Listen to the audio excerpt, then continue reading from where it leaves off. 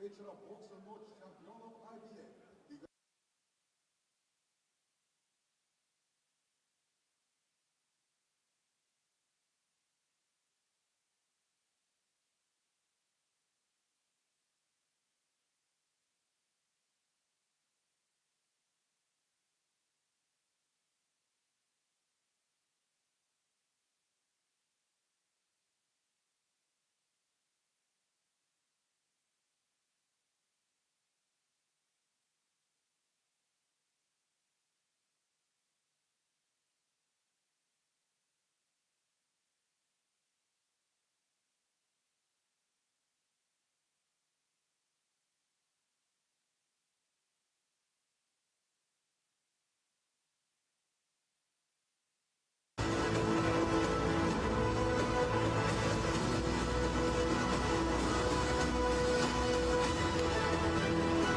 Well, hello and a very warm welcome to Serpukhov in Russia.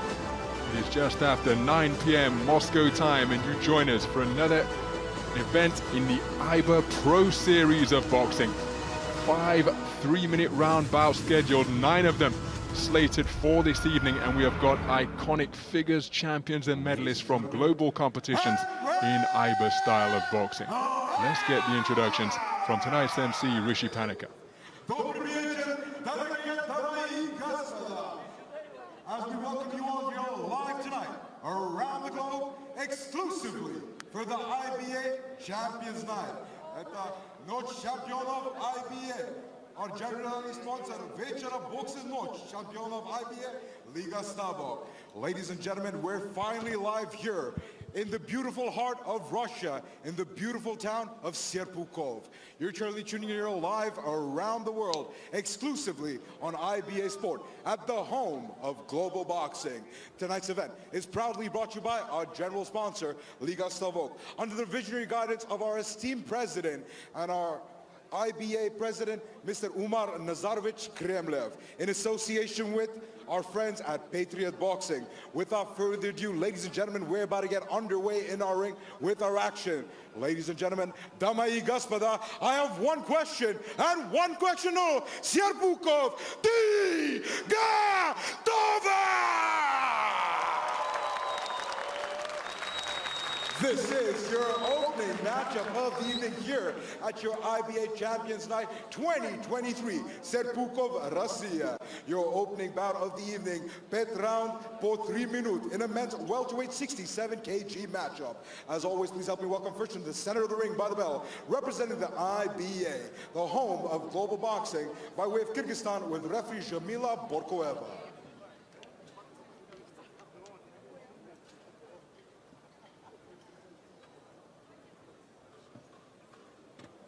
Our generally sponsored Večera Boxe Noche Championov IBA Liga Stavok. And now, ladies and gentlemen, please put your hands together as he makes his way first into the center of the ring, fighting out of the black corner. Дамы и господа, поприветствуем из Таджикистана Shohrukh Jiyanov.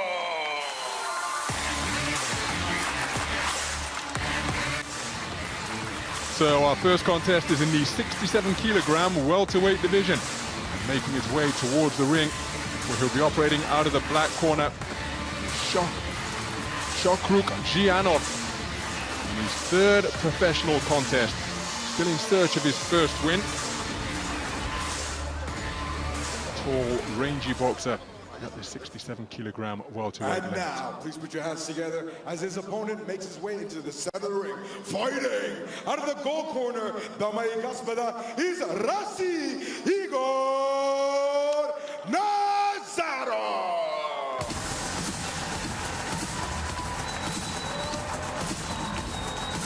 His opponent, operating out of the gold corner, is Egor Nazarov, just 20 years of age. 1 professional contest under his belt. This a matchup between 2 youngsters on the rise, 3 bouts total between them. Let's get the particulars. Of the evening, a generally sponsored вечера бокса ночь чемпионов IBA, Liga Stavo. This event is proudly brought to you by IBA, the home of global boxing, under the visionary guidance of our esteemed president, Mr. Nazarovich Kremlev.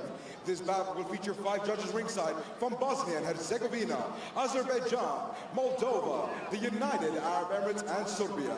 And when the action begins, your female referee in the center of the ring by the bell, representing the home of global boxing, by way of Kyrgyzstan, with referee Shamila Borkoeva.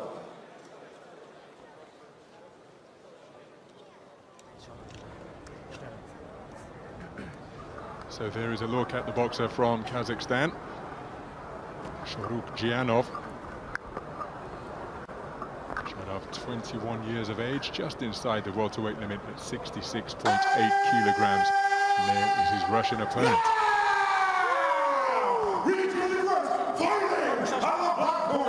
Tonight in the ring, 21 years of age, weighing officially at 66.8 kgs, presenting, дамы и господа, поприветствуем из Таджикистана Shohrukh Jiyanov. And now, introduce opponent, fighting out of the gold corner. Tonight he enters the ring, 20 years of age, weighing officially at 66.9 kgs, presenting, дамы и господа, поприветствуем из России, Egor Nazarov. The stage is set. Referee Shamila Borkoeva will be giving her final instructions to the boxers. So as you perhaps expect, generous applause for the Russian boxer, the man wearing the white trimmed with gold. No holding, no low blow. Good luck. Ladies and gentlemen, so final instructions from Shamila Borkoeva from Kyrgyzstan. 5 3-minute rounds as we take a look at the tail of the tape. Both men inside the 67 kilogram welterweight limit. Very little between them in terms of height. Although if you believe your eyes, I'd suggest that this man on the right of the screen during that tail of the tape appears to have a little bit of a height advantage. Not so according to the tail of the tape. Here, man, it's no problem.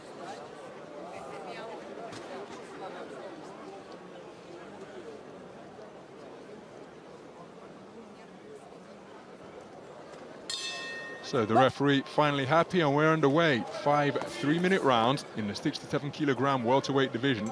And there from that shot, you can see that the tail of the tape perhaps a little bit deceiving. Maybe he went through his measurements. Egor Nazarov wearing some platform shoes, because you can see from that side on shot, the man wearing the black trunks trimmed with gold, Shohrukh Jiyanov, appears to enjoy a considerable height advantage. He's the man on the perimeter of the ring at the moment. 2 fights under his belt as a pro, made his debut in 2021. Bustling combination let go by the more compact figure peering between his gloves, but there is an avenue of opportunities you can see between his elbows, and an educated left hand from Jiyanov looked to penetrate those high-held hands. Content to box on the back foot, overhand right, then a left hook not too far away from Nazarov. Made his professional debut in May of this year. You can perhaps see on the ropes, 27th is International Boxing Day. This Champions Night event scheduled to coincide with the International Boxing Day, IBA's International Boxing Day. Oh, beautiful work to both body and head from Jiyanov. And then an educated left hand snaking between the defenses once again. Flashy right uppercut from Jiyanov, countered by a right hand over the top from Nazarov. And there's a good right hand with Jiyanov pinned momentarily in the corner, but he knew he was touched. Got back to the space of center ring and is looking to let go. Combinations once again from both flanks. Beautiful right hand lead, doubled it up, but trying to counter at short and mid-range is Jiyanov. And an action-packed opening half of this first round. Double left hand, right hand through the middle from Jiyanov, who's using the space of the boxing ring. The southpaw picked off by a beautiful left hand around the corner, which was preceded by a right hand to the body. Wonderful movement and angles being demonstrated by Jiyanov. And given the contrasting statures between the two, you'd suspect that Nazarov perhaps wants to get into that type of posture inside where he can let bent-arm punches go. inside the final minute of what has been a busy opening round. Nice right uppercut to the solar plexus from Jiyanov, then a left uppercut to the chin. It was almost a corkscrew jab, but it was landed with a bent arm. Jiyanov showing terrific variety in his work. Double left hook, spinning back to the space of center ring. Counter right hand, perhaps got around the rear of the left glove of Nazarov, who is now back as an orthodox boxer after switching to the port-sided stance earlier in the round. Here he tries and scores with the left jab, but it's the man initiating and invariably ending the exchanges is the man in the black trunks trimmed with gold, Jiyanov of Tajikistan. So the 10-second clapper sounds. Nice left hand to the body, followed by an attempted right hand over the top from Nazarov. The boxers just exchanging misses to conclude what was a very busy first round indeed. Remember, 5 scoring judges scoring this contest using the 10-point must system. But for my money, it was the man in the opposite corner, Shohrukh Jiyanov, this man who had the better of the opening stanza. Wonderful variety. Again, mention the fact that he's still in search of his first win as a pro, because he had a split draw over 4 rounds against a fellow debutant, Alexander Koklov, in the basket hall in Krasnodar. Then returned almost a year later in March of 22 to lose a majority decision over 4. But you can see from the way he conducted himself in the first 3 minutes that he knows his way around the ring. That was perhaps the best attack of the night, or so far, from Nazarov, getting his man in the corner. Success with hooks from both flanks, but then look at how he kept his wits about him, Jiyanov, and spun back to the space of ring center. So the first round in the book, during the replay sequence, we only showed the successes of the man wearing the white trunks trimmed with gold. But make no mistake, for my money, Jiyanov, wearing the black trunks trimmed with gold, enjoyed a fair degree of success behind his straight punches. And the boxer just sent to neutral corners while the advertising Toblerone was pushed back beyond the ropes on the ring apron. Good right hand to the body during that exchange from Jiyanov. It's $10,000 that are up for grabs. Excuse me, $15,000 for the winner, 10,000 for the boxers who lose in this IBA Champions Night of action. Plenty of incentives being provided. There's terrific punch picking to the body once again. That was a wonderful left hand in that combination from Jiyanov. Excellent punch picking once again, and then using the space to get away without reply. Jiyanov using the space of the square very effectively indeed. Nazarov continuing to hustle and bustle. He's in danger of being outworked here. There he lands a solid left hook as a counter, but there's a right cross without reply due to the good foot movement of Jiyanov. Hitting and holding as Nazarov, as he put his man in a headlock and just wrapped him with a right hand. Again, made to miss once more, but remember, this is over 5 3-minute rounds. Both of these men have been no further than 4 rounds in these the nascent stages of their professional careers. So approaching the final minute of this second round. Good right hand to the body, and when dealing with a fleet-footed boxer, that's one way to slow down that movement. Nazarov looked to touch him with a right cross, while referee Jamila Borkoyeva just taking a tumble to the canvas. No harm done, and the action continues. Nice movement with the head. He's presenting his chin as an open target, but backing his reflexes to employ the layback and pull away from the straight shots being fired in by Nazarov. Oh, beautiful right uppercut through the middle once again, but the counter from Nazarov wasn't too far away. Good left hand to the body from Nazarov. May has been partially blocked by the right elbow, as employing the shell defense off the ropes now is Jiyanov, and then success over that low right hand with a left hook from Nazarov. Crunching left hook slung in and landed. And then a right hand over the top. He's getting closer with his singles, is Nazarov. And again, when you're dealing with a daredevil sharpshooter like Jiyanov, opportunities will be presented. And bear in mind that the 4-round distance is the maximum that both of these fighters have done Will those reflexes begin to dull, just begin to fade? And punches that were missing by a millimeter. Will Nazarov find a home for them? Second round in the book, and Nazarov, for my money, doing better in that second round. Not sure it's been enough to win the round. Remember, 5 scoring judges using the 10-point must system are the arbiters of this one.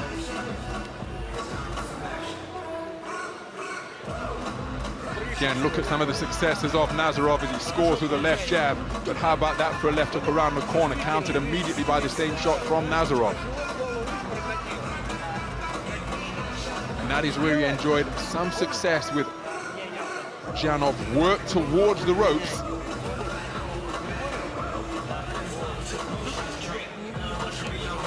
So getting a little bit closer in that second frame and compared to the first, and one wonders, will that trend continue? Oftentimes the people who have the best sense as to what has just transpired in the boxing ring are the boxers themselves. Will Jiyanov be able to establish the distance and range that he was able to demonstrate in the first round? We're into the third of a contest that is scheduled for 5 in the 67-kilogram welterweight division. Again, content to stand square on the ropes and invite pressure, but using his reflexes to good effect to spin away from the attempted offense of Nazarov. Good right hand to the body from Jiyanov. Burst of activity to body, then head from Nazarov. Jiyanov spoken to about holding to get himself back to the space of the middle of the ring. Good use of the right uppercut from Jiyanov, and again content to stand square on the ropes, and you see he was picked off because there was nowhere to lean back to. Back was on the top rope and he was touched on the chin, a glancing blow because he was leaning back, but it landed nonetheless, and I think it landed with sufficient force to be registered as a scoring shot. That's a beautiful bolo right hand to the body from Jiyanov, and then turning arcing punches around the corner and underneath Jiyanov, showing his prowess in that territory as well. Beautiful left hook to the body, twice in quick succession, separated by right hands upstairs. Nazarov comes back in search of his own get back, and having success at short and mid-range with arcing punches once more. There's a right hand over the top from Jiyanov, partially deflected by the glove defenses of Nazarov. Halfway through this third round, on a resumption, it's a quick 1-2 success, followed by a corkscrew left hand from Jiyanov. Changing angles on the way in, but picked off by a right hand, but then kept the attack going, did Nazarov. He wasn't discouraged after being picked off by a right uppercut. Kept the attack going and had success of his own. And I mentioned the fact that from my perspective, Nazarov getting closer in the second round, and he's proving a very difficult customer to deter here from the sharpshooting successes being enjoyed by Jiyanov. Nazarov working his way through them and invariably finding an answer, just as he did there. Right uppercut countered by a right hand over the top, but then a left hand fired by moving clockwise by Jiyanov. Hard right hand driven into the body. And Jiyanov breathing through an open mouth now. He's using every inch of the boxing ring. And again, will those body shots begin to take a toll and slow his explosive twinkle-toed movement? Mouthpiece has come out, often a sign of a fatiguing fighter, because the mouth is hanging wide open in a bid to draw in more oxygen. So the clock will stop, mouthpiece will be rinsed and reinserted. Now this, of course, provides respite for both of them, but if that infringement occurs on a couple more occasions, well, the referee, Jamila Orkayeva of Kyrgyzstan, will be well within her rights to deduct a point, because again, veteran fighters will sometimes use as a double left hand gets through. The left hook off the jab was a solid shot from Nazarov, but veteran fighters will sometimes spit the mouthpiece in a bid to buy themselves time. So IBA rules to prevent that. We'll see a point get deducted in the event that it happens excessively. Burst of activity to conclude the round. Jiyanov pounding his gloves together as he makes his way back to the black corner. But Nazarov grinding his way back into this one. Thought he was bested in the first round by this man, got closer in the second, and in the third, well, he made life very uncomfortable indeed for the man operating out of the black corner. Very competitive affair, and how are the judges seeing it through 3 completed rounds? Again, success with Jiyanov invariably near the ropes, and that is where Nazarov has had the majority of his success. You can see that he was inviting that type of pressure right from the opening round, backing his reflexes and his radar to avoid the punches, which he was doing effectively in the first 3 minutes. But since that time, Nazarov has gotten closer. So what shape are this man's reflexes and punch evading qualities in as we go into the fourth round? So Nazarov stalking his man once again, continuing to peer between high-held gloves. Singles being poked out. There he doubled it up with a 1-2, but look at the success that is being enjoyed again by Egor Nazarov, working away. Some of the punches landing on the target area, others not, but he's giving the impression of being the busier boxer. Solid left hand slammed into the body by Nazarov. Right hand over the top was blocked by the gloves of Nazarov. There's a good right hand to the head, left hand to the body. Beautiful left hook from Jiyanov. Again, content to stand still, wait near the ropes. Now he's got the movement going and he's making it difficult to be landed upon cleanly by Nazarov. Quick burst of activity with the hands. Not sure any of those shots got through. Up on his toes again now, keeping the movement going. And this makes life altogether more difficult for Nazarov. But when he holds his feet, look at that, he brings Nazarov right back into the contest. And testament to his ring IQ, he invariably takes advantage. Left uppercut from Nazarov, right hand from Jiyanov, followed by a double left hook, head then body. Halfway through the fourth round, neither boxer heeding the instruction to stop from our referee. Good left jab to the body landed by Nazarov. This one, as is often the case in 5-round boxing, remember in IBA competitions, the 3-round format of the World Championships and continental events, as the two men taking turns to land clusters of eye-catching punches. Well, they're of the 3-round duration. Here we're scheduled for 5.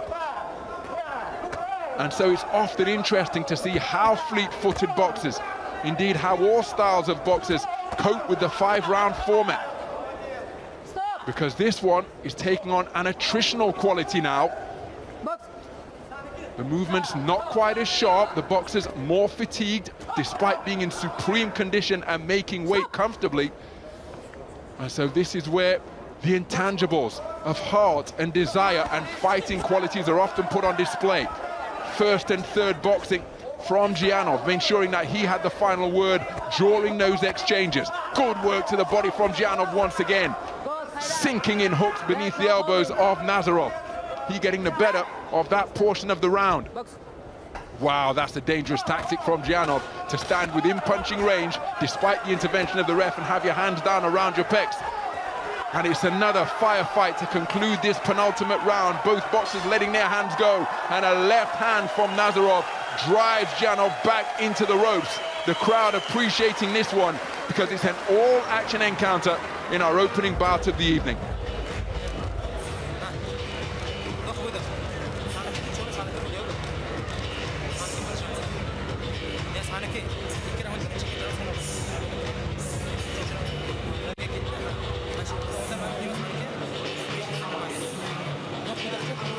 Some of the action from the fourth round, where Jiyanov did a good job of moving more effectively than he did in round 3, and as a result was overall a more difficult target to tag cleanly.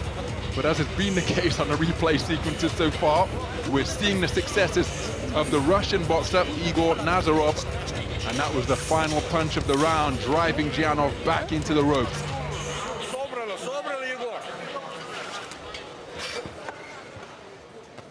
No holding.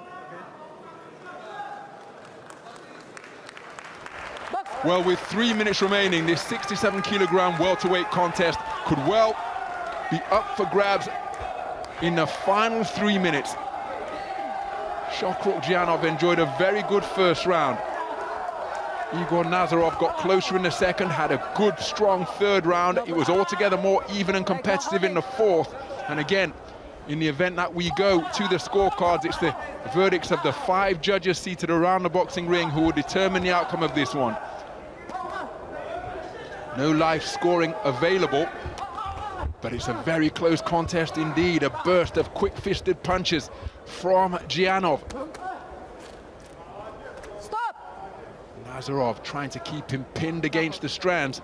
Jiyanov spoken to about excessive holding. Shoe shine punches once again from the man in black. So it hasn't quite been as simple as volume from Jiyanov and greater force from Nazarov. But the busier boxer has certainly been the man in black, and there again you see him trying to spin off the line and present angles. He's caught by a good right hook on the inside, and then a left hook as he was trying to retreat. Leaning back, skipping back with his hands down, and Nazarov was able to find him, stalking his man now, walking him down, trying to cut off avenues of escape. But Jiyanov up on his toes, being inspired by the energy from the crowd, even though invariably it's in favor of Nazarov, and there for the second time, hitting and holding in this contest from Nazarov. Put his man in a headlock and just hit him on top of the noggin with a right hand. Beautiful lead right hook, and then followed again by a right hook from Jiyanov. Looking for a right hook and then uppercut success.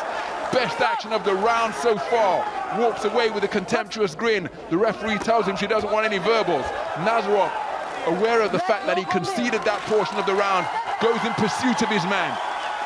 Asks for encouragement from the crowd, and then burrows away to the body with a burst of punches before finishing to the head. Grandstand finish is what is being sought by both of these boxers, because it has been incredibly competitive so far. Right hand over the top, wasn't too far away. Corkscrew right hand gets through the defenses in snaking fashion from Jiyanov. Using the space of his ring, moving to his left in a clockwise manner, just keeping distance between himself and Nazarov, as he was able to do so notably in the first round. Beautiful right uppercut, and Jiyanov with a very strong final frame here in this 5-round contest. Is that going to be enough to tilt matters in his favor? We're going to the scorecards. It's going to be incredibly close, and as has been the case for each of the preceding 4 rounds, the 2 men ending with a burst of activity. Boxing to the sound of the bell. A very competitive bout indeed to open our 9-bout card here in Serpukhov. Action-packed from opening bell to last, both men enjoying success. This man opened the contest in brighter fashion for me, but Nazarov wouldn't be deterred, and he kept on coming forward, getting closer in round 2, having a very good round 3. Round 4, Jiyanov demonstrated his movement once again, and then in round 5, where he put together some really eye-catching combinations. How will the 5 scoring judges have viewed the action that has just unfolded before us here on this Champions Night of action on the eve of International Boxing Day? The boxers didn't take a trip to the canvas, but the referee Jamila Borkoyeva of Kyrgyzstan did, and that's when it appeared as though he was going through a rather bad patch. Jiyanov breathing through an open mouth, mouthpiece dislodged, but he responded and rallied magnificently. Nazarov asking for encouragement from the crowd. He followed that with a burst of punches to the body. And it's going to be intriguing to find out which way the judges have scored this one. Nazarov, one of 6 boxers from Russia. Jiyanov, one of 2 boxers from Tadjikistan on the card here. 5 continents represented on this Champions Night of Boxing in the IBA Pro Series. And the boxers will no doubt be replaying this contest in their minds as we await the official verdict. What could I have done differently? Could I have done more? Should I have employed a different tactic? Those men have given absolutely everything. The fact that the scores are taking as long as they are to be tabulated and announced suggests that this could well be a split decision. So let's head up to the ring now and get the verdict at the conclusion of our first bout of the evening.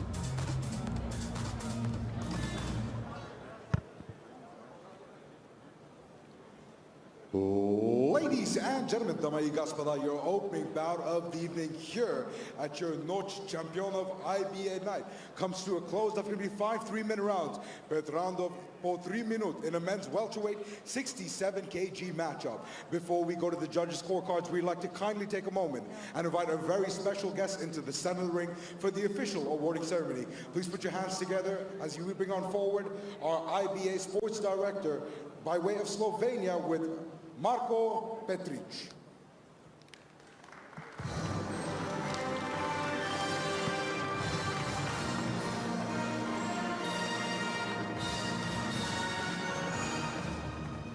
Ladies and gentlemen, on behalf of the IBA and our official sponsor for the evening, Liga Stavok, a generalny sponsor Večera Box, Noche Championov IBA. Liga Stavok, we'd like to kindly inform you that we'll be giving our official awarding ceremony of $15,000 US to our winner, and our runner-up and silver medalist will get $10,000. Without further ado, we go to the official judges' scorecards. Ladies and gentlemen, after completing 5 3-minute rounds in a men's welterweight matchup, your judges have seen it, ruling 3-2 in favor of your winner by points, declared by split decision. To the black corner is Tadjikistan, Shohrukh! So Shohrukh Jiyanov gets the first victory of his professional career, and he is absolutely ecstatic. Sinking to the canvas in celebration and a moment of silent prayer, a 3-2 split decision winner. Fair reflection as to how close and competitive that contest was. Marko Petric of IBA presenting that winning check of $15,000 US, and wonderful to see that respect and camaraderie between the two boxers who have just given absolutely everything in pursuit of victory. A quality contest to open this IBA Champions Night here in Serpukhov, and it's that man from Tajikistan, Shohrukh Jiyanov, who has prevailed to earn the first victory of what is now a 3-fight professional career. First win, lost his second contest and drew his debut. Absolutely delighted, and $15,000 US as a result of his victorious effort. Egor Nazarov played his part in what was a terrifically entertaining affair as we continue with the action. City of Serpukhov, Russia. You're currently tuning in and watching the IBA Champions Night. Our next bout for the evening is officially scheduled for 5 roundov for 3 minutes in a light middleweight 70 kg division matchup. Without further ado, please help me welcome first into the center of the ring your referee in charge of the action, the man by the bell, representing the IBA by way of the United Arab Emirates with referee Sultan Al Wali.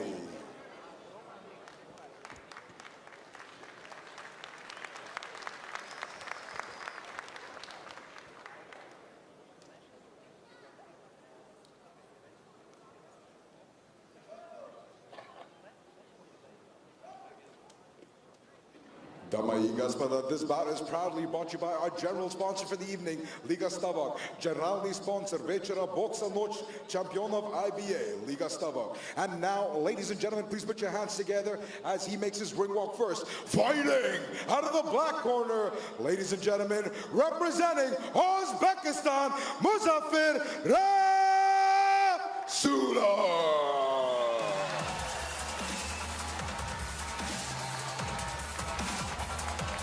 So we're in the 70 kilogram light middleweight division, and approaching the boxing ring is Muzaffar Rasulov, 26 years of age, 13 professional bouts under his belt, record of 7 knockouts in his 10 wins, along with 3 defeats. Fighting out of the goal corner, дамы и господа, поприветствуем из России Stanislav Vasilev.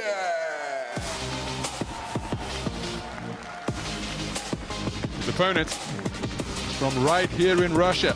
Stanislav Vasilev, 35 years of age, a perfect 4-fight record, 4 fights, 4 wins, 4 knockouts. He's yet to go beyond round 2. Ladies and gentlemen, you're currently tuned in here live for his around second the world bout for the of IBA Champions 2023. Night. This bout is officially scheduled for 5 3-minute rounds in a light middleweight 70 kg matchup. Your 5 judges represent the international home of global boxing from Tadjikistan, Serbia, Azerbaijan, Moldova, and finally Bosnia and Herzegovina. And when the action begins, your 6th official in the center of the ring by the bell, representing the IBA by way of the United Arab Emirates with referee Sultan Al-Wali. And now, fighting out of the black corner, he enters the ring tonight, 26 years of age, weighing in officially at 69.25 kgs, presenting Muhtaram Hormatali Khonemlar va Janoblar Khushkalipsizlar, is Uzbekistan Muzaffar Rasulov. And now, his opponent, fighting out of the gold corner. Tonight he enters the ring, 35 years old, weighing officially at 68.7 kgs. Presenting, дамы и господа, поприветствуем из России, Stanislav Vasilev.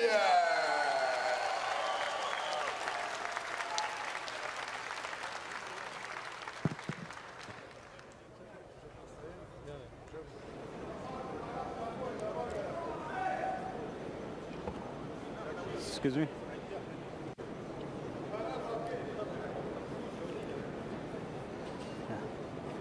Good luck. So final check of the equipment. And that the gum shield is in place by our referee Sultan Al-Wali of the United Arab Emirates. And he'll now bring the boxers together for the final instructions. No holding, no blow, listen my comments. Good luck, check hand. So there's the tail of the tape between these two boxers as we prepare for action in the 70-kilogram light middleweight division.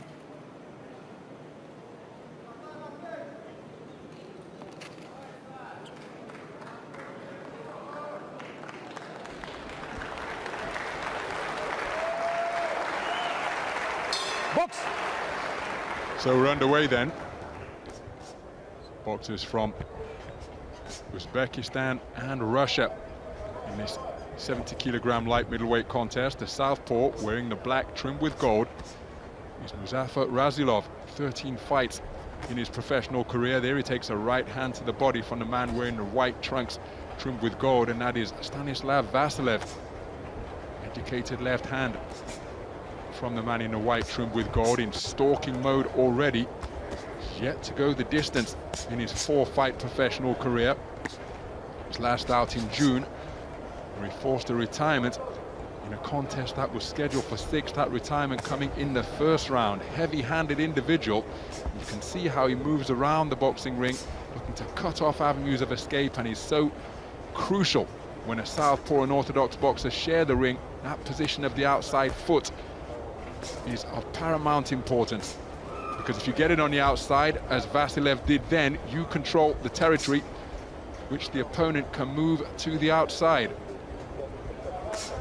And just over a minute gone in this opening round, and it's Vasilev who has been the busier boxer, probing with a southpaw right and then following with a rather agricultural looking southpaw roundhouse left is Rasulov. Beautiful move to the right and then scoring with a southpaw left hook and then a double southpaw right jab. Rasulov proffering feints now, dipping at the knees, stamping that front foot, trying to ensure that the feints are effective. And now it's Rasulov on the front foot, just looking to edge his man backwards. Good right hook to the body. Moving his way out of the corner by dancing to his right is Vasilev. See the front feet getting in a tangle once again, and he's hurt him to the body. Devastating left hand brought about a visible grimace on the face of Vasilev. The referee intervened and he had to momentarily take a knee. He's suggesting that he's okay, but by betraying that body language and visibly demonstrating that pain, well, you can bet that flank is going to present a target for the southpaw left. of Muzaffar Rasulov, picking punches terrifically downstairs, and a tell of the most visible variety was betrayed by Stanislav Vasilev. And any boxer will tell you as he slams downstairs to the body once again, brings the right elbow down once more, and these are bad moments now for Vasilev in this his 5th contest. Oh, and a beautiful left hand over the top out of the southpaw stance, sends him to the canvas for the 2nd time. The referee looking closely into his eyes. He's got less experience in the ring and he's been stopped, and he knows that he's been overmatched. A 1st round stoppage for Muzaffar Rasulov. Exquisite punch picking, hurting his man to the body, and once the action resumed, well, he never let him off the hook. He was patient, he was poised, he picked his punches with precision, and after the first shot that dropped him and caused the count was to the body, the finishing shot was a left hand out of the southpaw stance over the top to the head. Wonderful variety, fantastic ring IQ demonstrated by Muzaffar Rasulov. And for the first time in the early stages of his professional career, Stanislav Vasilev tasting defeat. He's still yet to go the final distance, and in this contest, he hasn't made it out of the opening round. Set about his man, and that was the left hook to the body, what caused him to visibly grimace. Terrifically placed punch right beneath the floating rib. The referee saw his distress and came to his aid with a standing count.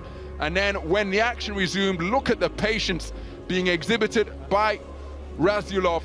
And that was the final left hand over the top that sent him to the canvas. And you get the sense from that reaction that Vasilev knew that he was overmatched and overwhelmed by the quality of punches coming from the more experienced figure of Muzaffar Rasulov.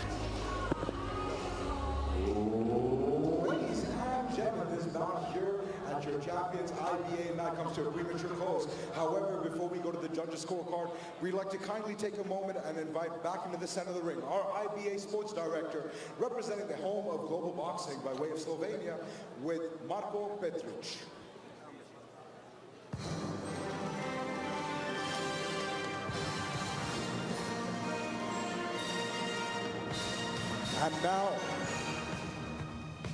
And now, for the official judge's decision. Ladies and gentlemen, this comes to a premature close with referee Sultan Al-Wali calling a stop to the action at 2 minutes and 59 seconds in round number 1, declaring your winner by RSC to the black corner. He's Uzbekistan, Muzaffar Rasulov. So just 1 second remained in the opening round, but safety of the boxers of paramount importance. And Sultan Al-Wali deciding that Stanislav Vasilev not in a position to defend himself after being dropped 2 times. First a left hand to the body, and a left hand over the top when the action resumed, and a bout curtailed in the opening round. Muzaffar Rasulov, a TKO winner, RSC round 1. You're currently tuning in to the Boxa Noche Championov IBA. This bout is officially brought to you by our general sponsor, Generalny sponsor Večera Boxa Noche Championov IBA Liga Stava. Without further ado, this bout is officially scheduled for 5 roundov for 3 minutes in a light heavyweight 80 kg matchup. Please help me welcome, as always, first into the center of the ring, your referee in charge of the action, the woman by the bell, representing the home of global boxing at the IBA by way of Serbia, with referee Jovana Ugranovic.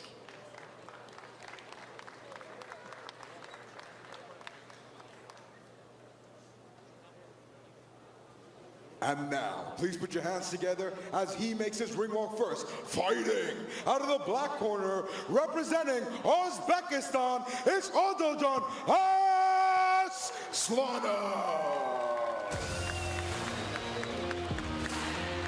Our second of 2 Uzbek boxers on the bill here tonight.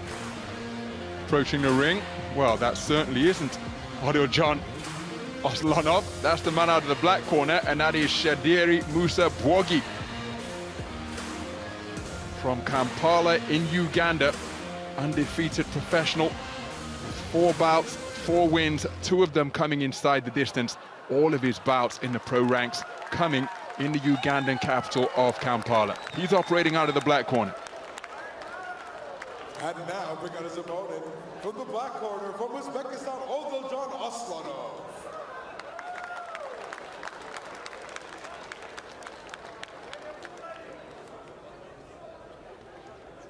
Well, as you can clearly see, it's Bwogi who is taking up residence in the black corner, and he's decked out in black trimmed with gold. Now, what color is Odiljon Aslonov going to emerge wearing? Please as he makes his way to the ring, fighting out of the black corner, representing Uzbekistan, it's Odiljon Aslonov. Good guy, we get him out. We get him out. So, Aslonov will be boxing out of the white corner. Decorated IBA boxer and an undefeated professional. 5 fights, 4 wins, 1 draw. Was in the ring as recently as June of 2023. The 2022 Asian Continental silver medalist at 80 kilograms light heavyweight. Is officially scheduled for 5 3-minute rounds in a light heavyweight 80 kg matchup. Your 5 judges being represented tonight ringside from Azerbaijan, Bosnia and Herzegovina, Moldova, Tadjikistan, and Kyrgyzstan. And when the action begins, your female referee in the center of the ring by the bell, representing the IBA by way of Serbia, with referee Jovana Ugranovic. And now, reintroducing first, fighting out of the black corner. Tonight he enters the ring, 26 years age, weighing in officially at 77.25 kgs. Fighting out of Uganda, it's Shadiri Bwogi.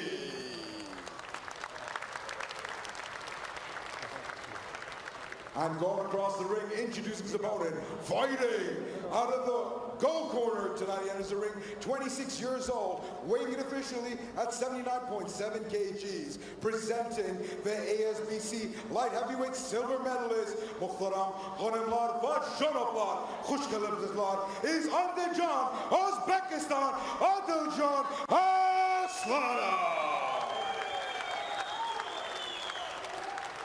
Referee Jovana Ugranovic will now be giving her final instructions to the boxers. Boxers, head up, no holding, no low blow, and listen to me. Good luck. So there's the tail of the tape, and you can see that the man operating out of the gold corner is considerably bigger. Odiljon Aslonov, a natural light heavyweight. Box! Whereas the man wearing the black trunks trimmed with gold, coming out of his corner in the southpaw stance, Shadiri Musa Bwogi, decorated IBA boxer, competed in the 2021 Tokyo Olympic Games. Made it through to the round of 16. There's a burst of punches from near the corner, leading off with that southpaw right jab. But all of his success has come at several weight divisions down. In the Olympic Games, he was a 69 kilogram welterweight. In his professional career, well, he comes to the ring as the reigning Ugandan super middleweight champion. That's 168 pounds. But there you see he's using his assets of speed to snake quick, straight punches in between the defenses of the natural light heavyweight, Odiljon Aslonov. He too, a decorated IBA boxer, mentioned that continental silver, but he's being touched up by the fast-fisted attacks of Bwogi. But again, in a 5-round contest, one has to think that the greater size of Aslonov could well begin to take a toll as he gets through with a left hand. But then look at the quick-fisted response. There's 1-2 penetrating the defenses of Aslonov, and a lead right hook skipping away, making it a check hook from Bwogi halfway through the opening round. And again, sharp shooting successes from Bwogi, southpaw left to the body just above the belt line of the straight variety. But if Aslonov can get himself into his own short range and lean on him and make that bulk tell, well, not wishing to state the obvious, but weight divisions exist in boxing for a reason.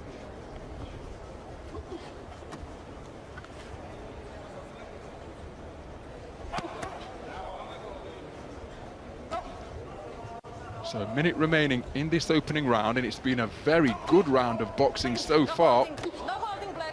Stop! The light heavyweight limit, 80 kilograms. Bwogi weighing in at 77.25. Aslonov weighing in at just under 80 kilograms at 79.7. They tried a left hand over the top, but wonderful movement being employed by the sharp-shooting, fleet-footed Bwogi. Will he be able to keep it going? We'll be watching a pugilistic case of tortoise and hare as a hard right hand slammed into the body, and that is where Bwogi does not want to be. He's got to keep the movement going and use the space of the rope square, because if he finds himself confined in the corner or near the ropes, well, the heavy leather of Aslonov is likely to prove to be some damaging artillery. Made to miss with a right hand over the top there. But will Bwogi be able to keep those quick twitch movements going, as he did for the most part so effectively during the first 3 minutes? Very good opening round, even though they're in the same weight class. My goodness, there is a considerable difference in size. Aslonov, the far bigger man, naturally.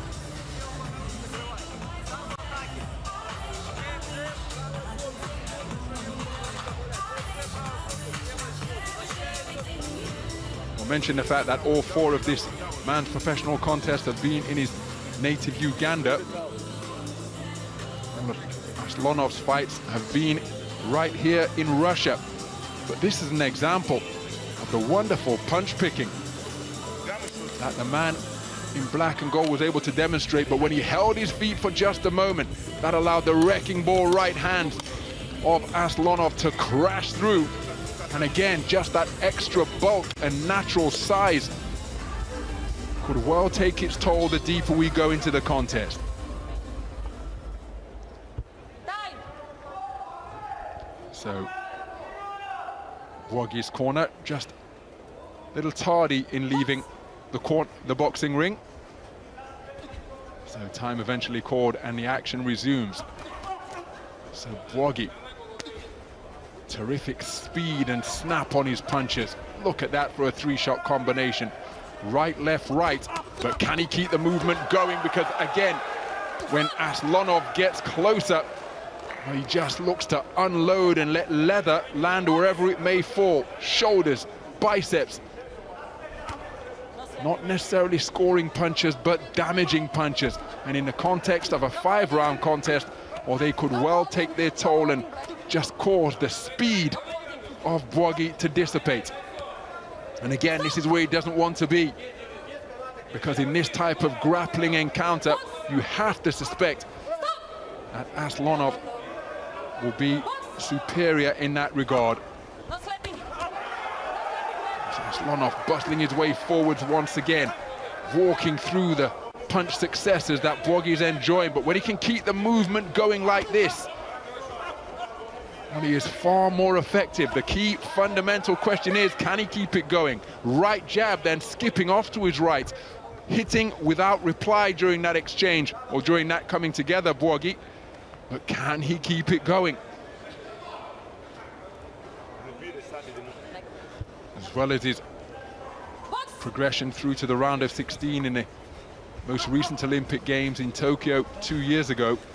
Also commentated on him at the 2018 Commonwealth Games. The score to the right hand almost trips over the camera operator's lens. Oh, hard slapping right hand flung in from Aslonov. But again, when he can keep the movement going and snake out whiplash punches, Bwogi looking very effective indeed. Here he tries the same move once again, slamming in a southpaw left, then dipping off to his right. In that aforementioned Commonwealth Games, he lost to the eventual gold medalist, Pat McCormack of England. Great Britain's boxer coming away with a silver medal in the Olympic Games in Tokyo. Lost in a unanimous point decision on the Gold Coast. Again, had the privilege of commentating on that championships. As for Aslonov, who's continuing to bustle and muscle his way forwards, he participated in the 2021 IBA World Championships at the Stark Arena in Serbia. Lost in the 3rd preliminary round on a 3-2 split at the conclusion of an incredibly competitive contest as Bwogi gets his feet in a tangle, momentarily turns his back, lost to the eventual champion Robbie Gonzalez, winning 2 out of his 3 contests at the Stark Arena. I was ringside for that championships as well, and it was contested in a terrific atmosphere. That's what we have on hand here tonight in Serpukhov. And Bwogi, because of his plucky effort in a contest which clearly the smaller man, but he absorbs a sickening right hand to the body. My goodness, that put a pained expression on his face, and he was happy to cling on and hear the sound of the bell just to allow the seconds to pass, because my goodness, that was a really accurately placed punch driven in from Aslonov.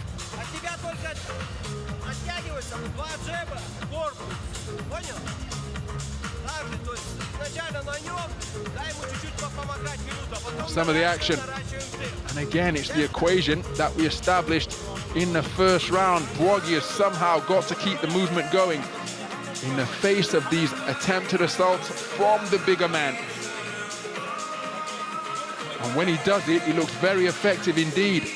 But when he finds himself confined near the corner post or near the ropes, well, it's an altogether more uncomfortable mission for the man from Uganda.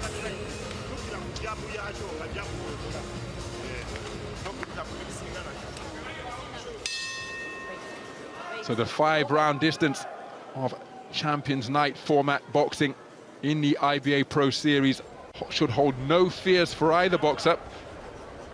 Bwogi has been 6 rounds on 2 occasions. In his first 2 contests, he's fought in his contest scheduled for 10, but he got his man out of there in the first round to win the vacant Ugandan super middleweight title. As for Aslonov, he's been the 8-round distance on 2 occasions in fights numbers 3 and 4. Again, Bwogi doing a terrific job with his quick twitch attacks. Beautiful right jab, spinning off to his right. But can he keep the bigger man off? There's a beautiful right uppercut through the middle, but a right hand over the top in response from Aslonov. You see him edging forwards, creeping forwards, his feet barely getting off the canvas as he looks to walk his man down. Whereas Bwogi's movements are altogether more tiptoed and spring-heeled, but that body shot will certainly slow down any quick-footed movement that Bwogi's looking to employ. He bows down and counters with a 2-shot salvo between the gloves of Aslonov. Approaching the halfway stage as another left hand slams into the body, and Bwogi's foot movement slowing to almost a standstill. Gets up on his toes once again, fighting his way through the fatigue. Stiff left jab fired out from the belt line. But his movement's looking slightly less sure-footed now as he takes another 3-shot combination just above the belt line. And this is really intelligent boxing from Aslonov, investing in heavy body shots, looking to slow down the movement of the fleet-footed man from Kampala. Left hand over the top, drawing a clinch, and this is not where Bwogi wants to be. And again, this contest taking on the complexion that I anticipated it would, because the sheer physicality and experience of Aslonov beginning to take its toll here now. Smaller boxers are often more skillful, but again, the sheer weight of punch, the sheer physical effort it takes to hold off a man who is naturally bigger, well, this is why we have weight divisions and why it is always so dramatic. While you see those knuckles bump together, Bwogi has sustained a cut over his left eye, and a referee, Ivana Ogrenovic of Serbia, bumped her latex-clad knuckles together. That means that this cut has been caused by an accidental clash of heads. And in the event that that cut, the same cut, causes the contest to be stopped, we will go to the scorecards. But again, this is a really difficult mission, and we talk about smaller boxers stepping up in weight to take on bigger opponents. The skill often, almost invariably, lies with the smaller boxer, but the sheer weight of punch has more body shots being muscled in just above the belt line of Bwogi. He contemptuously shakes his head, but you can bet that he is feeling no shots, and his ribs are being rattled repeatedly as Aslonov shoeshine punches, then altogether heavier right hook, left hook around the elbows of Bwogi. Bwogi trying to stand his ground and fight back, but his movement has slowed now. And he's presenting an altogether easier target for Aslonov to tee off on. Another right hand driven into the ribcage with the palms turned up to the ring lights. Aslonov enjoying his best round of the contest, and that is because the body shots that he is investing in are beginning to pay dividends almost before our very eyes. Bwogi not able to keep the movement going and presenting a stationary target that is hugely inviting for the accurate punches of Odiljon Aslonov, particularly to the body.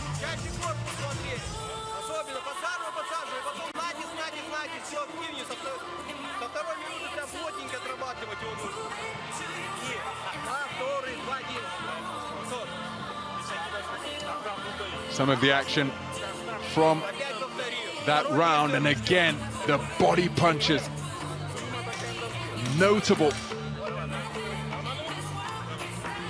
And while the movement of Bwogi slows, it just allows Aslonov to tee off with educated, muscular body punches like that.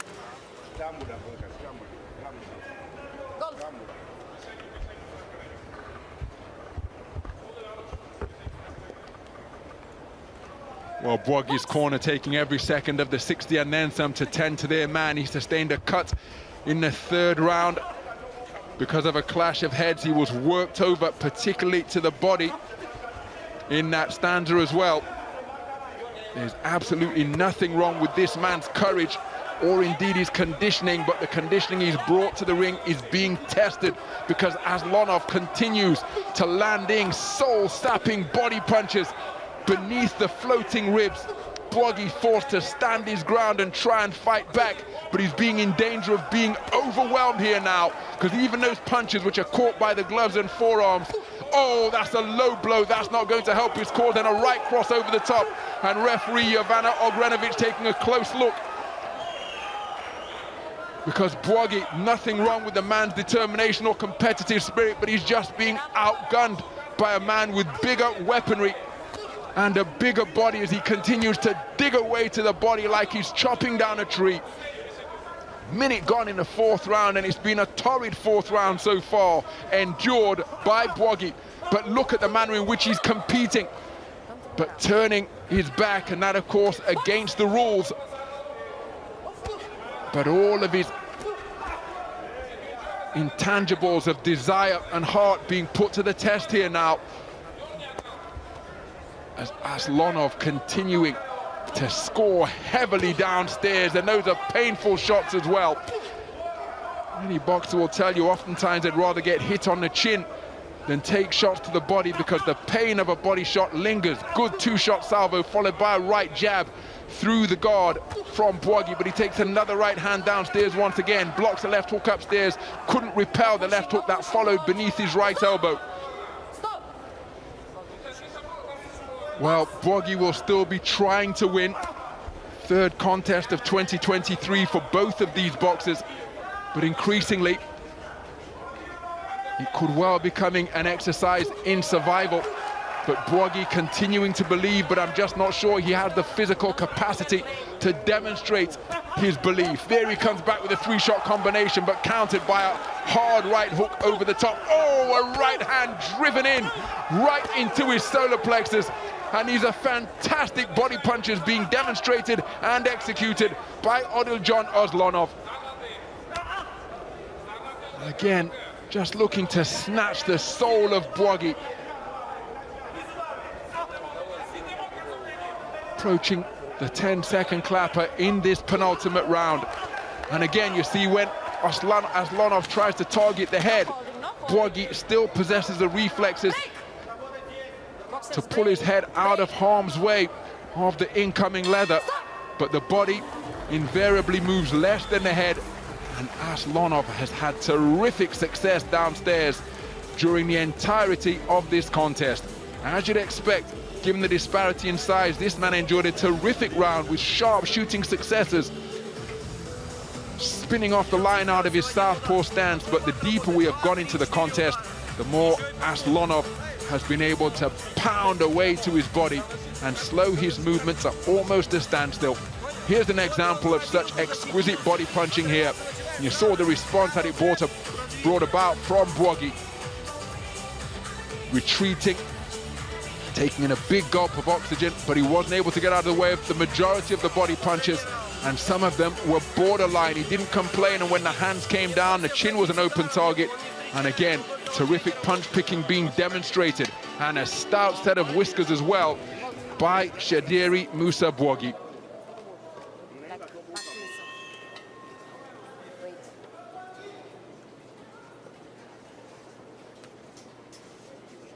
So into the fifth and final round of what has been a terrific display so far for Uzbekistan's Odiljon Aslonov. Contest scheduled for light heavyweight against the man who took the Ugandan super middleweight title in January of this year. That gives you an idea of the disparity in size, and it has been apparent here tonight because the sharp shooting, punch picking skills of Bwogi have been negated by the incessant body punching that Aslonov has invested in. Here Bwogi going for it. He must need a massive final round or a stoppage to have his hand raised as the victor here. And again, nothing wrong with the man's belief as he comes back with a counter southpaw left, which was a scoring shot. But in many respects, there's a nice change of angles, and then Aslonov sinks in a left hand to the body once again. Good defenses by Aslonov to tuck up and engage reverse gear. And now Aslonov able to cut off the ring, a rare forward foray in these recent rounds from Bwogi. Shoeshine punches to the body of the man in black from Aslonov. See him playing with that mouthpiece, trying to get in as much precious oxygen as possible. Good counter right hand again, drives Bwogi back to the corner in the neutral corner. Standing count issued by referee Ivana Ogrenovic. Bwogi frustrated that he's accrued a standing count, but again, safety of the boxers of paramount importance in all forms of boxing, and it's of particular emphasis in IBA boxing. Was being worked over there, and again, the sheer weight of punch coming from the 79.7 kilogram Odiljon Aslonov really beginning to take a toll. You have to commend the competitive spirit and desire of Shadiri Musa Bwogi. Uganda, such a terrific tradition in IBA style boxing. The self-styled Ugandan Bombers have had some fantastic exponents over the years, none more so than John the Beast Mugabe, who went on to such outstanding success in the professional ranks. Speculative right uppercut fight out of the southpaw stance, but was inaccurate. And Bwogi's going to make it through to the final bell. It wasn't a survival mission, but he was being hit so hard and so often down to the body that he was unable to demonstrate his exquisite skill set of sharp shooting punches out of that southpaw stance. He will have earned his money tonight, Shadiri Musa Bwogi, because it will be Odiljon Aslonov who will have his hand raised as the victor after a really educated display of boxing. Knew that he was in with a speedster, knew that he was in with a man who possessed perhaps more eye-catching boxing skills. So what did he do? He targeted the body of the man in black to slow down that movement and dull those reflexes. And my goodness, wasn't it a strategy of blunt, almost brutal effectiveness?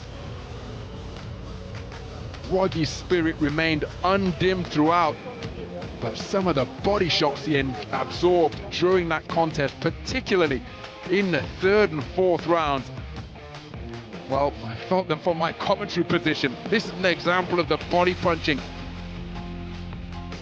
produced by Aslonov. Bwogi never stopped competing, but in the end, he was outgunned by the bigger, burlier Odiljon Aslonov. So I suspect this will be a unanimous point decision verdict in favor of this man. Made his professional debut in December of 2019. And he will extend his unbeaten record. One draw in his third contest. Was Bwogi likely to taste defeat as a professional for the first time tonight.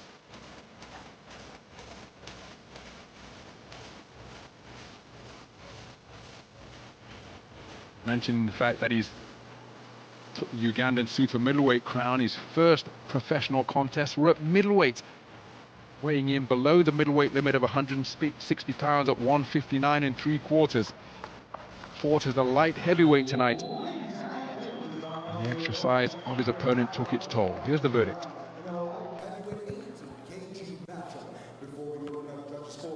We'd like to kindly take a moment and invite our IBA sports director to the center of the ring for the official awarding ceremony from our general partner. Our general partner for the evening, generalny sponsor Večera Boksa Noć Championov IBA, Liga Stavok.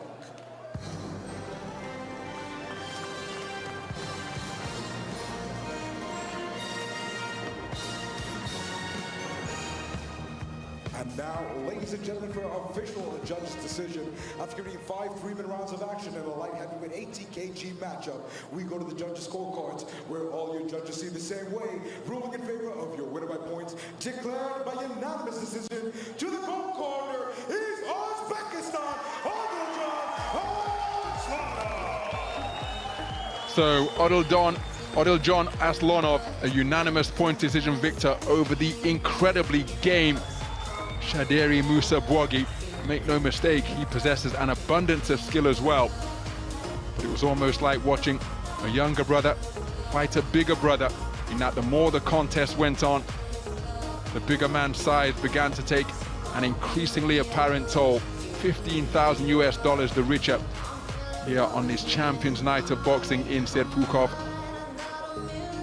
Uzbekistan coaches absolutely ecstatic.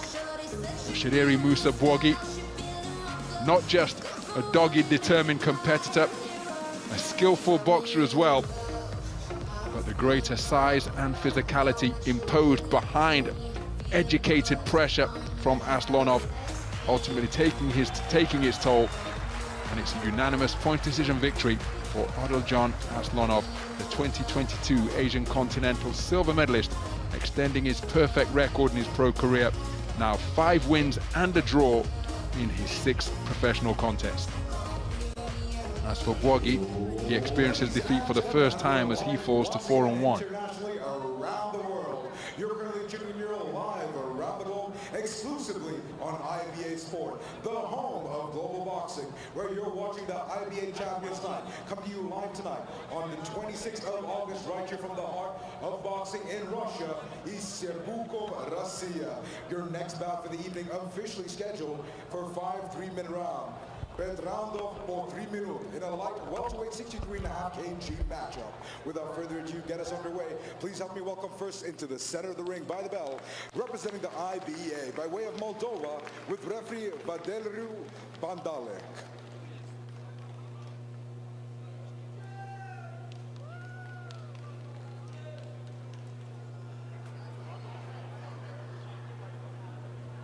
And now, ladies and gentlemen, please help me put your hands together as he makes his way first into the center of the ring, fighting out of the black corner, representing Venezuela, it's Luis Martin Arcon.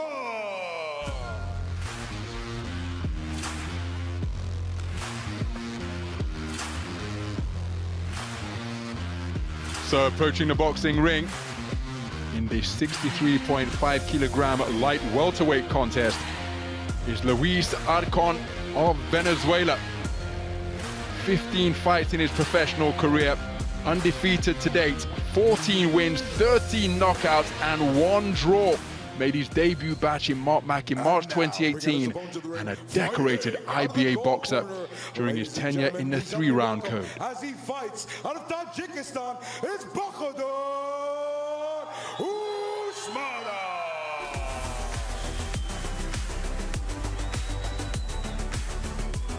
Bakhodur Usmonov of Tajikistan is also a decorated IBA boxer. the current World Championship bronze medalist, winning 4 contests out of 5, losing at the semi-final stage at the recent IBA World Championships in Tashkent at the Humo Arena earlier this year. Noche Championov IBA Liga Stavok. Without further ado, your 5 judges being represented here tonight ringside from the United Arab Emirates, Serbia, Bosnia and Herzegovina, and finally Azerbaijan. And when the action begins, your 6th official in the center of the ring by the bell, representing the global home of boxing right here at the IBA, by way of Moldova with referee Valeriu Bandalark. And now, reintroducing first, fighting out of the black corner. Tonight he enters the ring, 31 years old, weighing in officially at 63.1 kg. He holds a professional record of 14 wins, with 12 of those big wins coming in by way of knockout and only 1 loss. Presenting the 2015 bronze medalist from the Pan American Games. Ladies and gentlemen, damas y caballeros, representando a Venezuela, Luis Martin the Hawk Arcon. And now, introduces his opponent, fighting out of the gold corner. Tonight he enters the ring at 25 years of age, standing at a height of 174 centimeters tall, coming in officially at 63.5 kgs. Here is, as we present, your gold medalist from the 2019 ASBC light welterweight category and the current bronze medalist of 2023 IBA men's light welterweight champion of the world. Ladies and gentlemen, дамы и господа, поприветствуем из Душанбе, Tadjikistan, Bakhodur, Usmonov.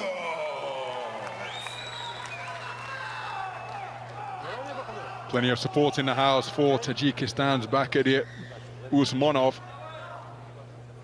There's a final check of the equipment of both boxers by our referee. Okay, gentlemen, attention what you heard, okay? No holding, it's no low blow. Listen, come on. Shake hands and good luck. Well, there's the tail of the tape, and what a contest we have in store here as 2 undefeated professionals putting their undefeated records on the line here in the 5-round format of the IBA Pro Series of boxing on this Champions Night in Serpukhov. So we're underway. Light welterweight action in the 63.5 kilogram division between experienced operators. A man wearing the black trunks trimmed with gold comes to the ring with a 15-fight professional record, 14 wins, 13 by way of knockout and a single draw. Man who's just scored with a left jab to the body. Make that a double left jab to the body is Bakhodur Usmonov. 6 fights in his professional career, made his professional debut in 2020, was most recently in action in the ring with an 8-round unanimous point decision verdict just earlier this month. Very active indeed, and in between all of that professional activity, as mentioned, I was ringside at the Humo Arena as he's scoring effectively with straight punches to both body and head.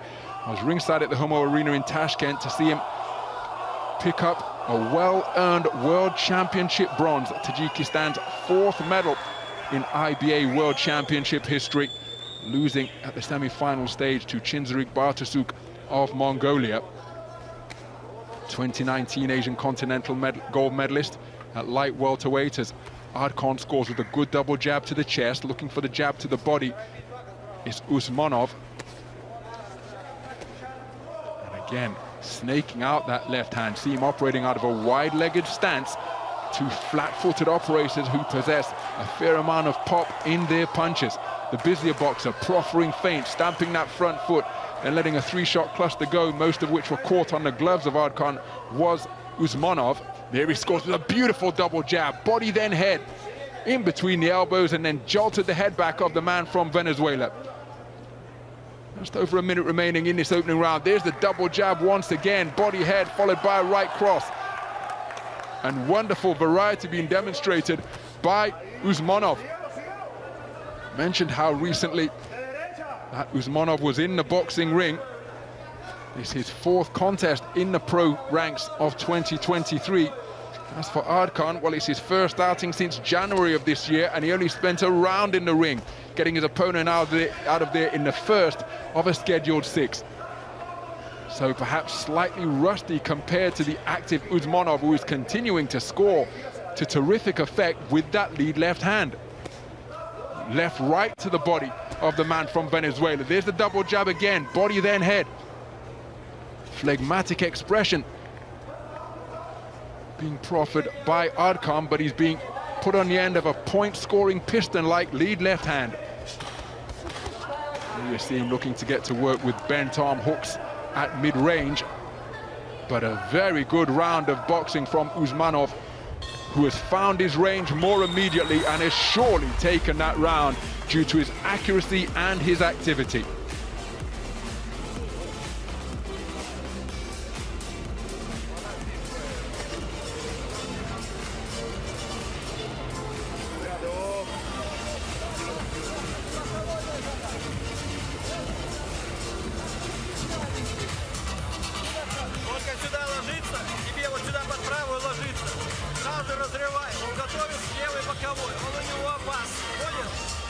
Боксируй постоянно, дальняя, средняя дистанция. Ясно? Боксируй по-любительски, спокойно, обыгрывай его. Ясно?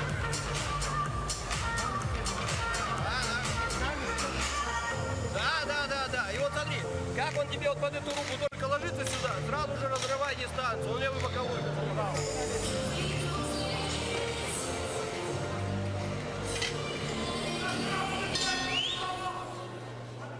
So into the second round we go. Two undefeated professionals produced a terrific opening 3 minutes, but the man wearing the white trunks trimmed with gold, Bakhodur Usmonov, was incredibly active and accurate, particularly with his lead left hand. Set up so much of his offense with straight punches downstairs and changing the angle of the jab. There you see him scoring beneath the elbows once again with straight punches. Arcon trying to respond in the same vein with punches to the body. Good right hand behind the left elbow from Arcon, while Usmonov was looking to get busy. Usmonov, an extensive career in IBA boxing. 2 IBA World Championship appearances, commentated on both of those, where he made it through to the quarterfinals in Kazakhstan 2013. That's the edition where head guards were removed. And at 2015, he participated at 64 kilograms. 2016 Olympian as well. I was ringside at Rio Centro Pavilion 6, where he was eliminated in the first round by the iconic figure of Havanes Bachkov from Armenia, who made the medal podium again in Tashkent earlier this summer. In addition to all of that, the former national champion of Venezuela has extensive WSB experience with the Venezuela Caciques in the 5-round format of World Series boxing, that team competition that ran so successfully for a number of years.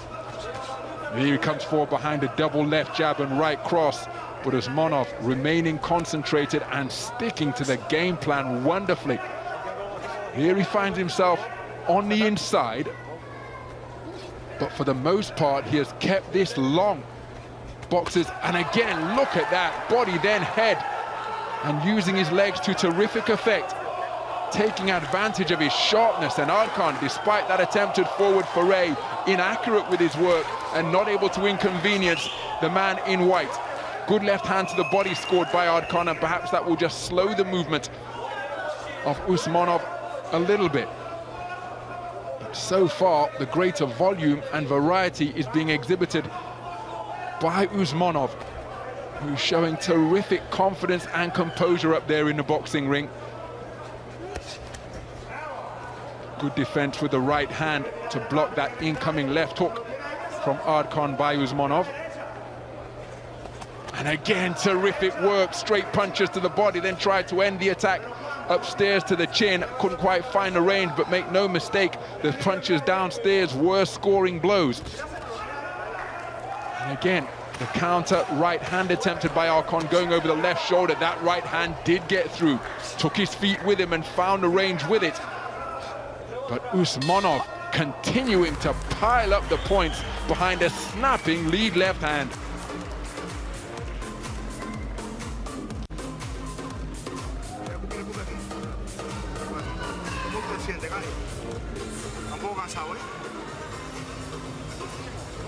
Ты готов вторую заполнять.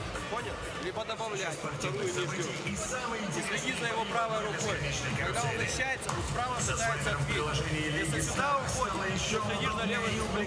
Понял?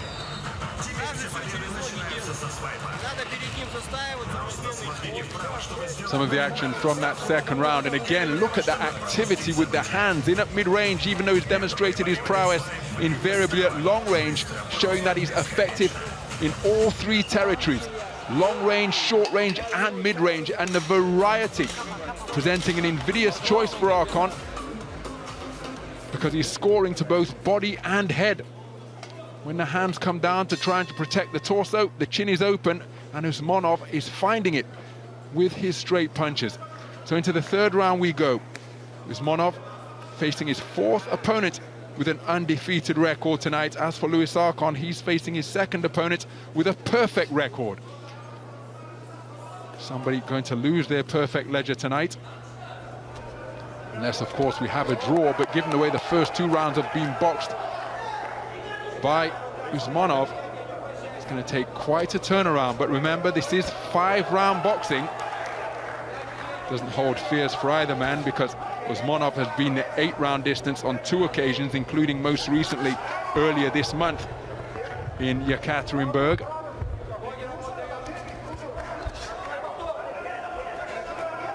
As for Arcon, he also has been the 8-round distance in his 11th contest, and that is the one bout on his record that isn't a win. It was a draw over 8 rounds against the aforementioned perfect record of Abraham Martinez. That's a slip, the gloves wiped clean, and the action resumes. Right hand to the body, attempted, blocked by the left elbow of Arcon.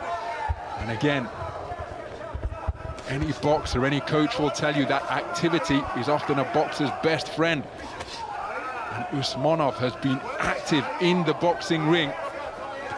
And again, beautiful counter left hand after a lunging left was missed by Arcon. Step back and then encored a bent arm left hook that caught the advancing Arcon to double up the impact. Terrific punch picking by Usmonov, who is continuing to demonstrate wonderful composure. Straight punches again. Not loading up, but just continuing to peck and poke and touch up the chin and torso of his opponent. Still, well, 2 rounds and a minute to go, but Arcon has got to do something to try and turn the tide in his favor for my money, because he's being outpointed, outworked and outboxed for the 2 rounds that have been completed, and indeed here in the third. Usmonov appearing altogether sharper, finding his rhythm, his range, his flow right from the opening bell. And I say that both of these men won't be frightened of the 5-round distance, but if Arcon keeps getting touched up at the rate that he is, well, that's going to dull and deplete his speed, his energy levels, and it will make a comeback altogether more difficult. But that is what he requires here for my money, because he's being put under constant pressure. Threatened to be concussed by 1,000 pinpricks here tonight, continually being touched up to both head and body. Wonderful volume and variety coming from the flashing fists of Usmonov. And Arcon, well, he was in danger of being overwhelmed in the closing stages of that third round. Terrific activity from the energetic boxing of Bakhodur Usmonov. And his compatriots, that flag draped around the shoulders of the man in the baseball cap is anything to go by, well, they are absolutely delighted.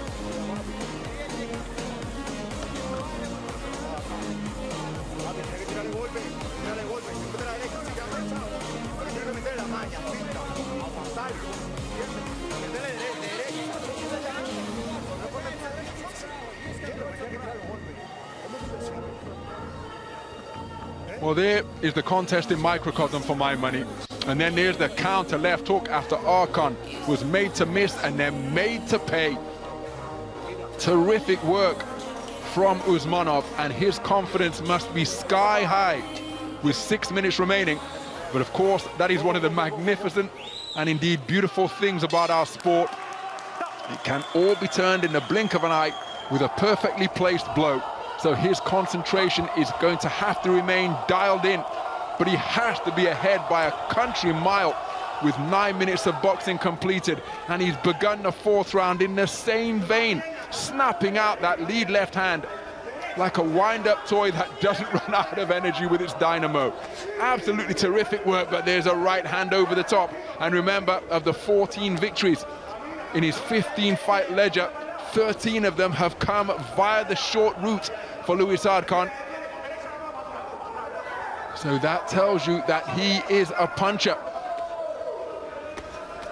Will he be able to exhibit that power? You see him continually, contemptuously shaking his head as if to tell Usmonov that these punches aren't troubling him, and that may well be the case, but they're certainly catching the eye of the judges and putting rounds in the bank for Usmonov.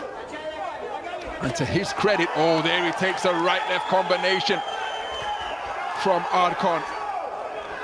But again, gets right back behind his disciplined boxing stance and continuing to score with the left hand. There he turned it into a half hook, half uppercut, and then got back behind straight punches once again. Oh, terrific work.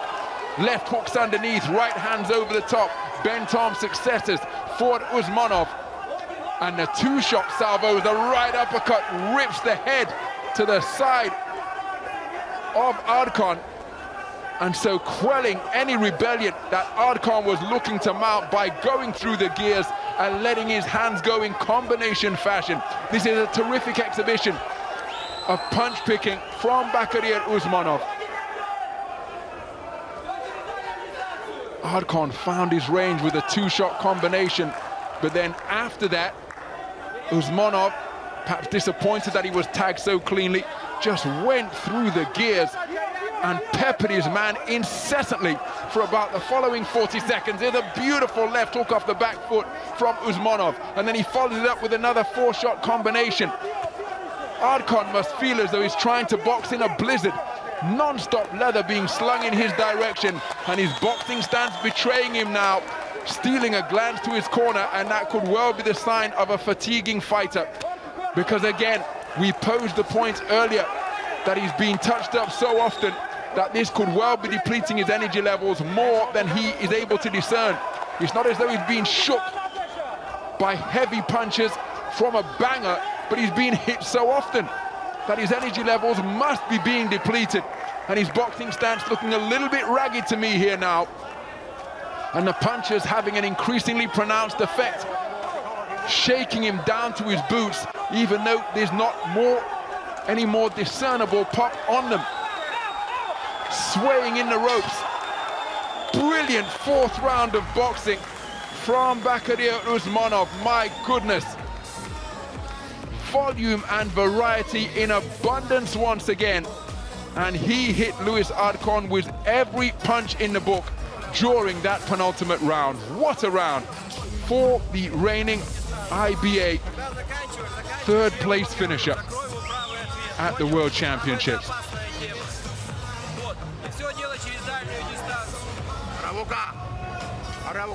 An example of some of the... Now that was a good right hand from Arcon. There was another two-shot success. But the response that came from Usmonov in reaction to those successes enjoyed by Arcon, well, he turned the remainder of the round into practically one-way traffic. Non-stop action from both fists. And Arcon, well, how quickly, how effectively have his energy levels recovered in that 1 minute interval before the bell to begin the fifth round. Bakhodur Usmonov, that left hand working as though it's a trip hammer, constantly snaking out to both head and body. And Arcon, again, being pushed onto the back foot, hasn't been able to set his feet. Look at the cluster of punches getting in between his black gloves, and again forced to hold his feet and just absorb these pecking, poking punches coming from the 2023 World Championship bronze medalist. This is a magnificent display of boxing from a man in form, from a man who is flowing beautifully, and Arcon unable to do anything to deter or dispel the attacks that are coming in his direction. All smiles among the Tajikistan supporters. big swing and a miss. That may have been the last roll of the dice from Arcon, because surely his only hope of victory now is to get his man out of there inside the distance. But after that big swing and a miss, takes a left-right combination and then uppercuts and hooks, continuing to check his chin. And Arcon has got more than half of the round to survive, and he will do well to survive it if Usmonov keeps up this accurate, unrelenting assault, coming in from both flanks, giving his man angles, able to score. Look at the sharpness in his movements. And in contrast, well, Arcon wilting down to the canvas for the second time in the bout. Just beyond the halfway stage, Arcon breathing through an open mouth, his movements appearing far more languid, far less crisp than those of his opponent from Tajikistan. And again, it's a languid left jab that came back to the belt line, and against a sharp shooting puncher, a punch picker like Usmonov, that could well be countered by a right cross to the chin before he's had time to get it back to the on-guard position. He's giving the impression of being a weary fighter now, and so it's his intangibles of desire that are going to be put to the test in this remaining 50 seconds. Usmonov hasn't really put his foot to the floor as he did in the fourth round here in the fifth, doing a good job of managing the bout, keeping himself out of harm's way, but there's a cluster of activity just to keep the judges on his side. My goodness, body and head success once again. Hooks, uppercuts, penetrating the attempted defenses of the man from Venezuela. He hits nothing but air as he attempts to counter in a bid to find a finishing combination. Closing seconds of the fifth round of what has been a masterful display from Bakhodur Usmonov. And the 2015 Pan Am Games bronze medalist has been beaten to a distant second best here in this contest. Bakhodur Usmonov set his stall out from the opening bell and set about his man in incessant fashion. What an ovation he is receiving. And again, body language from boxers so instructive. Luis Arcon knows that he has been bested tonight by some distance, and Bakhodur Usmonov will extend his perfect professional ledger to 7-0. As for Luis Arcon, well, in this, his 16th professional contest, he's going to be on the losing end for the first time, because he could simply not get to grips with the non-stop, all-action style of the accurate Bakhodur Usmonov. What a display from the man from Tajikistan.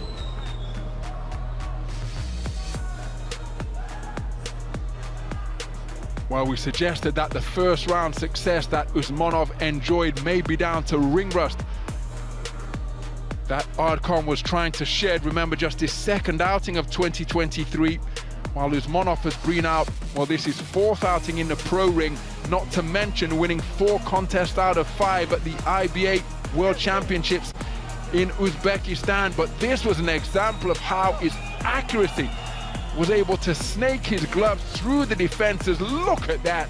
And then ending the combination with a sickening left hook to the body. Those replay sequences epitomizing the work that Bakhodur Usmonov was able to exhibit tonight. And he knows that he is about to have his hand raised as the victor and will be $15,000 US richer. Let's get the official announcement. Ladies and gentlemen, дамы и господа, this bout comes to a close after going 5 3-minute rounds in a light welterweight 63.5 kg matchup. Before we go to the judges' scorecard, we'd like to kindly invite into the center of the ring to present the award ceremony our IBA sports director, representing the home of global boxing by way of Slovenia, with Marko Petric.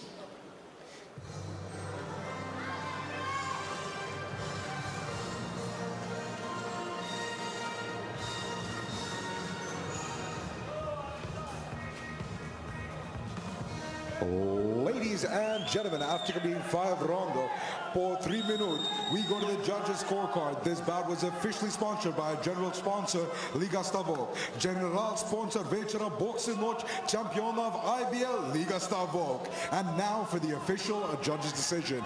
After being 5 3-minute rounds in a light welterweight 63.5 kg matchup, all your judges see it the same way. Ruling in favor of your winner by points, declared by unanimous decision. To the gold corner is Dushanbe, Tadjikistan, Bakhodur Usmonov. So, Bakhodur Usmonov with a unanimous point decision victory over Luis Arcon, taking the O of the previously undefeated professional.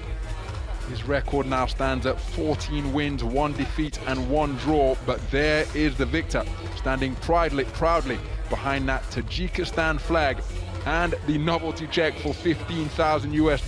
But make no mistake, even though it's novelty in size, that will be inserted into his bank account and will help his family's fortunes going forward. A terrific performance from the 2023 IBA World Championship bronze medalist Bakhodur Usmonov, practically punch perfect from opening bell to last during the 5 rounds of that 63.5 kilogram light welterweight bout.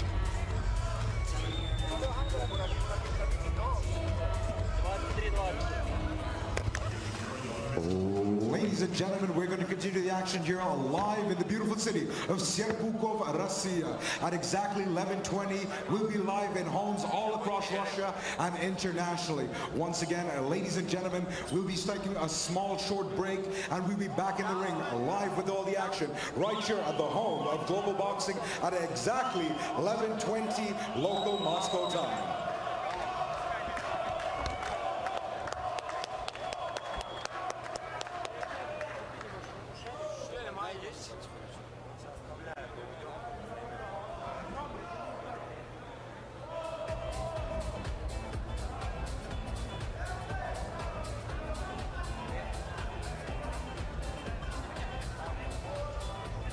So an interval in the action here in Serpukhov, but plenty more action still to come in this Champions Night of Boxing in the IBA Pro Series. 4 bouts completed, 5 bouts remaining.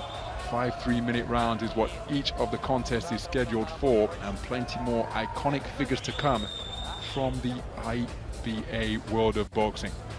Olympic champions, world medalists will continue to showcase their skills here tonight over the 5-round format, where the winners receive $15,000 US, and those who come out second best will walk away with $10,000 US. The action has been incredibly entertaining and competitive so far. 2 boxers from Tajikistan who feature on the bill, both of them prevailing. Shohrukh Jiyanov, a 3-2 split decision victory in our opening contest over Egor Nazarov in the 67 kilogram welterweight division. That was a terrifically competitive contest that swung both back and forth over the 5-round duration. And then Uzbekistan's Muzaffar Rasulov won by RSC at the 2-minute 59 mark of round number 1, taking the O of the previously undefeated Stanislav Vasilev, dropping him to the body, bringing about a count, and then on the resumption of the round took him out with an effective combination, concluding with a southpaw left over the top that caused the referee to call a halt to the contest. Then we moved up to the light heavyweight division at 80 kilograms, and Odiljon Aslonov overwhelming the smaller man from Uganda, Shadiri Bwogi, to prevail with a unanimous point decision. And in the bout that we have just witnessed, Bakhodur Usmonov, the 2023 World Championship bronze medalist, coming away with a unanimous point decision victor over the man who entered the ring with an undefeated record over 15 fights, and that was Luis Arcon, outpointed unanimously because the accuracy of Usmonov was a joy to behold. So the interval here in Serpukhov, and the action will resume with a contest in the 61 kilogram lightweight division. That one coming up in a few moments time here from Serpukhov.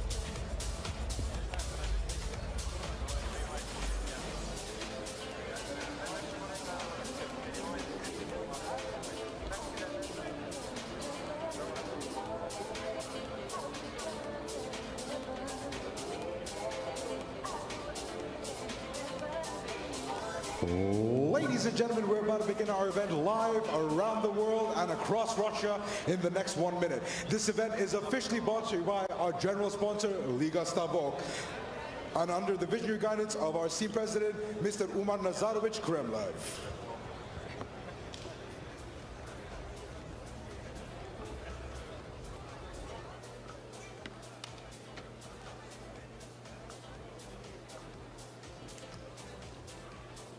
So preparing for the action to resume here on this Champions Night of Boxing in the IBA Pro Series. Serpukhov We're going to start in 1 minute. has been a terrific venue so far. Here that we're less than a minute away now from the resumption of the action of this 9-bout card. A further 5 bouts to come in a lightweight, light welterweight, welterweight, super heavy and heavyweight divisions. The 4 bouts so far have been terrifically entertaining, very competitive. We've seen a whole variety of skills. So let's pause and enjoy the introductions here from this venue in Serpukhov as we prepare for the resumption of this Champions Night on the eve of IBA's International Boxing Day.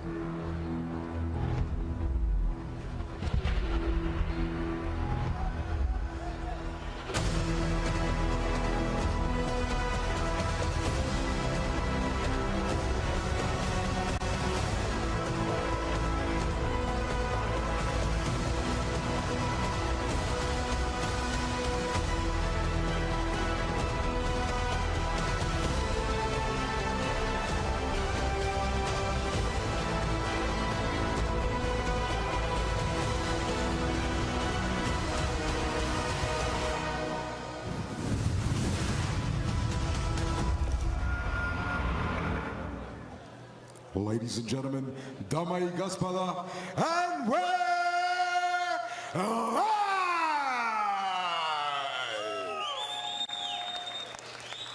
Добрый вечер, дамы и господа. Biev on the right. As we come to you live tonight around Unified light heavyweight champion of the world, 19 fights, 19 knockouts, the IBF, WBC and WBO champ here on co-commentary duty.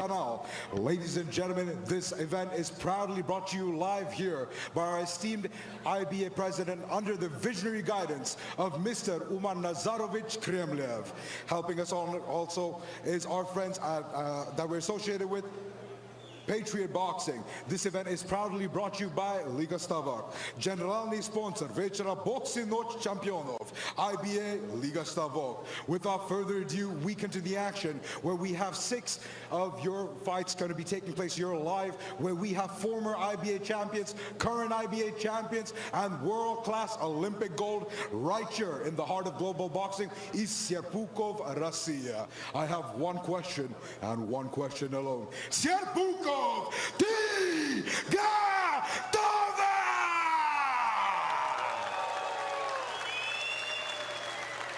This is your opening IBA Champions bout of the evening. Your opening bout of the evening is officially scheduled. 5th round of po 3 minutes in a lightweight 61 kg boxing division matchup. Without further ado, to get us underway, please help me welcome first into the center of the ring, your referee in charge of the action, representing the IBA, the home of global boxing, by way of Azerbaijan, with referee Anar Babanli.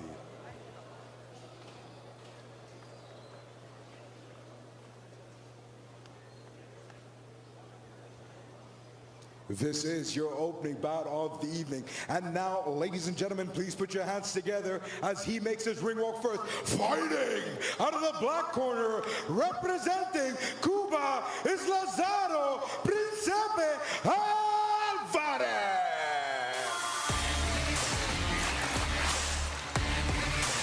Well, what a privilege to see one of the greatest IBA boxers of all time. 32 years of age now. Lazaro Alvarez, 5 consecutive IBA World Championship finals between 2011 and 2019. 3 consecutive golds in 2011, 13 and 15, followed by 2 straight silvers in 17 and 19. The legendary Lazaro Alvarez. The gold corner representing is Russia, Vsevolod Shumkov. His opponent is a young man at the other end of the experience spectrum, but make no mistake, this man, an incredibly talented operator, just 21 years of age, the 2023 IBA World Championship bronze medalist in the lightweight division, Vsevolod Shumkov. Ladies and gentlemen, the stage is set. This is your opening bout of the evening here at your IBA Champions Night. Noc Championov IBA. This bout is officially brought to you by Liga Stavok. Generalny sponsor Večera Boxy Noc Championov IBA. Liga Stavok. Without further ado, your 5 judges representing the International Boxing Association ringside from Serbia, Tadjikistan, Kyrgyzstan, Moldova, and the United Arab Emirates. And when the action begins, your referee in charge of the action, the man by the bell, representing the whole global home of boxing by way of Azerbaijan, with referee Anar Babanli. And now, reaching to the first, fighting out of the black corner. He enters the ring tonight, 32 years of age, coming in at a height of 175 centimeters tall, weighing officially at 60.9 kgs. He holds a professional record, a perfect professional record of 5 wins, 5 fights, 2 of those wins coming in by way of knockout, and no losses. Ladies and gentlemen, presenting the IBA Silver 2017 and 2014 gold medalists, the silver medalists, and the IBA Gold 2011, 2013, and 2015 medalists, and your 3-time Olympic medalists. Ladies and gentlemen, damas y caballeros, representando Pena del Rio, a Cuba, Lazaro, Príncipe Alvarez.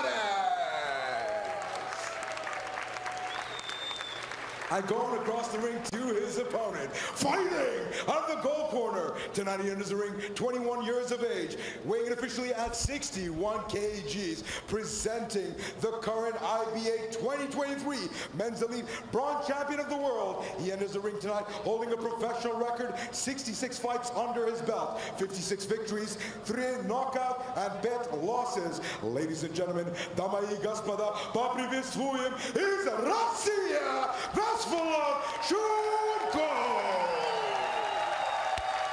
The stage is set. Referee Anar Babanli will now be giving his final instructions to the boxers. Listen, my command. Head up, no holding, no low blow. Check and good luck. So they're the tale of the tape between 2 boxers at differing stages of their pugilistic careers. What a treat we have in store here in the 61-kilogram lightweight division. Box. And we are underway, 5 3-minute rounds between a legendary figure wearing the black trunks trimmed with gold, operating out of the southpaw stance, that is Lazaro Alvarez.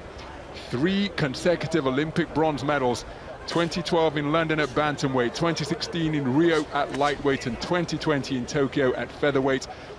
I commentated on all of those Olympic appearances, and indeed on so many of his other triumphs over the years as an IBA boxer. First saw him 2011 at the World Championships in Baku, Azerbaijan, at the Haydar Aliyev Concert Hall.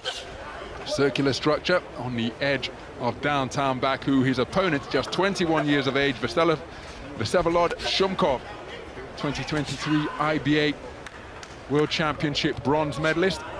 Came away with bronze at the 2021 Under-22 European Championships. I was ringside at that tournament in Roseto degli Abruzzi in Italy. And again, beautiful southpaw left out of that stance off the back foot from Alvarez. But Shumkov is a real sharpshooter, possesses terrific hand speed. You see him trying to use it, but so much ring craft and guile. There's a straight left hand, scores to the body out of the southpaw stance from Alvarez. And in many respects, even though they operate out of opposite stances, Alvarez, seeing himself perhaps from when he was 21 years of age, some 11 years ago, because he too was a blazing speedster. And there you see him celebrating that 1-2 combination out of the southpaw stance, so customary in the Cuban style of boxing, particularly when it was computer scoring in IBA boxing. Hard right hand driven in from Shumkov. And it's going to be interesting to see how Alvarez negotiates the 5-round format. Good left hand landed by Shumkov. That checks the chin of Alvarez. He continues to operate behind a low-held guard, but look at the composure he's exhibiting up there in the boxing ring. Left hand to the body scores once again from Alvarez. And again, so composed under fire, so efficient with his movement, and that's going to be key in a contest scheduled over 5 rounds. Competing in his 3rd professional contest of 2023 as he scores with a right hand and then arcing left over the top. And in his most recent outing in March of this year, he went the 10-round distance for the first time in his first scheduled 10-rounder. So again, 5-round format will hold no fears for him. Extensive WSB experience as well for the Cuba Domadores, and he's negotiating this first round very effectively indeed against the hustle and bustle of the quick twitch, Vsevolod Shumkov.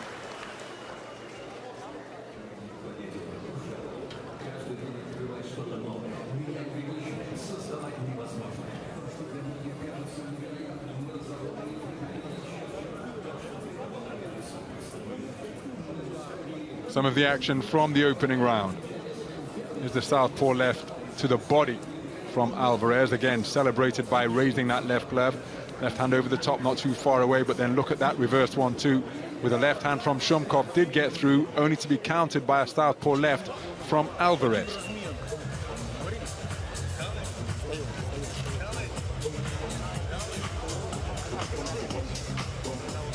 Despite being just 21 years of age, Shumkov already a veteran of 2 IBA Senior World Championship appearances. The bronze, the aforementioned bronze early this year in Tashkent, followed by a quarter-final finish on his first appearance at the Stark Arena in Belgrade in 2021. Into the second round we go.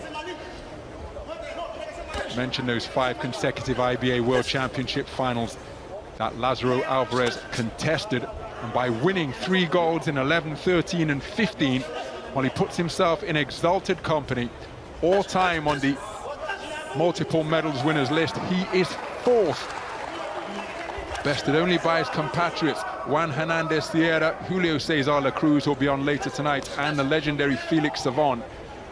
3 gold medals and 2 silvers for a total of 5, and that puts him in exalted company with the likes of Serafim Todorov, the last man to beat Floyd Mayweather, as Alvarez gets through with a good southpaw left once again. Beautiful scoring right jab as Shumkov continuing to press, trying to cut off the ring. But Alvarez, look at those reflexes with the gloves to block the incoming fire from the man wearing white trimmed with gold. And again, it's just the contrast in the stages of their career that they're at as the right-left combination gets through from Alvarez. Shumkov, all energy and industry, where there is such patience and confidence and poise being exhibited in the sweet science of Lazaro Alvarez. Good left hand to the body from Shumkov, but then a counter left hand from Alvarez wasn't too far away after Shumkov was short with 2 shots. Left hand lead jolts the chin of Shumkov once again. Then just an almost imperceptible step back from Alvarez caused Shumkov to fall short. But again, some of the other notable IBA boxers who have got a hat-trick, a trio of World Championship gold. Zhu Shiming, the late great Roberto Ballado, Andy Cruz of Cuba, who's just turned professional, Adolfo Horta, Mario Kindelan Mesa, the big punching Azeri boxer Magomedrazul Majidov, Sofyan Umahal, who just picked up his 3rd world title in Tashkent earlier this summer. Beautiful left cross behind a right hand from Alvarez. And not to mention the Cuban greats Odiljon Solis as Alvarez scores with another jab, and the iconic Teofilio Stevenson, one of 3 men to win 3 Olympic titles, along with Laszlo Papp and his compatriot Felix Savon, who tops the list, by the way, with 6 World Championship golds under his belt in his total of 7. So that gives you an idea as to the stature of this man, as Alvarez scoring effectively to head and body then head with that left hand. Oh, beautiful shot once again, and it dislodges the mouthpiece. It was a jolting southpaw right that caught Shumkov pushing his chin up in the air as he was loading up on a shot of his own. So Alvarez has not yet been made uncomfortable. And again, the more eye-catching scoring shots have come from the Cuban veteran. His success is being celebrated by his coaches. Will he be able to manage the remaining 3 rounds? And again, he's been the 8-round distance, the 6-round distance, and the 10-round distance last time out, but he's in with an energetic 21-year-old. Will his guile be enough to keep the young man's industry at bay? Some of the action from the second round, and again, look at that layback, missing by millimeters, and then the counter right jab during that attempted flurry from Shumkov. And there's the jolting right jab, left cross, which dislodged the mouthpiece of Shumkov, but the right jab was a beauty. Solid up jab on a steep trajectory. And again, we've mentioned the fact that Shumkov, no stranger to senior competition, having been in his first senior world champs in Belgrade 2021, lost to the eventual champion Sofian Umahar at the Humo Arena earlier this summer. I was ringside to commentate on that tournament. But with Alvarez, as he scores with a right jab, whipping left cross once again, and he's beginning to long bridge his man with the jab now, drives in a long left cross to the body. And Alvarez, by being so efficient, by not being made to be uncomfortable, but he's getting onto the front foot and just looking to continue to administer the boxing lesson that he's meted out so far. And Shumkov, a rarity for him to be on the back foot. Was he hurt by that long, strong left cross into his body? See him protecting the right side of his torso with his right hand, made to be uncomfortable by a roundhouse right, put him on unsteady legs, and he takes another shot to the body. And as I've mentioned previously, the pain of a body shot will stay with a fighter far longer than being tagged cleanly on the chin. These are difficult moments for Shumkov. You see him trying to take in big lungfuls of oxygen, but he's being put under pressure, and he's looking to initiate a clinch at every opportunity. Hard left hand driven into his belt line with the palm turned upwards from Lazaro Alvarez.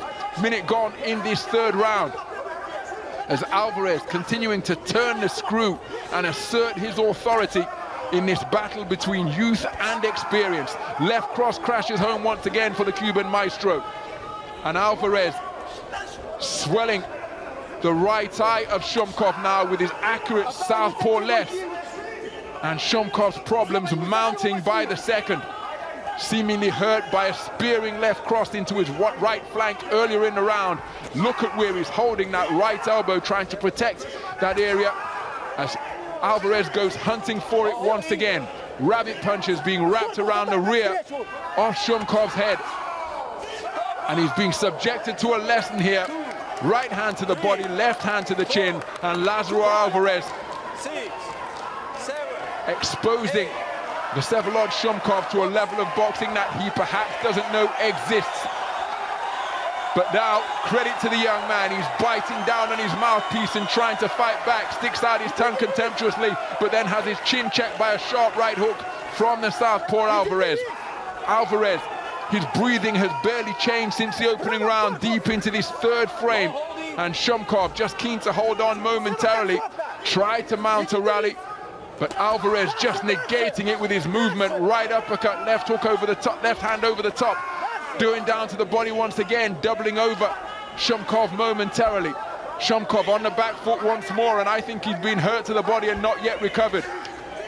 Trapped in the corner, skips away to his left to get himself back to the space of the ring, but only finds himself on the ropes once more, and he's touched up to the solar plexus once again.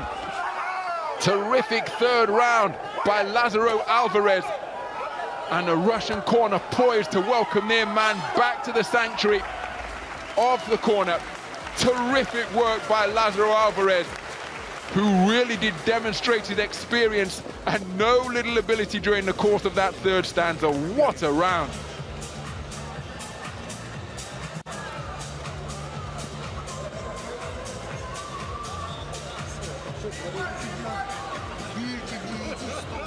Well, some of the action from round number 3. Lazaro Alvarez with combination punching from both hands, and then the shot being dug into the body of Shumkov, doubling him over, and while he was protecting the rib cage, the chin was an open target, and it was tagged by an overhand left from Lazaro Alvarez. Terrific IQ, we'd expect nothing less from a man who is among the all-time greats of IBA boxing. Artur Beterbiev, no slouch himself in that regard. 2009 World Championship gold medalist with the addition from Milan in Italy at 81 kilograms. Two-time European Championship gold medalist in Plovdiv 2006. I was ringside for that edition, and in 2010 as well. Left hand to start the penultimate round out of the southpaw stance from Lazaro Alvarez. Artur Beterbiev scheduled to be defending his light heavyweight titles against Callum Smith, who was an accomplished IBA-style boxer, making the podium at the Commonwealth Games in Delhi 2010, but that has been pushed back to January of next year as Alvarez scoring with a right jab. It's a stiff one, then a left over the top again, and a hard left hand to the body of Shumkov. Drives the man backwards. Shumkov trying to find his range with straight punches, lands a good right hand, but Alvarez, the sharper of the two individuals, and again, so efficient with his movement. 32 years of age. When he was eliminated in Tokyo 2020, he was just fading in the latter stage of the contest where he was eventually eliminated. But not fading here because he's operating at a pace and a tempo that suits him down to the ground as he slams in another left uppercut to the body of Shumkov. Shumkov tries to counter with a left hand to the body of his own. Good defenses in the pocket from Alvarez. Roundhouse right scores from Shumkov. Alvarez spoken to about a low blow, and on the resumption, Shumkov firing before the referee had finished his utterance halfway through this penultimate round. And again, Shumkov being touched up. There's a left cross out of the southpaw stance from Alvarez. That right eye almost a slit now, so it could well be unsighted to the southpaw left being fired in his direction as another straight left drives into the torso of the Russian boxer. Burst of punches to the body, finishing with a left hook to the head, and Lazaro Alvarez with a terrific display with a minute remaining here in the fourth round.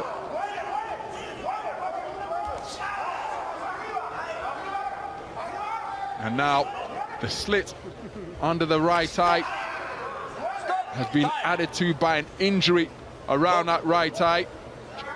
Couldn't get a look at the referee's gesture to see whether this has been caused by a clash of heads or a legal punch. The doctor's been called up to inspect the injury, and it's in a bad position as well on the eyebrow. And that flow of blood could well be flowing into his eye, restricting his vision further. And without wishing to be too graphic, that injury could well serve as a target now. And for an accurate puncher like Lazaro Alvarez, all of these things, not a good set of circumstances for Vsevolod Shumkov of Russia.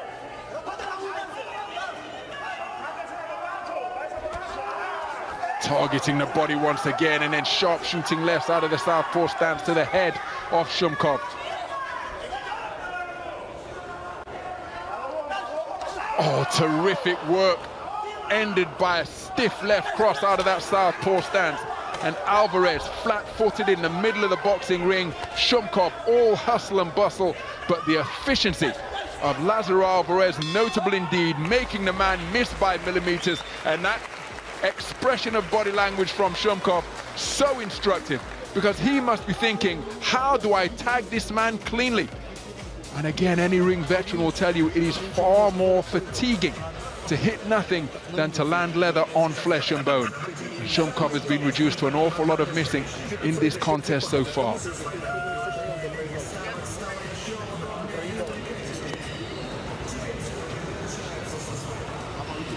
Again, an example of the body punching of Lazaro Alvarez during the course of that fourth round.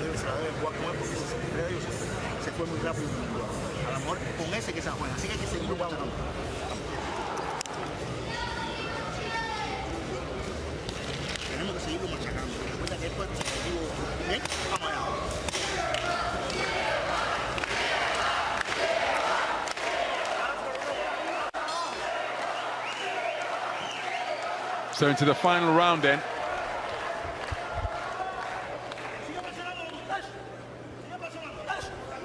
Lazaro Alvarez coming away with his 3rd consecutive Olympic bronze medal at the Olympiad in Tokyo in 2021.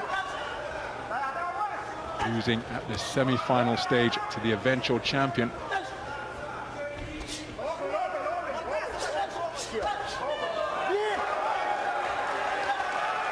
From the Russian Olympic Committee, Albert Batigaziev.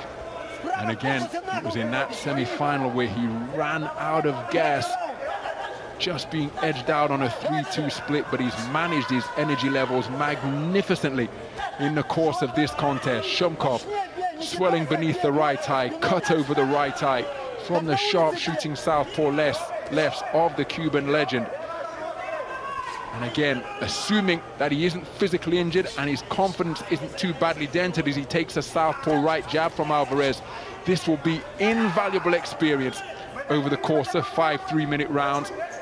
Remember, no WSB experience under the belt of Shumkov, because by the time he was ascending in the upper ranks of the Russian team, well, the contest had been curtailed, coming to an end after 2018. And here, over 5 rounds, against a man with extensive WSB experience, including going 9-0 in 2015. And don't forget, he's been the 10-round course as well. Well, he's been subjected to something of a boxing lesson. But again, assuming his confidence remains intact and he can take the positives from having shared the ring with a legend, he will know the number of levels that remain to be achieved.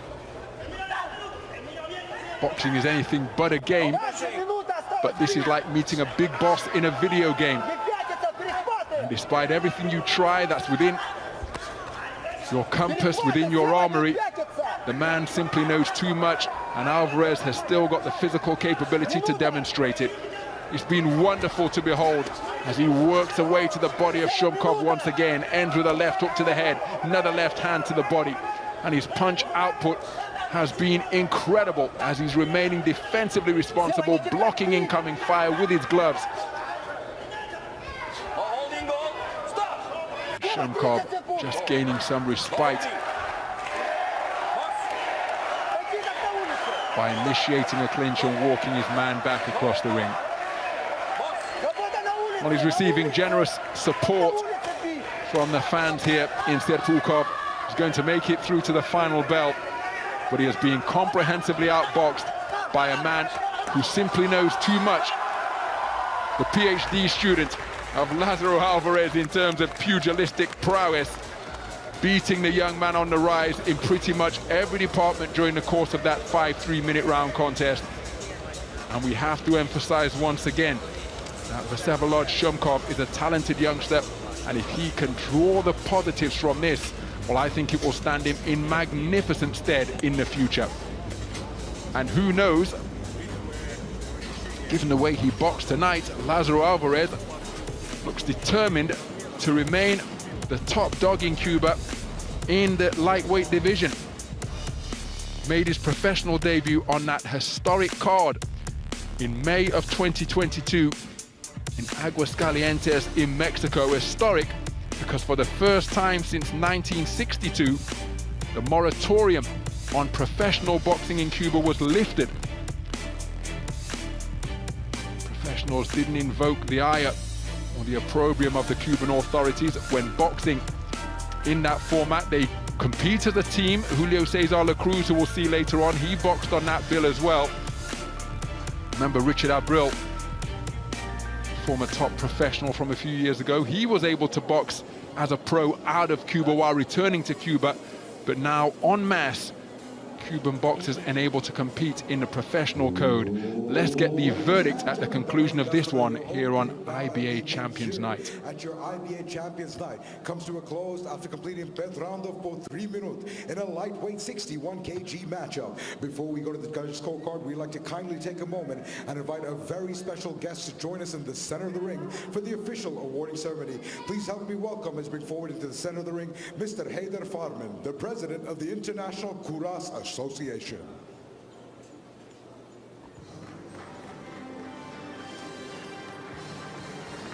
You can see the extent of that injury above the right eye. It's a significant one that has been endured by Vsevolod Shumkov. Again, let's hope that that can be patched up and repaired. And that his confidence remains intact because he's a wonderfully talented young boxer. And now for the official judge's decision. After coming in round for 3 minutes in a lightweight 61 kg matchup, we go to the judges' scorecards where all your judges have seen it the same way, ruling in favor of your winner by points, declared by unanimous decision.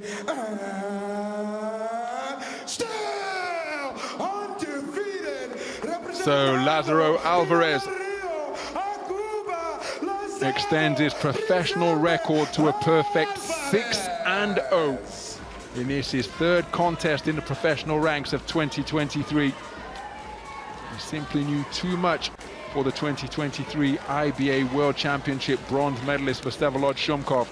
Nice to see that respect between the two boxers at differing stages of experience on the pugilistic spectrum. 15,000 is the prize that has been awarded to Lazaro Alvarez as the victor, 10,000 to Vsevolod Shumkov as the man who was bested tonight.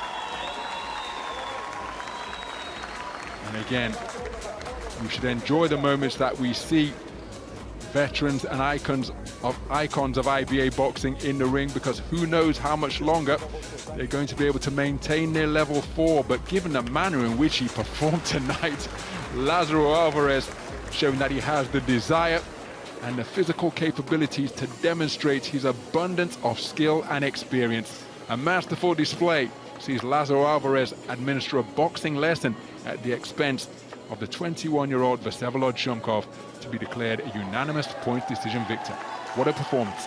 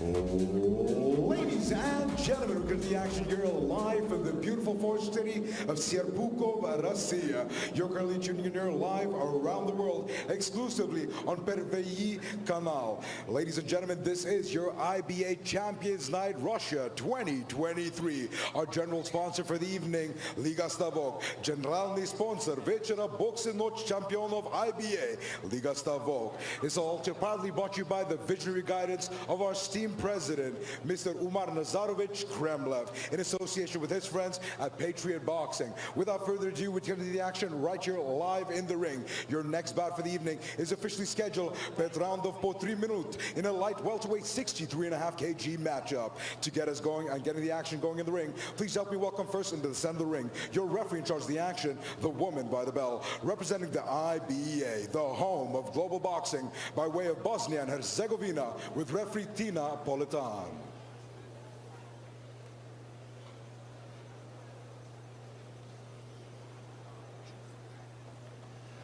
And now, ladies and gentlemen, please put your hands together as he makes his ring walk first. Fighting out of the black corner, representing Romania, is James Damian Chereji.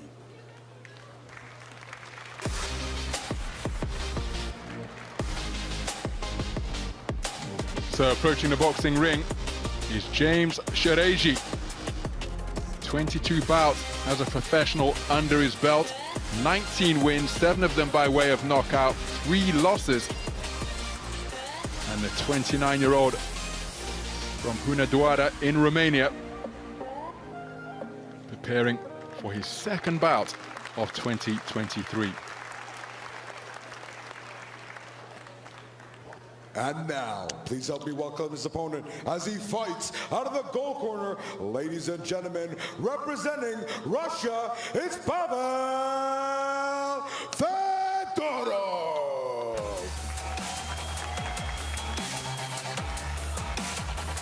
Well, Pavel Fedorov was born in Russia, but transferred his allegiance to Serbia, whom he represented at the 2021 IBA World Championships at the Stark Arena in Belgrade, lost in the second preliminary round of that global competition to the eventual silver medalist Kerem Özmen of Turkey. Here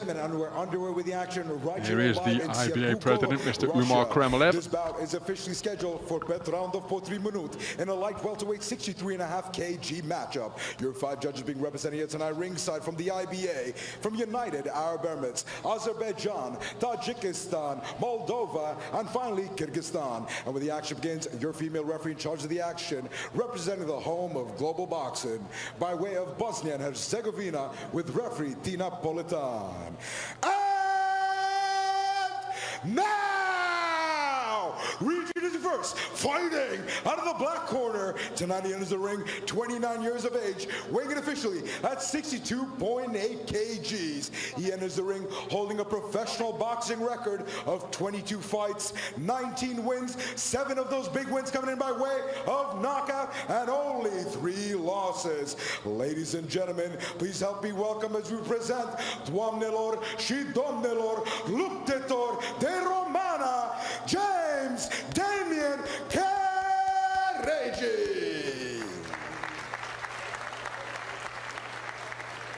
And now, introduces his opponent, fighting out of the goal corner. Tonight he enters the ring, 26 years of age, an orthodox fighter. He enters the ring holding a professional boxing record, 3 wins, 1 knockout, and no losses. Standing at a height of 180 centimeters tall, presenting Damai Gospoda, поприветствуем из Kokoma, Россия, Pavel Fedorov.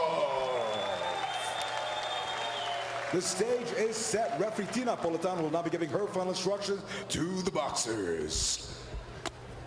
Listen to me. Heads up, no holding, no low blows. Good luck. So during those final instructions from referee Tina Politan, as underlined by the tail of the tape, Pavel Fedorov enjoying a considerable height advantage over his opponent James Chereji in this 63.5 kilogram light welterweight bout. Box. So we're underway then, 5 3-minute rounds in the light welterweight division between the man wearing black trunks trimmed with gold, that is James Chereji. 22 bouts in his professional career, 19 wins, 7 of them inside the distance, 3 losses, 1 of them coming via the short route as well. It's just his second bout of 2023. The man wearing white trunks trimmed with gold, who started very quickly indeed, is from right here in Russia, from Kokhmar, but represents and resides in Serbia, the capital Belgrade, whom he competed for at the 2021 IBA World Championships. He lost to the eventual silver medalist Kerem Özmen in the second preliminary round. Özmen was bested by Andy Cruz in the gold medal bout, and Fedorov, sharp shooting puncher, looking to turn his attribute of greater height and range and reach into an asset by keeping Chereji at bay with a long jab. There you see an exchange of jabs, and the bridge of Chereji's nose already reddened by that trip hammer left hand being snapped out by the man in white. Nice defense with the gloves to bat down the offense coming in from Chereji, but then good success to the body from the Romanian fighter in black. Beautiful left jab from Fedorov. That's incredibly sharp. In and out, back to the on-guard position at the same speed. And at its full extension, it jolted the head back of Chereji. Just trying to bamboozle his man by looking down at the canvas and then firing a shot from an unexpected angle. Fedorov really is amped up and energized here tonight. Beautiful right hook and left uppercut on the inside, trying to drop down to the body with a right cross. And often leading off with the right hand in his 2-shot combinations. Beautiful left hand once again, as the face of Chereji continuing to redden in tint. Made to miss with the left jab because of the good sharp foot movement of Fedorov. 40 seconds remaining in this opening round, and Fedorov with an educated left hand. That one came out on a corkscrew to snake its way in between the defenses of Chereji.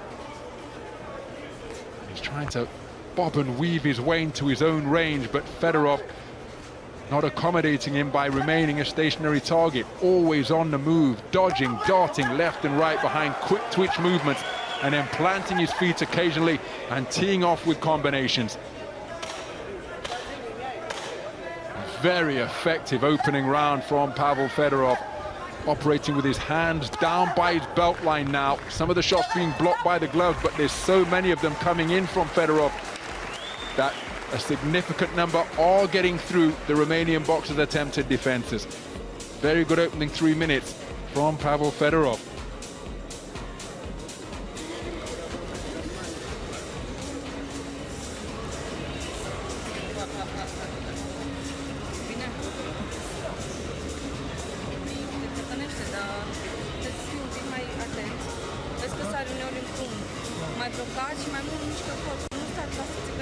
Some of the action from that opening round, which was started very briskly indeed by Fedorov. Wonderful left hand to the body beneath the right elbow of Chereji.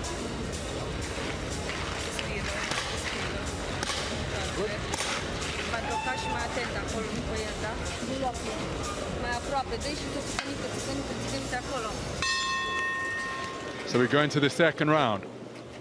Time. Tina Politan calling time after a tardy exit Box. by Chereji's corner team. Now the second round resumes, and my goodness, it's continuing in the same vein as the first, because that left hand continuing to be cracked out like a riding crop by Fedorov. Wonderful accuracy, and it's very sharp as well. Chereji not really able to get himself into the contest with any significant sustained success thus far, but he's continuing to press. Remember, it's the 5-round format. Chereji has been 8 rounds and indeed 10 rounds in his 12th professional contest, so won't hold any fears for him. The 5-round distance. As for Fedorov, he went the 6-round distance on his first 2 contests before ending his most recent contest at the back end of July, right here in Russia, in the 3rd round of a scheduled 6. Mentioned the fact that he transferred allegiance to Serbia, and he claimed his first national title in the 2020 edition of the Serbian National Championships. That over the 3-round format of IBA boxing, of course. And that's after making the podium twice in the Russian National Championships, but coming away with a silver in 2018 and a bronze in 2019. That switch of allegiance resulting in championship gold and indeed an appearance at the global extravaganza that is the IBA World Championships for Serbia as a home boxer at the Stark Arena in Belgrade in 2021. Double left hook from Fedorov. And again, may have been shaken up by that, because Chereji was just keen to hold on. Looking for the left hook to the body once again is Fedorov. Tucking up tightly is Chereji, but he's not really been able to avoid the punches. There's a good single jab pumped out twice by Chereji, but can he continue his activities, having success with his lead left hand here now? And that's a good right hand to the body as he tries to drag Fedorov into a contest at shorter range, at mid-range, that would more suit his stature and style. Good portion of the round for Chereji, perhaps his most sustained success of the entire contest, coming courtesy of effective singles with his left hand, followed by a right hand as well.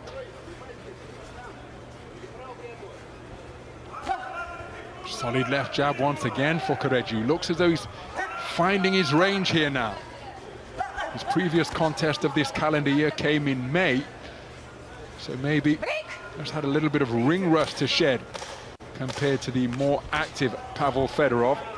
but he's having a strong conclusion to the second round.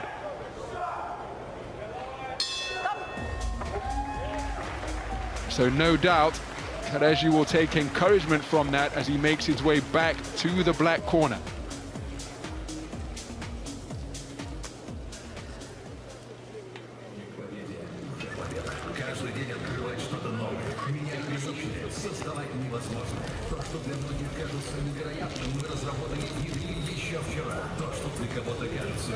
So one of the Uzbek coaches on hand to help out Pavel Fedorov. Gives you an idea as to the camaraderie and togetherness that exists as we take a look at some of the sharp shooting single successes enjoyed by Fedorov.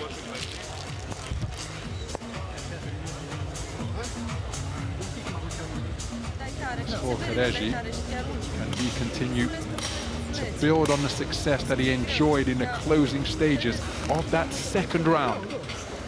Found the range with his left jab, had success with the right hand downstairs, and they were all at mid-range. He was able to overcome and negate the greater, longer reach of the man in white. Fedorov out to center ring and looking to establish control of distance with that left jab once again. All of Fedorov's professional contests have been in Russia.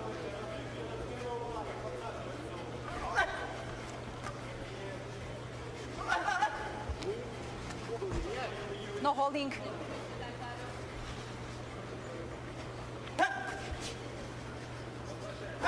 In addition to that global appearance, of course it would have been very difficult to secure a Russian vest given the strength in depth that exists in Russia in IBA boxing over the 3-round format, but he did represent Russia at the under-22 European Championships in Romania in 2018. Wasn't able to progress beyond the first preliminary round, but again, just able to accrue and acquire more international experience. That same year, shared the ring with Andy Cruz, the 3-time IBA world champion, an Olympic champion from Tokyo. So that gives you an idea as to the level at which he has operated. Pavel Fedorov. As Chereji made his professional debut way back in 2013. An itinerant career, not afraid to pack his bags and fight on the road. Good work to the body with a 2-shot combination from Chereji. In 7 of his bouts, he won his first 17. And 16 of those first 17 came in Germany. Only fought in his homeland of Romania on 2 occasions, but has traveled down to Australia, fought in Uzbekistan and Kosovo. So a real have-gum shield, will travel type operator. And again, anything but a journeyman, has plenty of ambition. But after winning his first 17, he's lost 3 of his last 5. So looking to get back on the winning track here tonight, but that anything but a straightforward mission against a boxer as sharp and as active as Pavel Fedorov.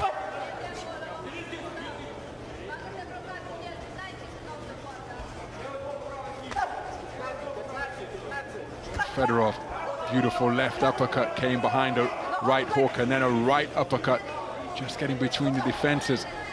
But on the resumption, it's Chereji who tees off first.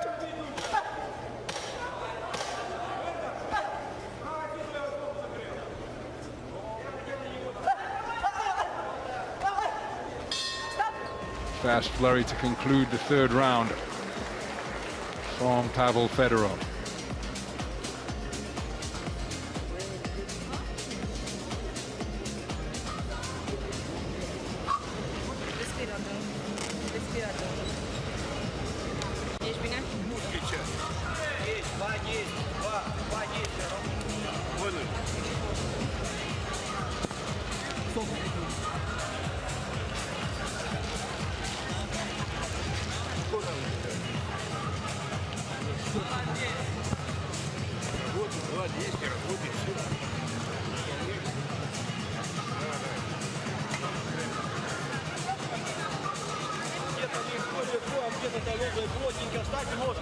Adrentumar Kremlev shadow boxing the cameras here in Serpukhov.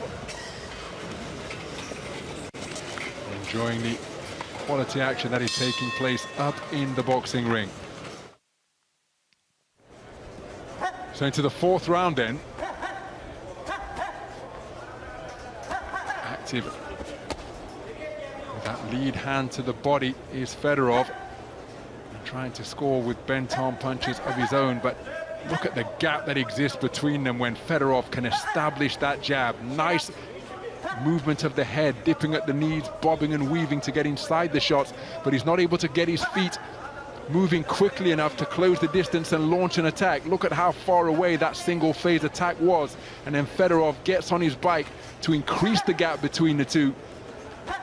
And Chereji not able to get inside with a sustained assault. Perhaps he'd be advised to launch a 2 or 3 phase attack, because it's very difficult to get in his own punching range from the distance that he's trying to launch it from with a single phase attack.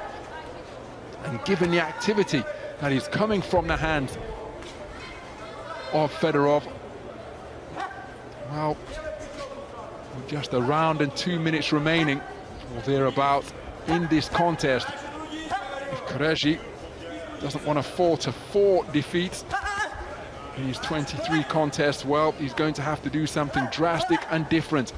And again, he's continuing to shape up nicely, but everything is a single phase attack. There he lands with the left hand, but Fedorov intelligently ties him up to ensure that he can't build on the single shot success. So a frustrating opponent for Chereji to try and deal with. Mentioned the fact that he boxed in Uzbekistan during the course of his itinerant career. That was at the Humo Arena, where the World Championships were earlier this summer. Good 3-shot combination ended by that right hand beneath the left elbow, and then a right hand over the top was preceded by a left uppercut from Chereji. And again, punches in bunches, paying dividends for the man from Romania. Can he maintain his presence in that type of territory and continue to score effectively? He's going to need more of that sustained type pressure. Right hand over the top, not too far away. There's a beautiful half hook, half uppercut from the left hand. And that perhaps the best portion of the entire contest for James Chereji.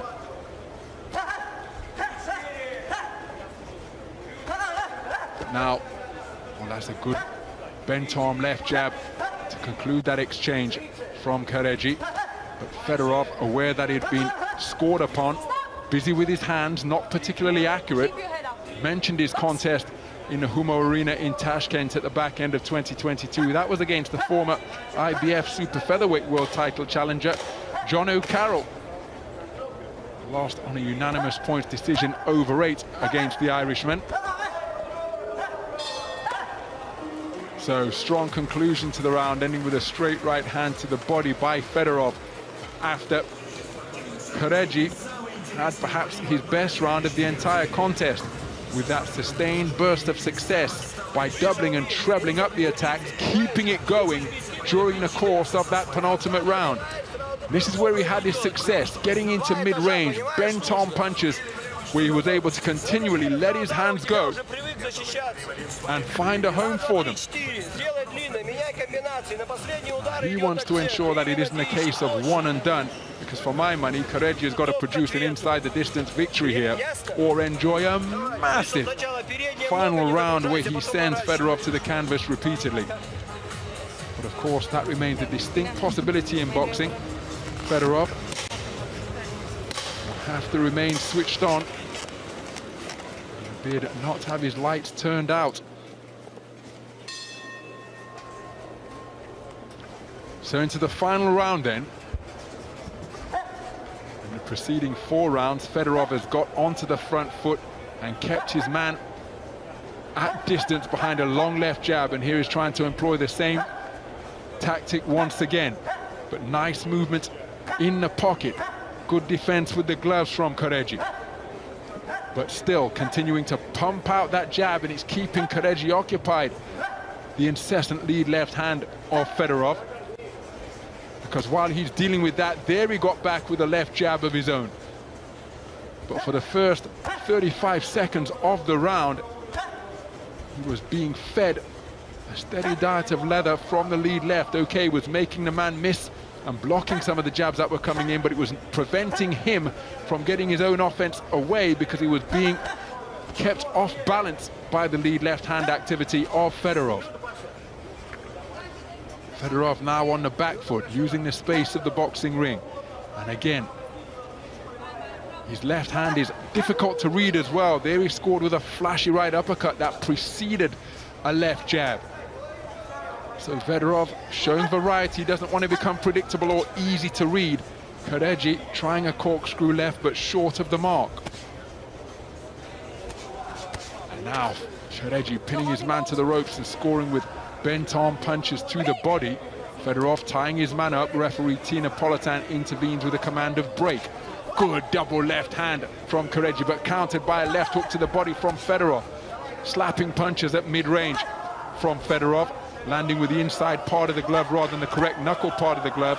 Now Fedorov looking to bring hooks into play, but a beautiful two-shot combination by Fedorov, ending with a left hook to the body. And again, his successors coming with bent arm work. Right hand, left hook to the body once again. Minute remaining in this final round. Chereji surely has got to put his man on the floor to even have a hope of getting himself back into this contest. But he's having success here in the fifth, just as he did in the fourth, when he gets into mid and short range and is able to unload bent arm punches. Invariably, it's a right hand to the head, left hook to the body. And he's had repeated success with it in these closing moments of the fifth round. Nice movement from Chereji to make the two-shot combination of Fedorov miss. But Fedorov keeping his composure very well, skipping around the clock face to present a different angle to his man, letting his hands go again, not necessarily scoring punches, but they are keeping Chereji occupied. Well, it was a good response by James Chereji, but I think it's a case of too little, too late. And Pavel Fedorov, for my money, is going to extend his perfect professional record to 4-0. Because Fedorov made a very brisk start indeed. Everything built upon a terrific lead left hand. And then when Fedorov began to edge his way back in the contest and have more success at mid-range, particularly in rounds 4 and 5, well, I think this man had enough of an advantage under his belt that will see him over the line. But Chereji never stopped competing, but I don't think he has done enough to be declared the victor here tonight against the Russian representing Serbia, Pavel Fedorov.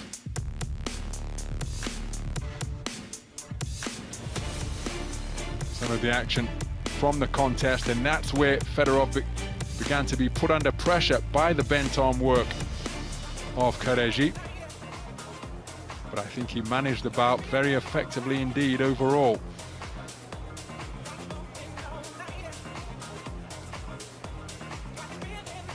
So Tina Politan just awaiting the arrival of both boxers. She will raise the hand of the victor, and for what it's worth, I happen to think that it will be this man, Pavel Fedorov, will be announced as the winner here tonight at the conclusion of that 63.5 kilogram light welterweight bout. This bout comes to a close after being bet round off for 3 minutes in a light welterweight 63.5 kg matchup. Before we go to the official judges scorecard, we'd like to kindly take a moment and invite a very special VIP guest for our awarding ceremony. Please put your hands together as we bring forward into the center of the ring our VIP guest, the board of director member of the International Boxing Association of the home of global boxing, Mr. Abdul Jawad Belhaj.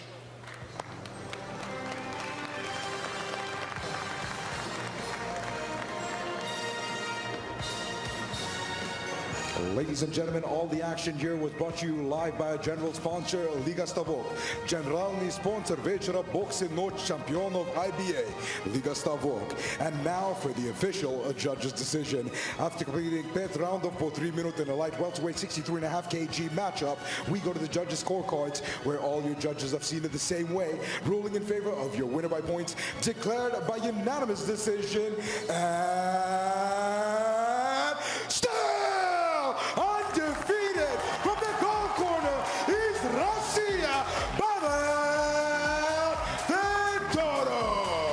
So Pavel Fedorov extends the unbeaten start to his professional career to 4-0. A unanimous points decision victor over James Chereji of Romania. Chereji, $10,000 better off after his efforts over the course of that 5-round contest. Never stopped competing and indeed enjoyed his best moments of the bout in pockets of rounds 4 and 5. But overall, Pavel Fedorov controlling the bout very well indeed and did a terrific job managing the distance behind a really active and accurate lead left hand.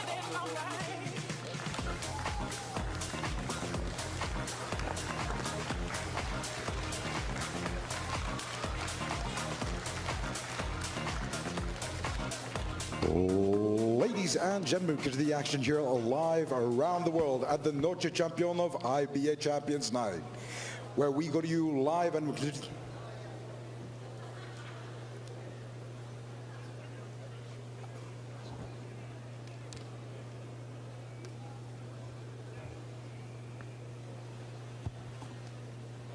Извините, это реклама.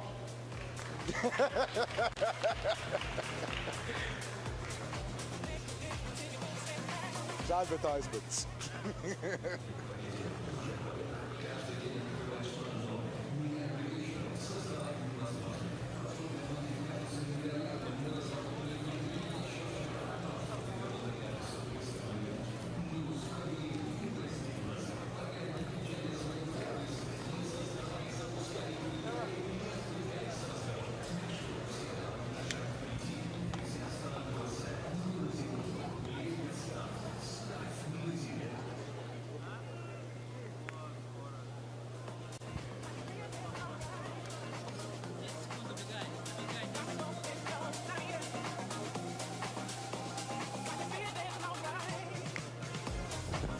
Ladies and gentlemen, добрый вечер, дорогие дамы и господа, as we come to you live tonight around the world for the Boxing Noche Championov IBA Champions Night, right here from the beautiful heart of Russia at the home of global boxing is Serpukhov, Russia, where we continue the action with your next fight. Your next fight is officially scheduled 5 roundов по 3 минут in a welterweight 67 kg matchup and is proudly brought to you by our friends at Patriot Boxing. This bout is officially sponsored by Liga Stavok, our general sponsor, Večera Boxing Noche Championov IBA, Liga Stavok. Without further ado, to get us underway in the ring, please help me welcome as you bring on, as always, your referee in charge of the action, the woman by the bell, representing the IBA, the home of global boxing, by way of Serbia, with referee Jovana Ugranovic.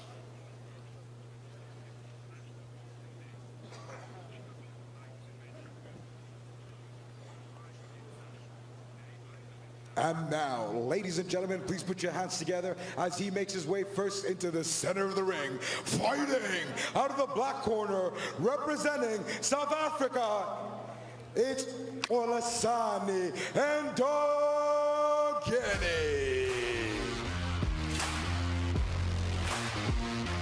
So approaching the boxing ring is Olisani Ndongeni, the man from South Africa. Brings to the ring a 34-bout professional record, 31 wins, 18 of them inside the distance, and 3 defeats. Looking to get back to winning ways after being outpointed in his most recent outing at the start of July.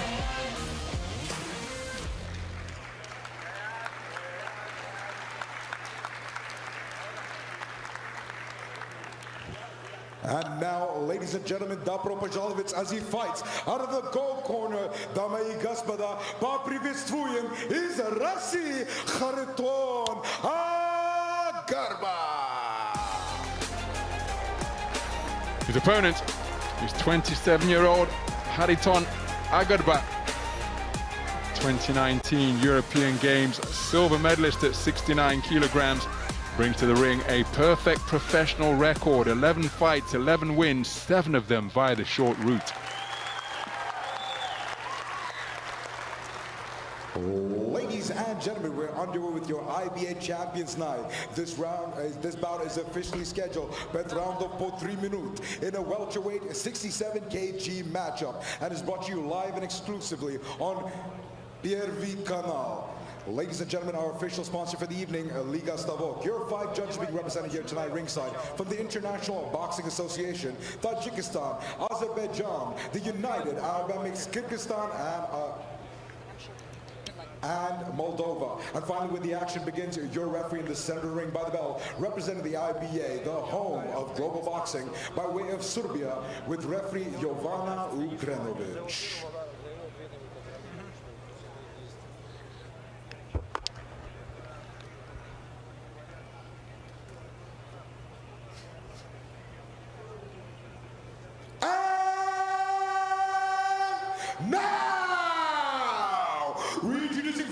Fighting out of the red corner, he enters the ring tonight, 33 years of age, standing at a height of 173 centimeters tall, weighing officially at 67 kgs. He enters the ring tonight with a professional record under his belt, 34 fights, 31 victories, 18 of those coming in by way of knockout, and only 3 losses. Presenting our 2-time South African champion and the reigning WBF IBO World Welterweight Champion, ladies and gentlemen, Manenikas, Omeli, South Africa, Egor, Olesani, and Doggetti.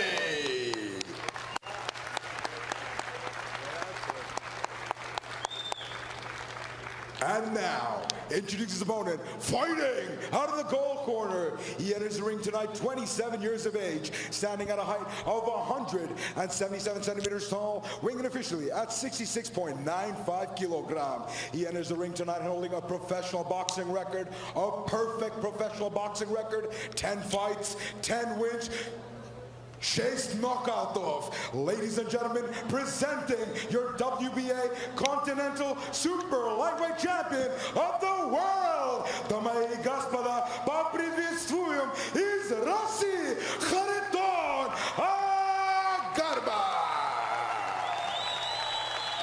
The stage is set. Our fighters are ready. Referee Jovana Ugrenovic will now be giving her final instructions to the boxers. Head up, no holding, no low blows. And listen to my comments. Good luck. Thank you, Ivana. So there's the tail of the tape. You can see graphically only 3 centimeters purported to exist between the 1.76 meter Khariton Agarbat and the 1.73 meter Zolistani Ndongeni, but if you believe your eyes, well, it appears to be a far greater disparity in height. We're underway in the 67 kilogram welterweight division, 5 3-minute rounds between Zolistani Ndongeni, wearing black trunks trimmed with gold, 33 years of age, brings to the ring a professional record of 34 fights, 31 wins, 3 losses, 18 of those wins coming inside the distance. The man operating out of the southpaw stance on the front foot immediately. The taller of the 2 boxers, wearing white trunks trimmed with gold, is Khariton Agarbat, 27 years of age. And he looking to extend his perfect record of 11 wins out of 11, 7 of them coming inside the distance for a 64% knockout ratio. Head up.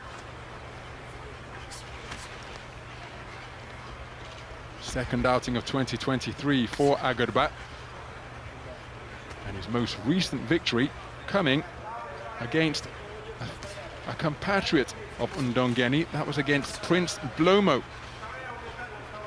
South African national champion, getting his man out of there in the 6th round of a scheduled 10, and that was in Yekaterinburg, and he's finding the range immediately here against Ndongeni.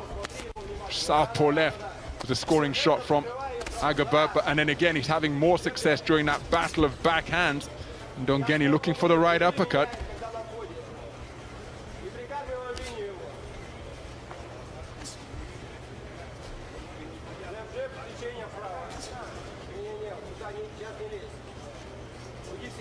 Again, the orthodox and southpaw battle, ring space And control of the territory by getting the front foot on the outside is crucial. Left hand over the top is a scoring shot. Turned it into a left uppercut, did the southpaw Agurba. The right hand is an antidote to the traditional southpaw stance, and Ndongeni looking for that right hand, but it's rather more circuitous than the more direct backhand of Agurba. 50 seconds remaining in this opening round. Tucking up effectively behind his gloves, and then look at that movement with the head bobbing and weaving to make Ndongeni miss.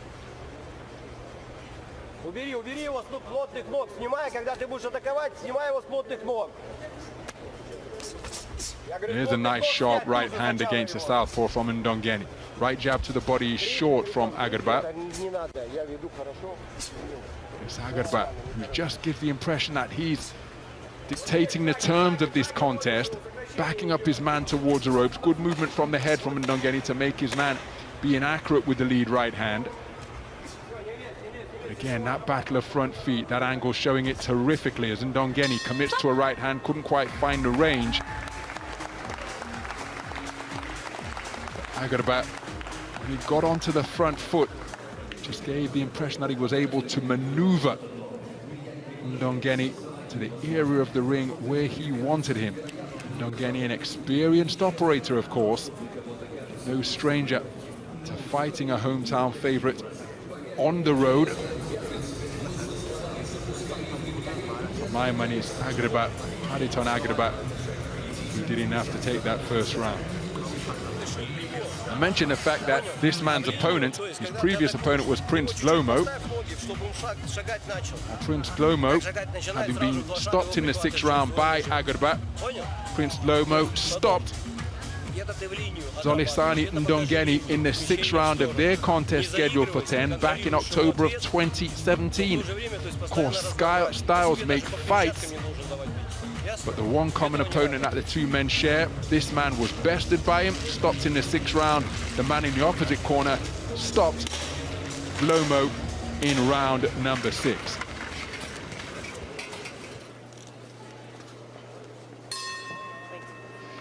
So into the second round then, Zolisani Ndongeni facing his 3rd opponent with a perfect record tonight. 0-2 so far. One of the men he faced with a perfect ledger was a certain Devin Haney. Won his first 25, then traveled to Shreveport, Louisiana to face, at 25-0, to face the 20-0 Devin Haney, who was then ranked number 8 in the world by Ring Magazine. Showed incredible spirit and gameness in dropping a unanimous 10-round decision against Devin Haney, and Devin Haney, of course, has since gone on to become the undisputed lightweight champion of the world. He remains undefeated. But that, the first loss experienced by Zolisani Ndongeni, showing his willingness to hit the road and travel.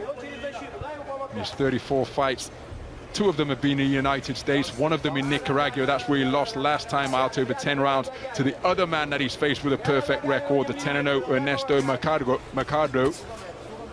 And here he is facing the 11-0 Hariton Agurba, who's just having success with Ndongeni finding himself pinned on the ropes once again. Here he's trying to get on the front foot and work his left jab, but you can see it's coming back on a circuitous route via his belt line. And having seen Agurba previously, remember, 2019 European Games silver medalist at 69 kilograms, losing against the eventual champion Pat McCormack of Great Britain in the final. McCormack going on to take Olympic silver in Tokyo 2 years ago. That gives you an idea of his qualities. He won 4 out of 5 contests to claim that European Games silver, but he assesses situations very quickly, does Agurba, makes adjustments. Oh, beautiful slip to the side, then left hand to the body from Agurba. And you see the way he was able to work his way in there, shimmying and shifting his body left and right to get into his own punching range and drive that shot into the body. In some respects, he brings to mind Dmitry Pirog, the outstanding Russian who inflicted Danny Jacobs' first defeat, had to retire because of injury. He's now a figure in Russian politics. But again, the almost unconventional manner in which he moves and the difficulty that opponents have in tagging him cleanly. Agarbut demonstrating similar qualities in the early stages of his professional career.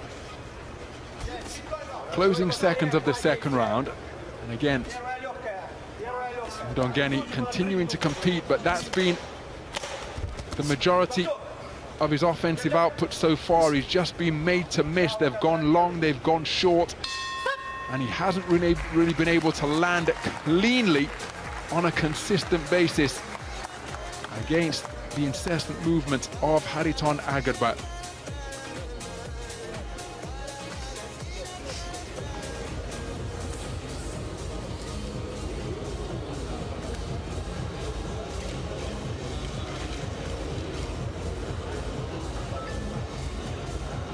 Some of the action from that second round. Beautiful use of the left hand, countered by a left jab from Ndongeni, but during that exchange, the man in white trimmed with gold getting the better of it because of his heavier punches. Ndongeni almost turning his back on his opponent, and as he squared back up, when he presented a full-size target, was touched up repeatedly by a variety of shots from Agarbut.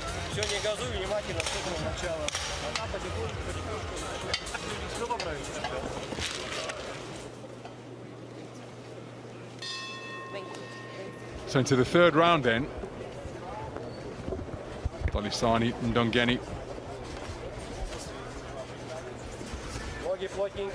from South Africa, grew up in Duncan Village in East London in South Africa, a place he describes as a real boxing hotbed. Describes the scene down there as tough and competitive, and that they get fervent support from the fans who really love their sweet science. Here he is representing South Africa, many miles away from home in Russia on this Champions Night of Boxing in the IBA Pro Series. International Boxing Day tomorrow, of course, in IBA boxing.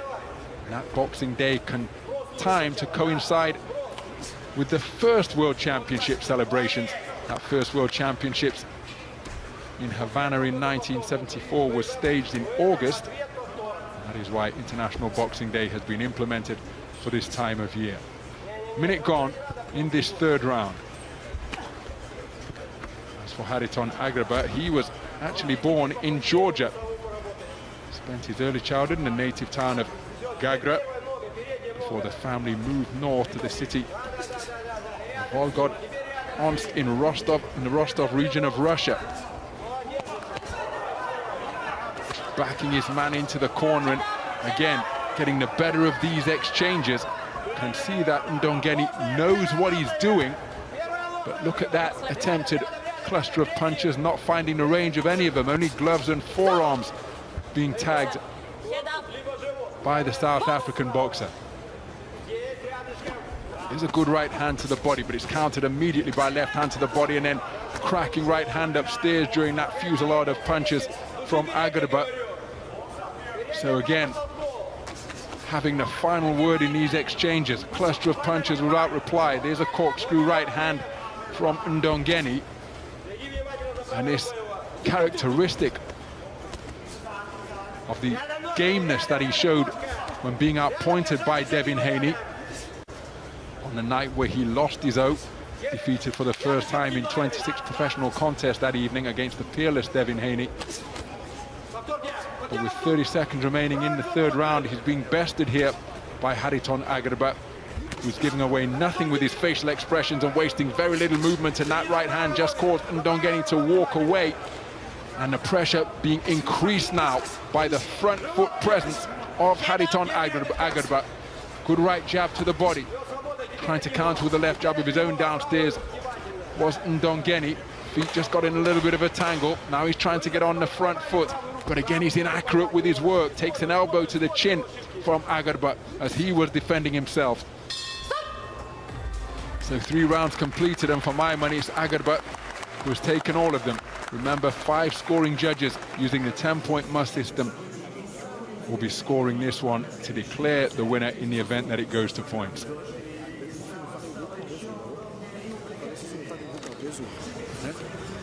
And again, I mentioned the fact that Agarbur just seemed to be able to position Ndongeni where he wants him to be. Beautiful counter right jab from Agarbur. When the boxers attempt to exchange, because of Agarbur's superior accuracy, he's getting the better of the trade-offs.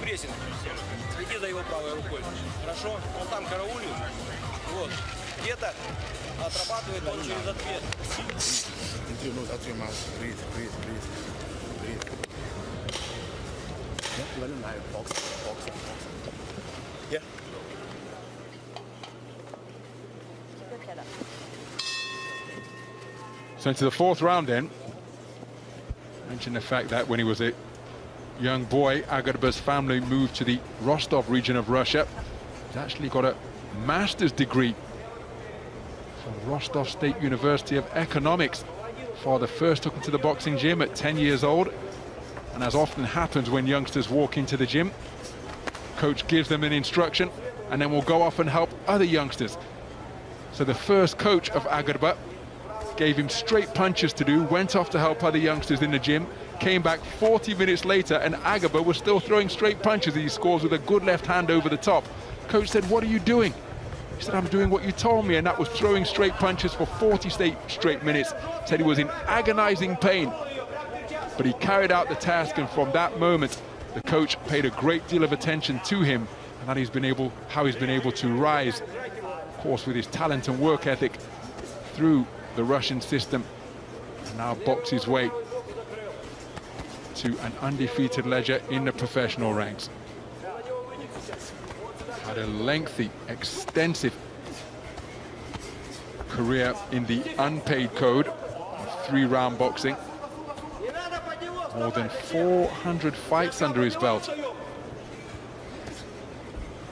And to give you an idea of how the heights to which he reached, 2-time silver medalist in the Russian national championships, and on both occasions it was the outstanding figure of Andrei Zamkovoy who bested him.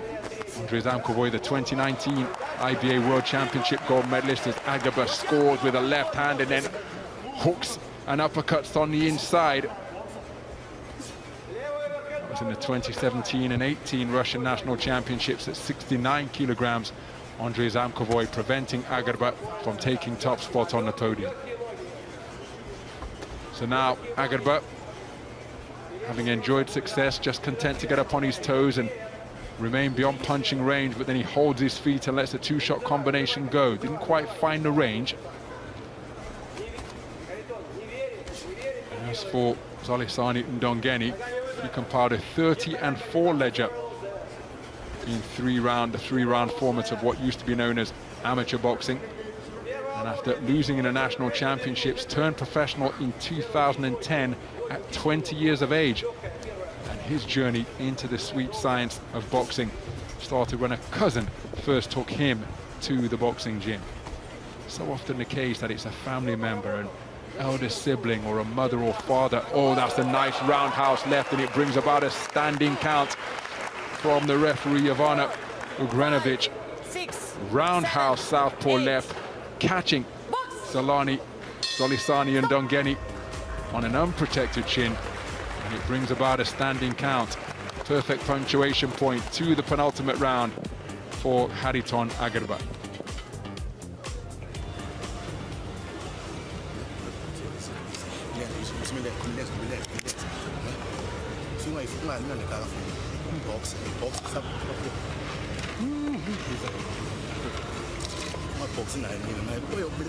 Well, some of the action, and again wonderful punch picking, such accuracy from Agarbur, and that was the overhand left which caught Ndongeni as he was loading up, dipped his knees, and the referee did not hesitate to intervene and issue a standing 8 count.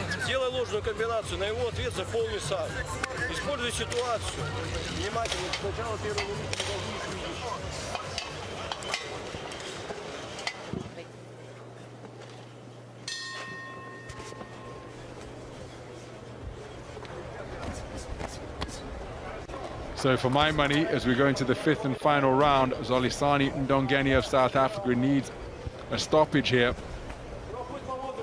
if he hopes to inflict the first defeat on the professional record of Hariton Agarba.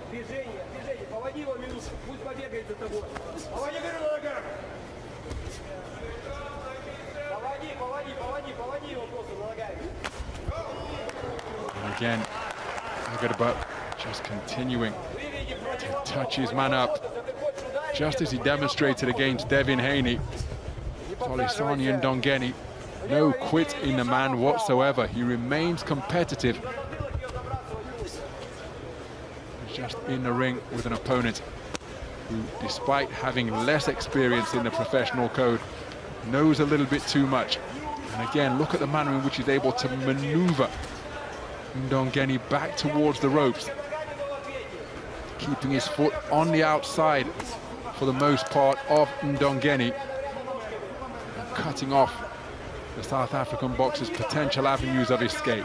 There Ndongeni looking to turn the tables, but his balance, well, it's been disrupted frequently, particularly when he's been loading up on his own punches. He's bringing his back leg round often, and he just cannot tag Hariton Agarba cleanly. Turning his back once again. So it's proven to be a very difficult mission for the man from South Africa. And again, an idea of the spread of the sport of boxing, the reach of the sport of boxing, and indeed of the IBA Champions Night Pro Series, because we've got boxers from 5 continents represented tonight: Europe, Asia, North America, South America, and Africa.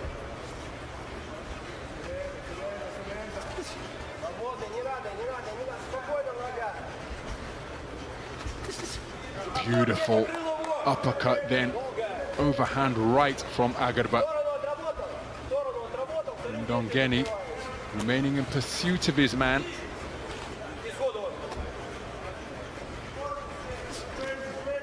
But hasn't been able to land solidly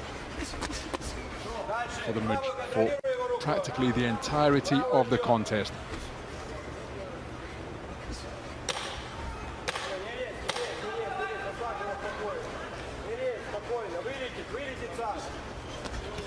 So closing seconds of this final round, shaking his head after he made Agarba miss, but I think there can be little doubt that it's going to be Hariton Agarba who will be declared a unanimous points decision victor here.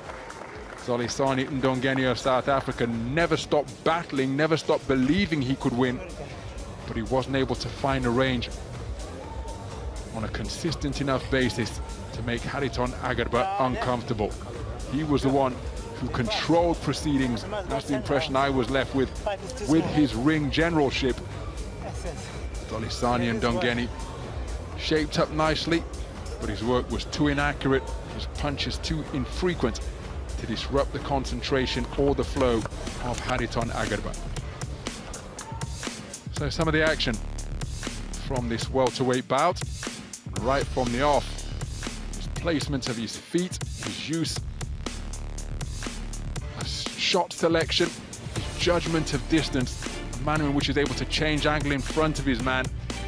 Hariton Agarba showing wonderful variety, terrific composure during the course of that contest, and that was the overhand left that brought about a standing count at the expense of Zolisani Ndongeni.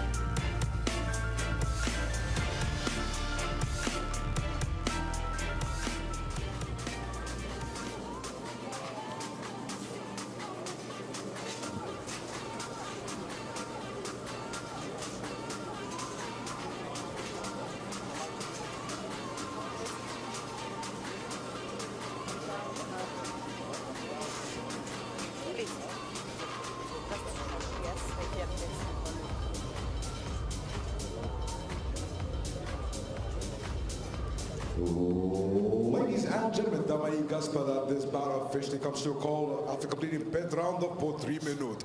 Before we go to the official judge's decision, we'd like to kindly take a moment and invite a very special guest into the center of the ring. Please put your hands together as we bring forward our board of director member, right here at the International Boxing Association, Mr. Yusuf Al-Khazin.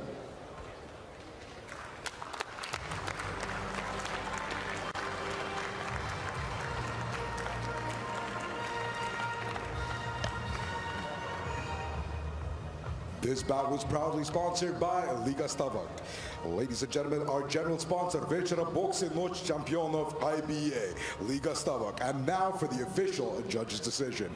After completing 5th round for 3 minutes in a welterweight 67 kg matchup, all your judges see it the same way. Ruling in favor of your winner by points, declared by unanimous decision. And style! The undefeated champion is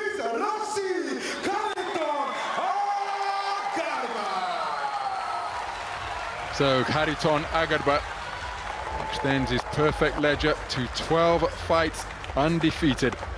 In his second contest of 2023, he makes it back-to-back victories over South African boxers, having bested Prince Glomo in March of this year in Yekaterinburg.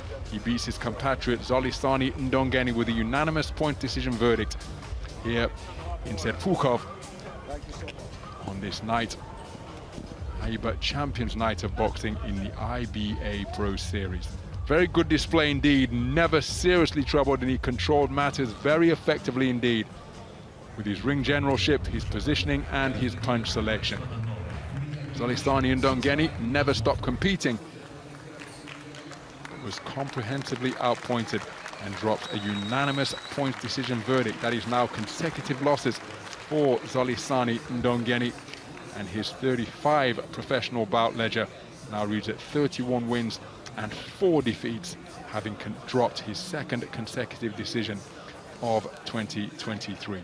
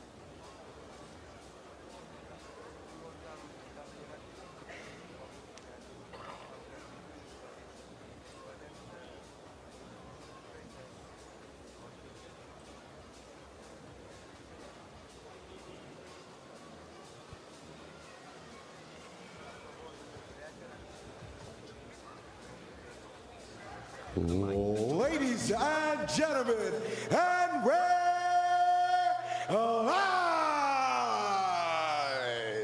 Добрый вечер, дорогие дамы и господа! Добро пожаловать as we welcome you all live and exclusively on Perjervi Kanal, exclusively for the IBA Champions Night. Tonight's event is proudly brought to you by Liga Stavok, under the visionary guidance of our esteemed president, Mr. Umar Nazarovich Kremlev, and helped out by our friends at the Patriot Boxing.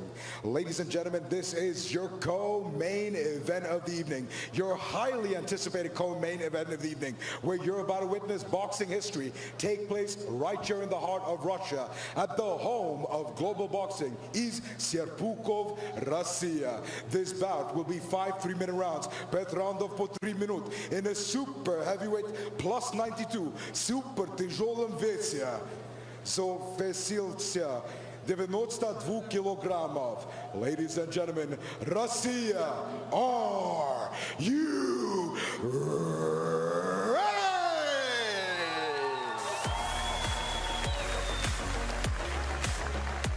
Without further ado, to get things underway, joining me in the center of the ring as always, please help me welcome, as she represents the IBA, by way of Bosnia and Herzegovina, with our three-star referee Tina Politan.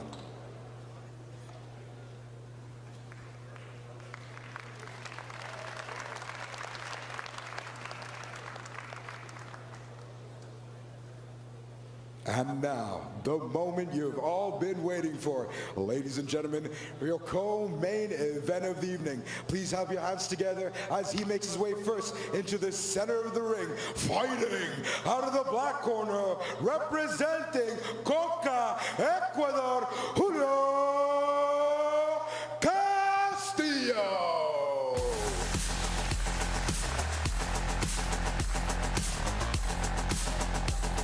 Well, here is the experienced figure of Julio Cesar Castillo, 35 years of age, a 6-time participant in IBA World Championships, a silver medalist in 2019 in the heavyweight division, losing to the eventual champion, Muslim Gadzi Magomedov. Fighting out of the gold corner, ladies and gentlemen, Dobro Pajalovic is Sibir, Russia, Mar Petrovsky.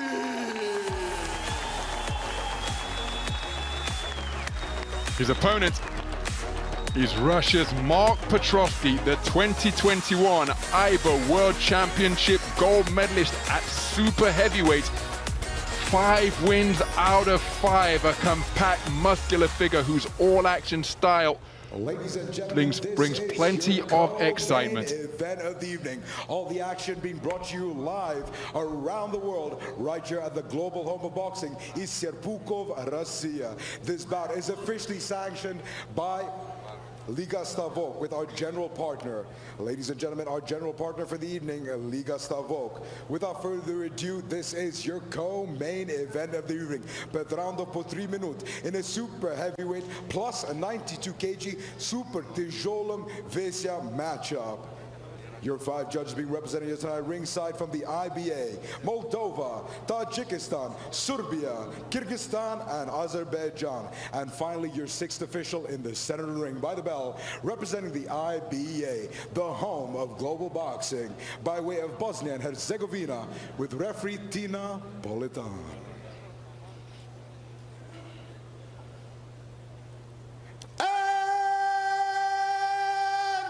And now, reintroducing first, fighting out of the black corner, tonight he enters the ring, 35 years old. He is a southpaw fighter, standing at a height of 183 centimeters tall, 6 foot in height. His official weight, 97.1 kilograma, 97.1 kgs, presenting, damas y caballeros, estos veces medalista de plata de la IBA y estos Juegos Panamericanos, representando Coca, Ecuador, Julio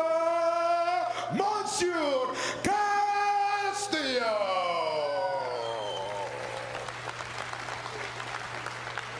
Подожди, мой брат.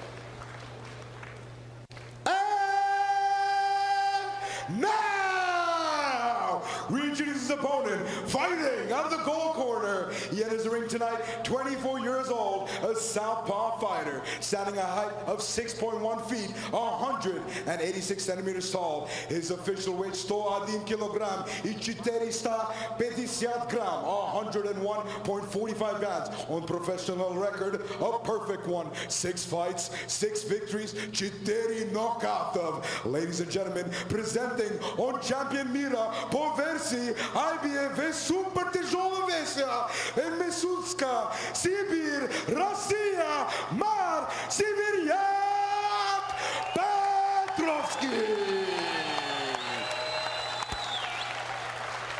The stage is set. Our fighters are ready. Referee Tina Politan will now be giving her final instructions to the boxers. Listen to me. Heads up, no holding, no low blows. Good luck. Ladies and gentlemen, our judges are ready. Our fighters So are they're the ready. tail of the tape, and it must be something of a rare treat for Mark Petrovsky to be the taller boxer because he's facing off against a natural heavyweight in the form of the veteran Julio Castillo.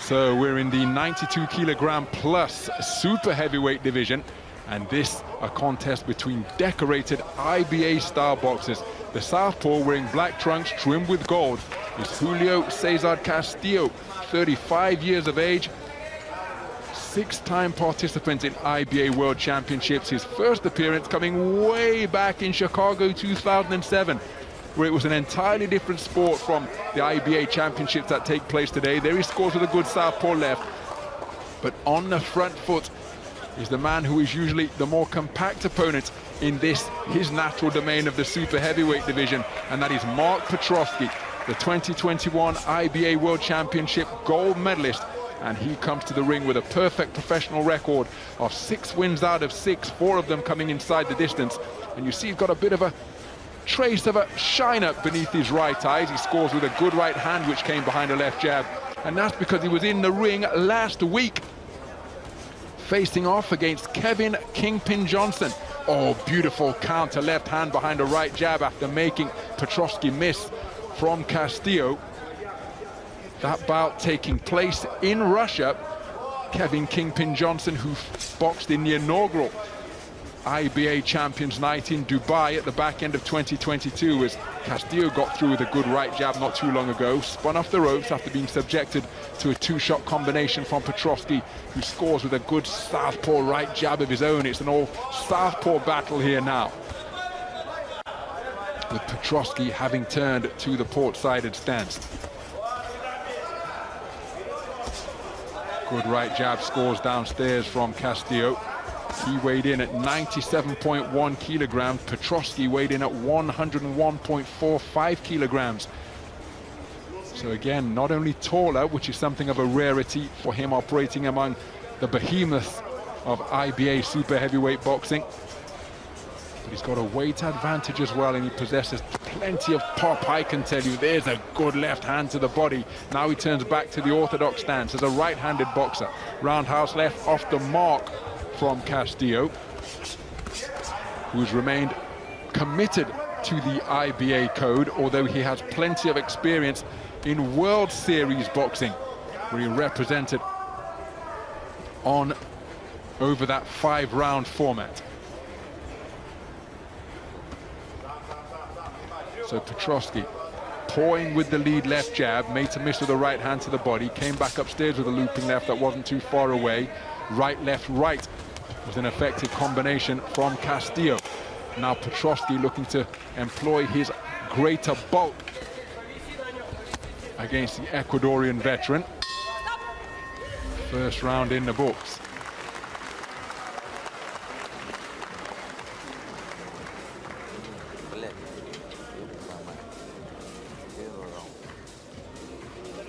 Yes. So there's evidence of a right eye swelling and bruising that Petrosky brought into the ring after his efforts against Kevin Kingpin Johnson last week, where he won unanimous points decision over the course of 6 rounds. Some of the action from the first round here. Beautiful right hand out of the orthodox stance, although Petrosky did turn southpaw for a significant portion of the opening round.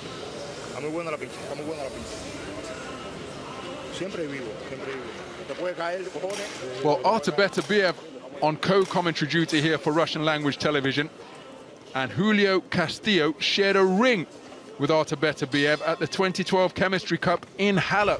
That gives you an idea as to the quality and experience of Castillo. Shared the ring with some all-time greats, including Alexander Usyk at the 2009 IBA President's Cup in Baku, the Azeri capital. Muslim Gadzi Magomedov in the 2019 World Championship final in Yekaterinburg. Eris Landis-Savon, Kenneth Egan, Olympic silver medalist, Clemente Russo, multiple World Championship gold medalist for Italy.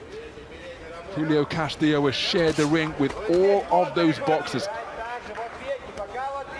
three-time Olympian as well, having represented Ecuador in London, Rio and Tokyo. And to give you an idea of this man's stature in Ecuador, he was the flag bearer for Ecuador as he scores with a good backhand to the body, but the flag bearer for Ecuador at the Tokyo Olympic Games, a duty he shared with distinction alongside Nessie de Homes, the weightlifter from the Ecuadorian Olympic team.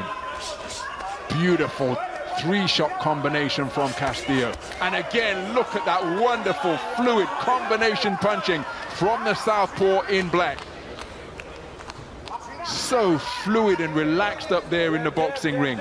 Mention the fact that he's got World Series boxing experience under his belt as well.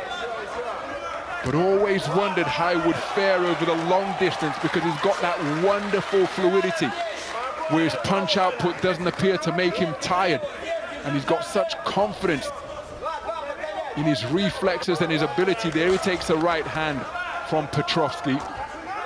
But again, this a super heavyweight contest tonight as he scores with a good right hand to the body and a stabbing right jab to the body. Petrovsky pawing away with straight punches, rabbit punch fired in from Castillo, and then a shot dug into the body. Referee Tina Politano allowing the boxers to work it out on the inside before finally issuing the command of break. Just under a minute remaining in this second round. Roundhouse left to the body from Castillo, and again behind that wonderfully fluid right jab, he's scoring with southpaw lefts and following up with right hands as well. Free-flowing fusillades of punches coming from Castillo. Southpaw left and then a right jab and then a left cross once again. Castillo really warming to the task here, enjoying a terrific second round and scoring repeatedly upon the 2021 IBA Super Heavyweight World Championship gold medalist.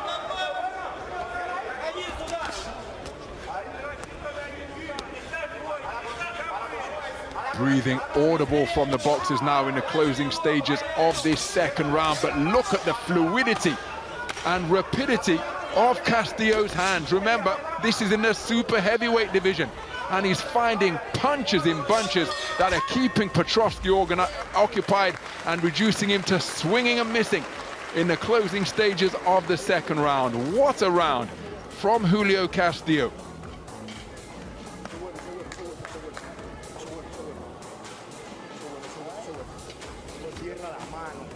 Tirando con la mano abierta.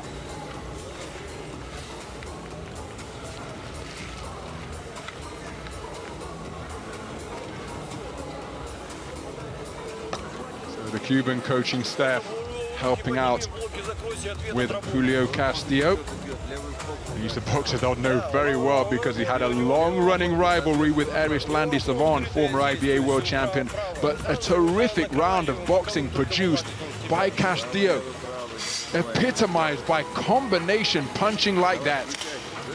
Snaking his hands through the defenses, the shoulder roller, the Philly shell to make his man miss. Looking to employ his greater bulk was Petrovsky, but he was picked off repeatedly over the course of that second round. He had pockets of success as well, but for my money, Castillo doing enough to take the second round with his combination punching. So into the third round then, of a contest that is in the balance. Remember, Petrovsky fought last week. That's something of a rarity, unless you're a journeyman or journeywoman, as Castillo again pecking and poking with straight punches, continuing to tattoo the chin of Petrovsky. Having said that, Robert Helenius fought twice in 2 weeks when he was a late notice substitute for the 2012 Olympic champion Anthony Joshua at the O2 Arena. Was ringside to commentate on that fight. Good foot movement from Castillo to ensure that Petrovsky's attempted right hand was a glancing blow. But when you fight twice in 2 weeks, of course there'll be no trace of ring rust. You'll have had the benefit of the previous camp, but also you'll be carrying into the ring the endeavors of the previous contest. And even though he won a decision, Kevin Kingpin Johnson had successes in that fight, particularly with his lead left hand, whether it was a jab or it was a hook. Petrovsky, a good winner, majority points decision winner over the 6-round distance, but here to fight an operator of the quality of Julio Castillo, a week after fighting against Kevin Kingpin Johnson. Well, will he begin to pay a price for that as we go into the second half of this contest, scheduled for 5? But as he demonstrated during his terrific run during the 2021 IBA World Championships at the Stark Arena in Belgrade, I was ringside for that. This man knows no quit, Mark Petrovsky, edging out so many decisions on a split decision verdict, never gave in. And continued to compete, and a pile-driving right hand right on cue brings about a standing count, and it's inflicted nose damage against Julio Castillo. Got to show the referee that he's okay. And with 40 seconds and change remaining, he re-enters the fray after being subjected to a standing count because of an accurate single shot from Petrovsky. Petrovsky lands another right hand that dips the knees of Castillo, who's just in non-verbal conversation with referee Tina Politan, saying that he's been subjected to rabbit punches. Right hand success once again from Petrovsky, partially blocked by the gloves, but that second one wasn't. That damaged nose will make breathing more difficult now, and Petrovsky looking to pile on the pressure as we approach the 10-second clapper of this third round. The pendulum swinging in favor of Petrovsky. Castillo just steals a glance to his corner. He knows that we're in the closing seconds of the round, and he's managed to make it back to the sanctuary of his gold corner.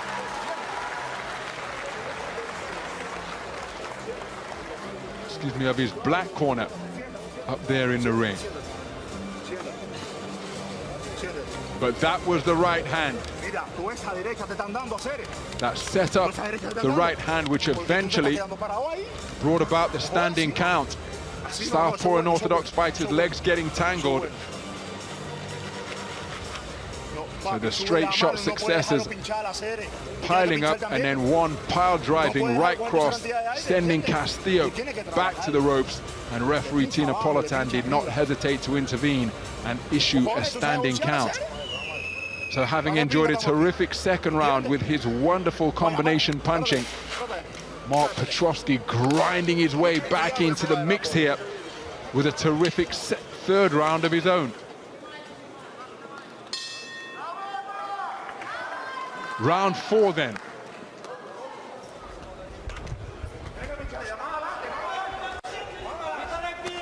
It's an all-southpaw battle once again as Petrovsky begins this stanza as a lefty, leading with the right foot and right leg, matching the southpaw stance of Julio Castillo. Beautiful right jab, and then a right jab to the body in response from Castillo.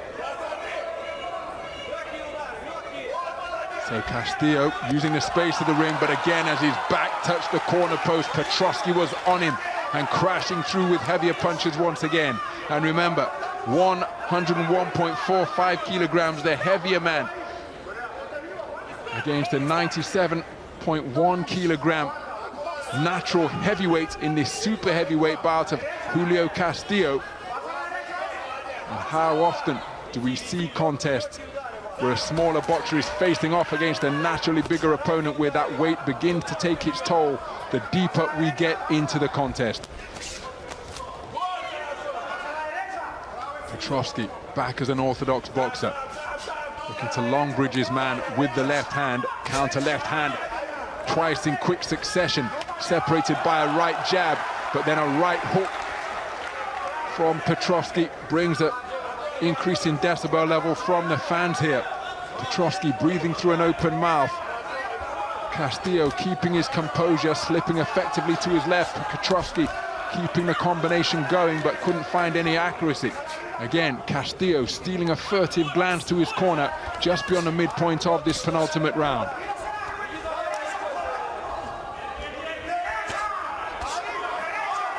Terrific combination while walking his man down from Castillo. In addition to all of his global appearances and podium success as a silver medalist in the IBA World Championships in 2019, Castillo, a two-time Pan Am Games silver medalist way back in 2011, and at the most recent edition in Lima in Peru in 2019. The Pan Am Games will serve as an Olympic qualifier later this year in October. This edition slated for Santiago in Chile. And it was Cubans who kept him away from the gold medal podium in those two Pan Am game medal successes. Lenier Perot in 2011 and Eris Landy Savon in Lima in 2019. I was in Lima for those Pan Am games. And again, it was a terrific run to the silver medal podium for Julio Castillo. After enduring a rather torrid third round, he's been altogether sharper and more competitive in this fourth round. Petrovsky just losing his boxing stance twice in quick succession there. Oh, that's a looping overhand left that catches Petrovsky on the bridge of his nose. And both men feeling the pace as they make their way back to their respective corners with 1 round remaining. What a contest this is in the super heavyweight division.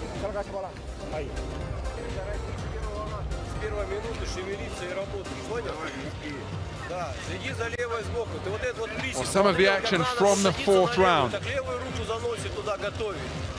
Castillo momentarily pinned in the corner, caught with a forearm, caught with the shoulder. But keeping his wits about him, able to spin out to the space of center ring before he ended the round with this looping overhand left. That caught Petrovsky flush.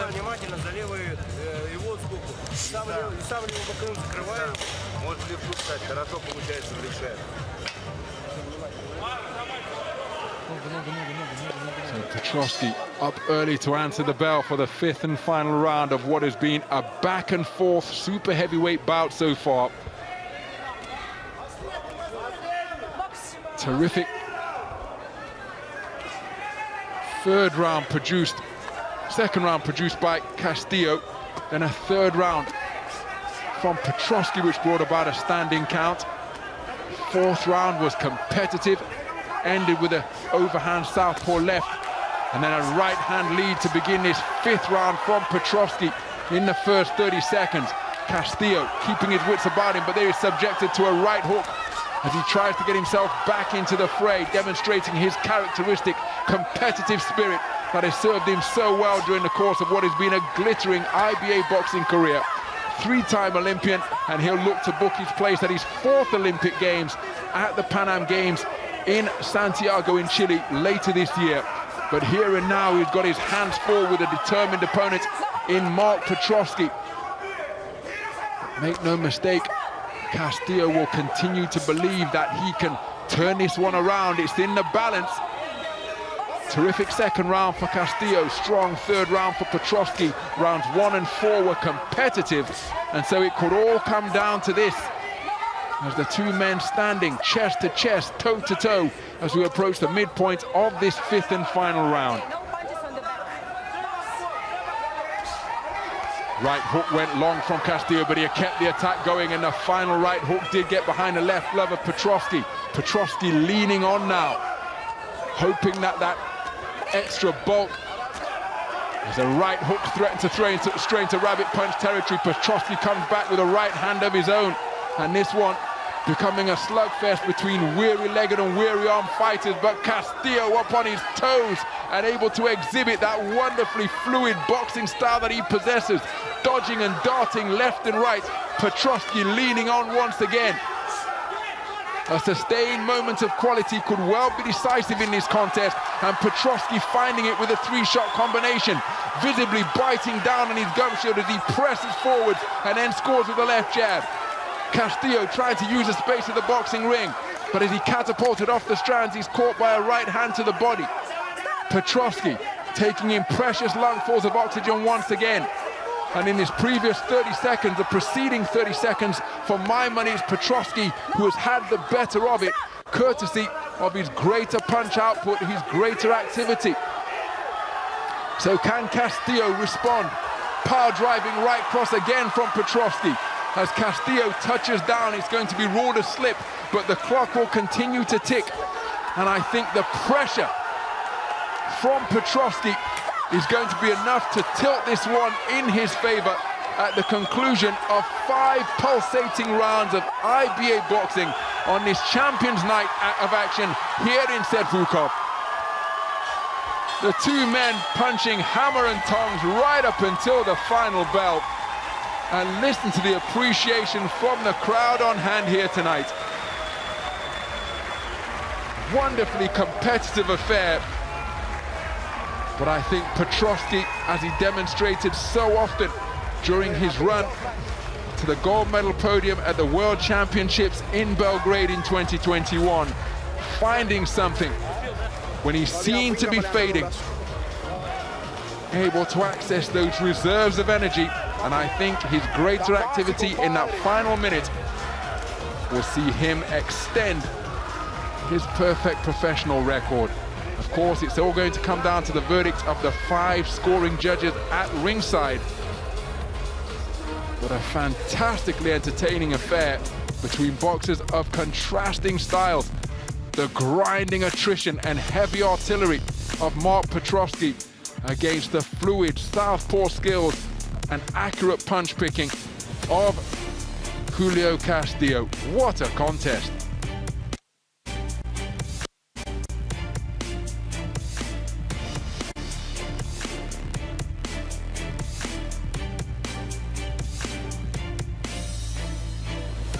It was Petrovsky who, for my money, that was the overhand left at the end of the 4th round, but it was Petrovsky who, for my money, was able to find something that could well be decisive in the final round. Julio Cesar Castillo taking a 8 count in round number 3 after boxing quite beautifully in the 2nd round. That's the type of affair we had here, several shifts of momentum, but for what it's worth, I think it's Petrovsky who has done enough to be declared as the victor. But what say the judges?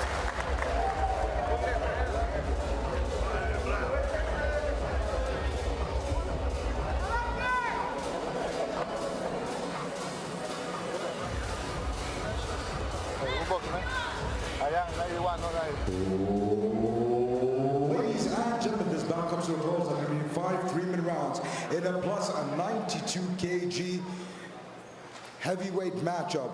And now for the official judges' decision. However, before we can bring on our official judges' decision, we'd like to kindly invite the young generation of boxers. Please help me welcome into the center of the ring as they represent the IBA, Uliana and Miron Kremliev.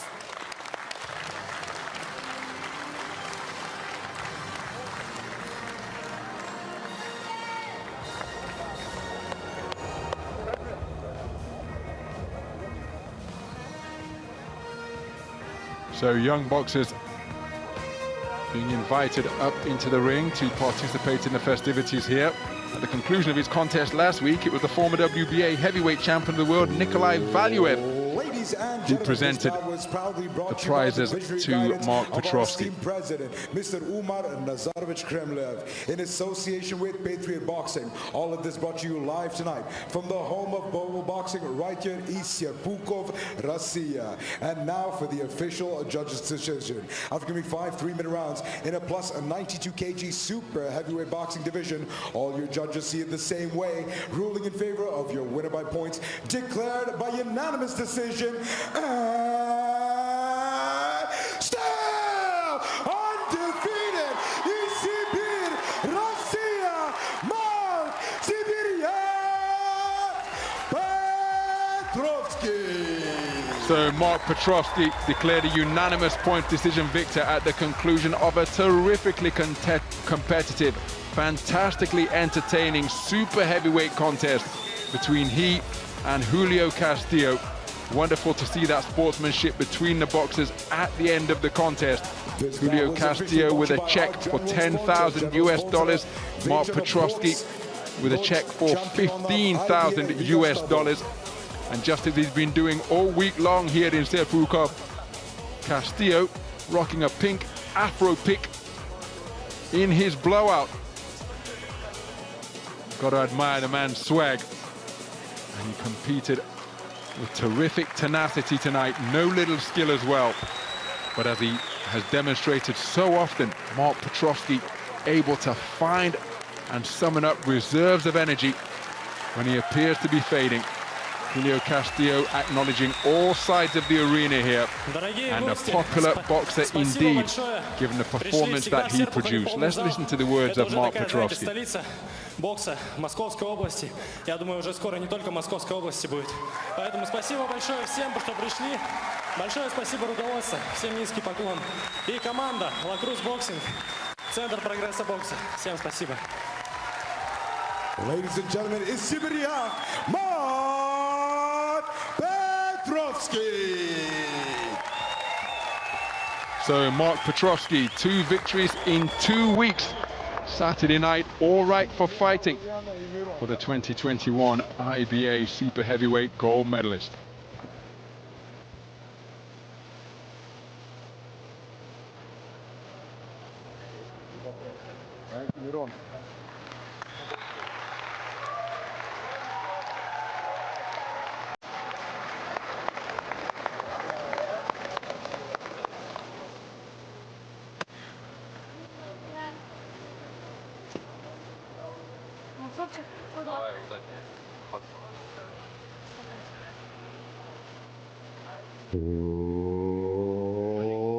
Ladies and gentlemen, дамы и господа, the moment has arrived.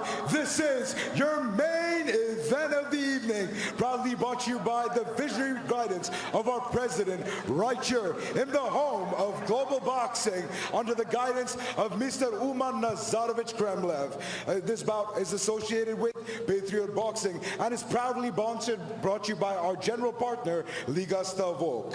Ladies and gentlemen, this is your highly anticipated main event of the evening, right here live in Serpukhov, Russia, where you're about to witness boxing history take place. You're about to see Muslim Gaji Magomedov take on the 2-time Olympian and the 7-time IBA men's heavyweight champion of the world, the highly decorated Julio La Cruz. Ladies and gentlemen, Russia, Serpukhov,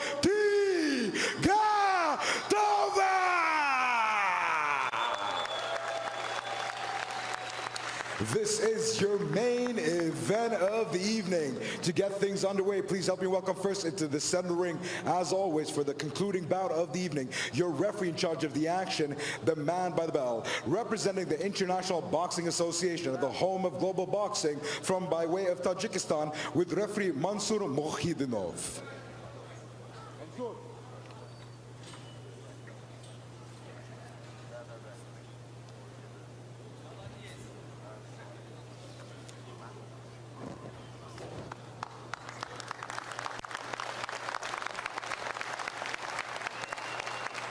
Ladies and gentlemen, this is your main event of the evening. 5 3-minute rounds, 5 rounds po 3 minut. In a heavyweight, in a tijolom vesia 92 kg, 90 kilograma category. Without further ado, please put your hands together for the final time of the evening as he makes his way to the center of the stage for your main event. Fighting out of the black corner, he is the 2-time Olympian and the 5-time IBA heavyweight champion of the world, representando a Cuba, la sombra, Julio La Cruz.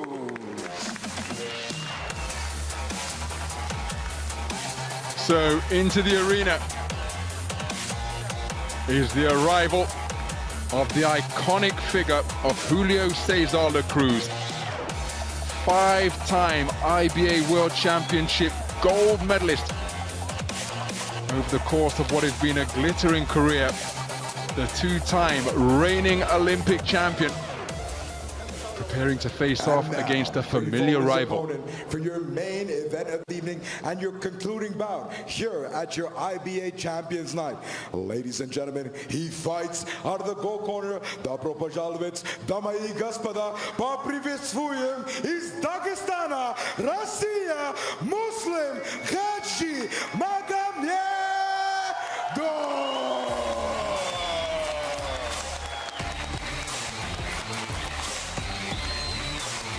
Well, approaching the boxing ring is the reigning 2-time IBA world champion, picking up his second heavyweight title at the edition in Tashkent, Uzbekistan earlier this summer. Ladies and gentlemen, we preparing to face off against Julio Cesar La Cruz for the third time. Your main event of the evening comes to you live tonight on Pirvet Kanal, exclusively for your IBA Champions Night. Coming to you from the heart of global boxing, right here is Serpukhov, Russia. Your main event of the evening is proudly brought to you by the Visionary Guidance, right here from our esteemed president, Mr. Umar Nazarovich Kremlev, and it's held up by our friends at Patriot Boxing. Without further ado, the time is now. This is your main event of the evening. Your 5 judges being represented here tonight ringside from Serbia, Kyrgyzstan, Moldova, Azerbaijan, and finally the United Arab Emirates. And when the action begins, your 6th official in the center of the ring by the bell, representing the IBA at the home of global boxing by way of Tadjikistan, with referee Mansur Mohidinov. Now, this is truly the moment you've all been waiting for. Coming to you live tonight from the global home of boxing is Serpukhov, Russia. Let the fit fight! 5 3-minute rounds. Reintroducing first, fighting out of the black corner. Tonight he enters the ring, 34 years old, an orthodox fighter, standing at a height of 182 centimeters tall, 5 foot 11 inches big, weighing in officially 91.65 kilograma, 91.65 kg, presenting, damas y caballeros, es 5 veces campeón de pesos pesada masculino de la IBA, your 2011, 2013, 2015, 2017, and 2021 heavyweight champion of the world. He is the 2-time back-to-back 2016 Rio de Janeiro, 2020 Tokyo Olympic gold medalist, representando a Camagüey de la Cuba, la sombra, Julio La Cruz.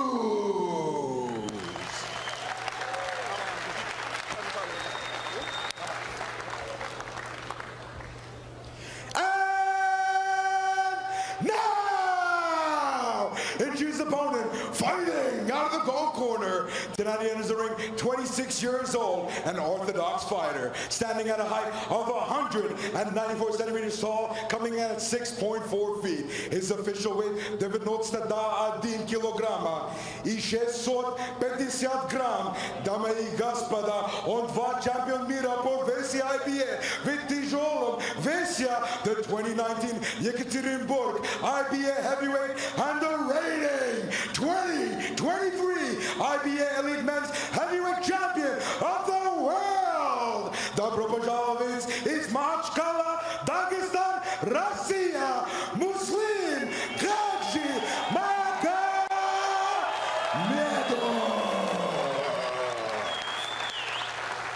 The stage is set. Our fighters are ready. Referee Mansur Mohidinov will now be giving his final instructions to the boxers.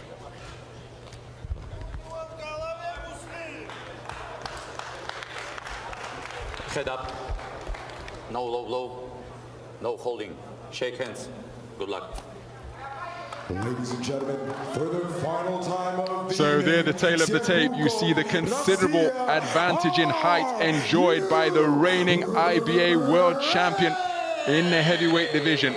Muslim Gaji Magomedov, 1.94 meters tall. Despite what that graphic said, Julio Cesar La Cruz, 1.82 meters tall. Man who enjoyed so much success at light heavyweight, now campaigning as a heavyweight. And for the 3rd time, these two world-class boxers are facing off, this for the first time over the format of 5 3-minute rounds. The boxer wearing black, trimmed with gold, is Julio Cesar La Cruz, the 2-time reigning Olympic champion, having secured back-to-back Olympic titles in Rio 2016 at light heavyweight for his first Olympic crown, and then up at heavyweight in Tokyo 2021 for his second Olympic title. The man wearing the white trunks trimmed with gold, the taller figure, secured his second IBA World Championship gold medal at the edition in Tashkent, Uzbekistan earlier this summer.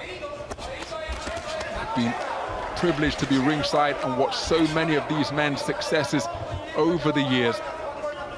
Muslim Magomedov has produced what's probably best described as fighting talk this week.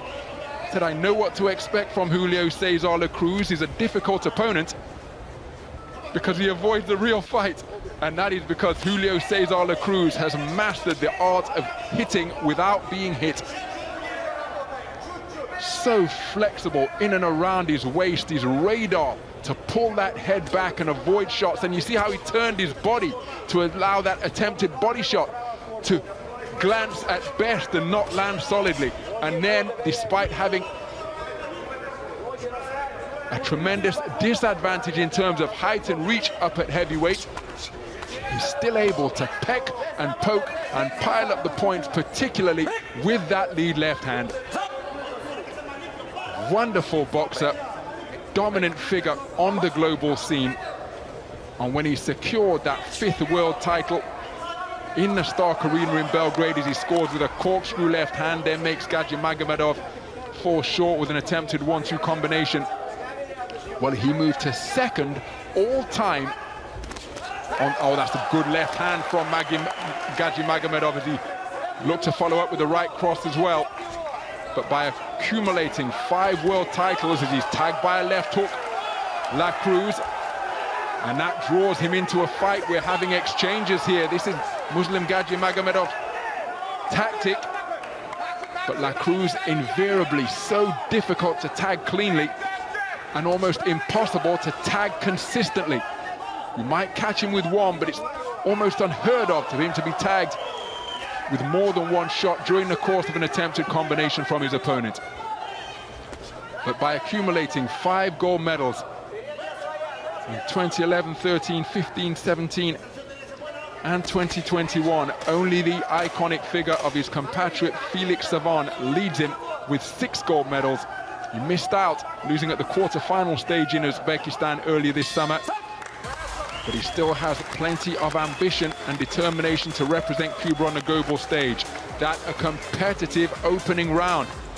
Less floating around the boxing ring from La Cruz than we've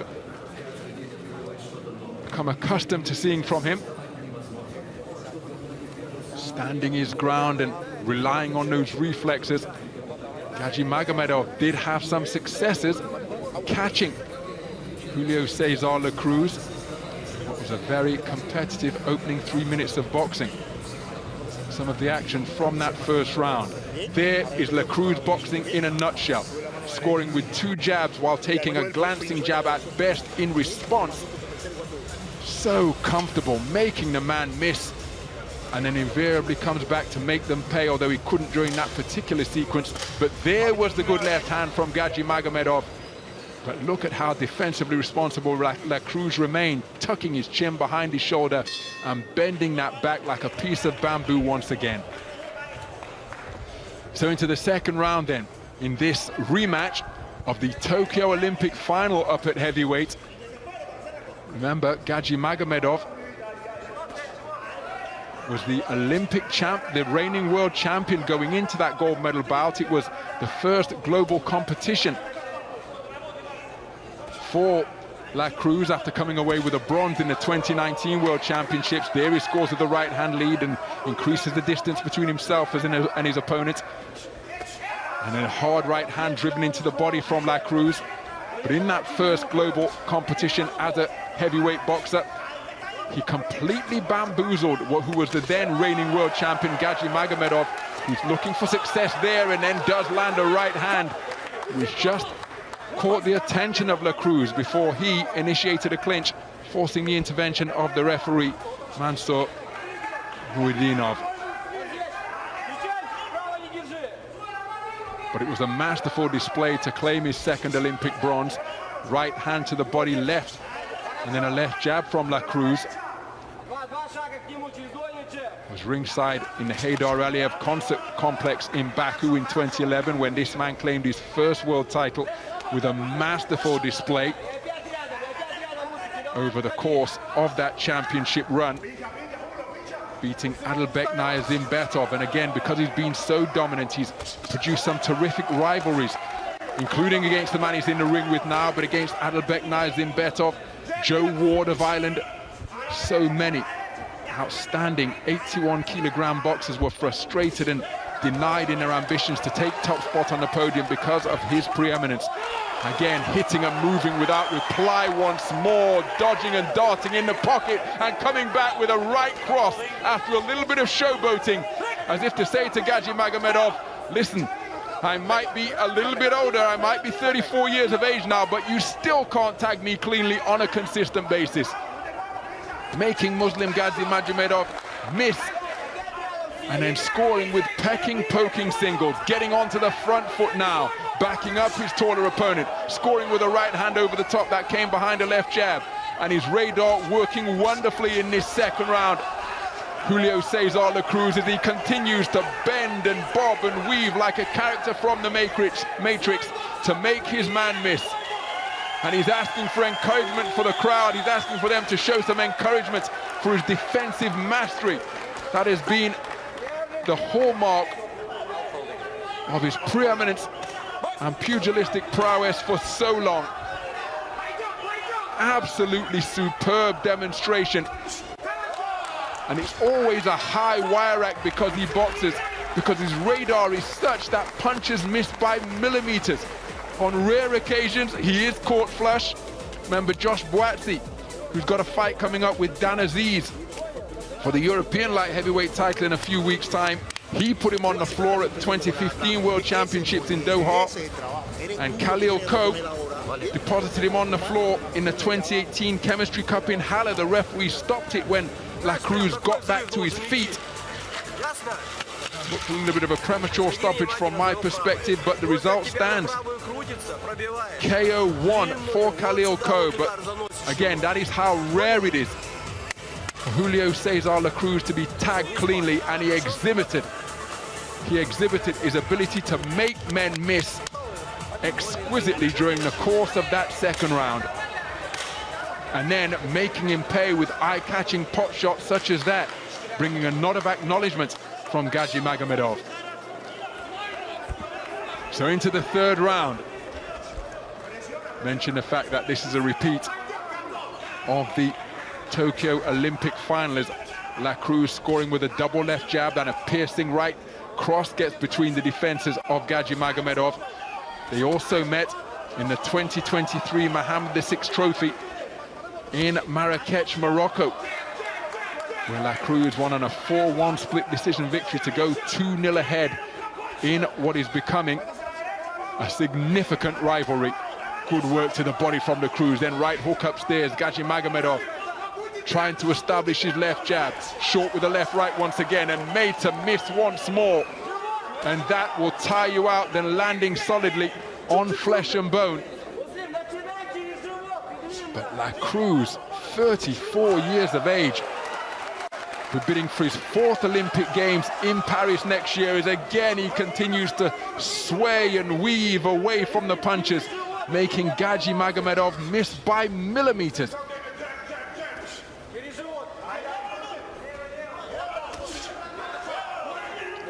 And again, continuing to rely on those reflexes that remain razor sharp despite his length of time at the pinnacle of IBA style boxing. His first Olympic Games, he lost at the quarter-final stage to Yamaguchi Falcao. I was in the XL Arena to commentate on that contest, and he lost the first round when trying to box in his characteristic manner on the back foot, and to his credit, he tried to turn things around as he scores with a good right uppercut and get on the front foot and take it to Yamaguchi Falcao, but he ended up getting bested and was eliminated without any championship hardware. But then he started that magnificent run. Oh, and he goes down to the canvas, but he's been ruled a slip as the feet became tangled with those of Muslim Gadji Magomedov. So, less than a minute to go in this round as he continues to seemingly hang his chin out to dry, but has the reflexes to pull away from the incoming fire from Gadji Magomedov. Because again, from that first World Championships in Baku 2011, through to the World Championships in 2023. 10 global events between World Championships and Olympic Games, and this man has won 7 of them. 5 World Championship golds and consecutive Olympic titles in Rio and Tokyo. That gives you an idea as to this man's majesty, mostly at light heavyweight, but now as a 92-kilogram heavyweight as well. Scoring effectively to the body. Muslim Gaji Magomedov continuing to be active with his hands, but his proportion of landed punches very low indeed. And that is because Julio Cesar La Cruz continues to present a mirage. It appears as though he's there to be hit, but when you let your hands go, you're landing on nothing, because invariably he has pulled his head or bobbed and weaved out of the way.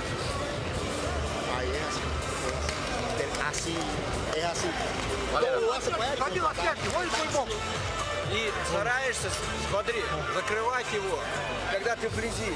Вот сюда за Some of the action from that third round. Again, just turning his chin at the last moment. Here's a right hand over the top, which was a success from Gaji Magomedov, followed by a glancing left jab. And again, La Cruz continuing to stand with his hands contemptuously low. And that ruled a slip. May well have been a shot involved there, but no knockdown.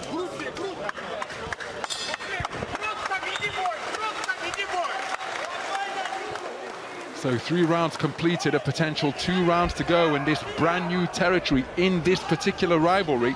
Both men operating in the professional ranks as well. Muslim Gaji Magomedov had his only professional contest in December of 2012, and he stopped his opponent in the second of a scheduled 6 rounds, putting his man down twice in the second round, before forcing the stoppage.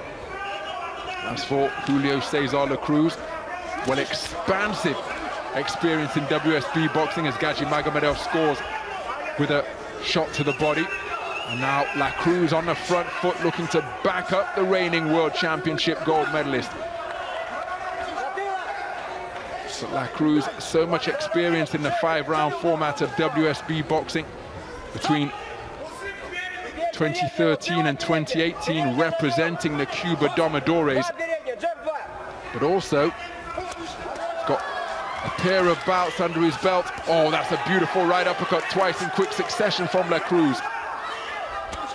But after the 60-year moratorium on professional boxing in Cuba was lifted in May of 2020 in Aguascalientes in Mexico, while Julio Cesar La Cruz competed on that. 2 bouts under his belt, 2 victories, both of them inside the distance. And so there really isn't a facet of boxing that he is uncomfortable with. Competed in a previous, most recent Champions Night in the IBA Pro Series in Phuket,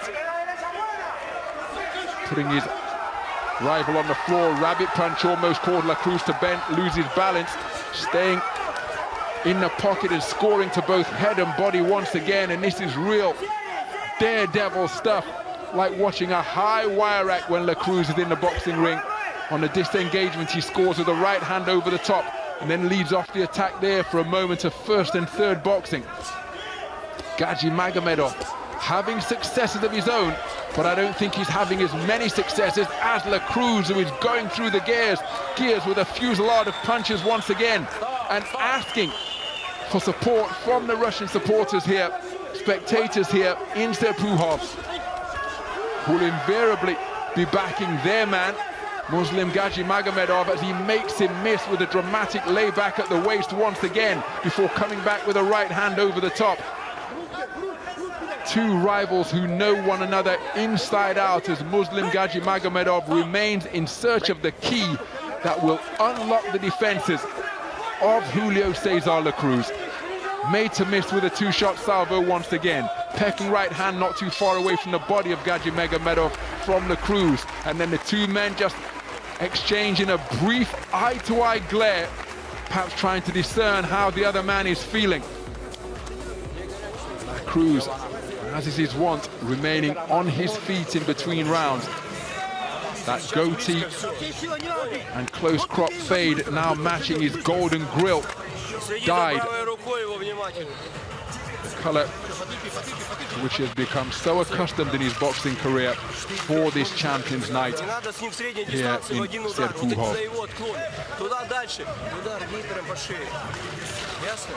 So again, see, hitting without reply. One scoring shot during the course of that exchange, and then uppercuts nudged underneath. First and third boxing once again, as La Cruz is so eye-catching and so clear when he scores that it's very easy to register in the mind of the judges. So he remaining standing between rounds as the fifth and final round underway. I happen to think that Julio Cesar La Cruz is in front in this contest. Muslim Gazi Magomedov being cheered on by his compatriots here in Serpukhov. Beginning the round behind a left jab, but La Cruz flat-footed and again standing in front of his man, dipping at the knees, bending at the waist, turning that torso. Wonderfully dexterous fighter who deep into his IBA boxing career remains, well, he may not be as razor sharp as he was, but he's still sharper than the majority of the entire world. Oh, beautiful counter right hand again after twisting that torso like he's exercising his obliques. Made his man miss by turning left and right, and then came back with a right hand counter without reply. Minute gone in this final round. And Gazi Magomedov, well, you can guarantee that he will demonstrate the qualities that have taken him to the top of the medal podium twice in IBA global competition. But he's meeting his match, and indeed then some, in La Cruz, because he too has occupied that rarefied territory on numerous occasions. And that is why it's so compelling when champions face off in any sport, but particularly boxing, because in addition to the skill and the conditioning, it's the intangibles of will and heart and tenacity and the sheer cussedness of not giving in.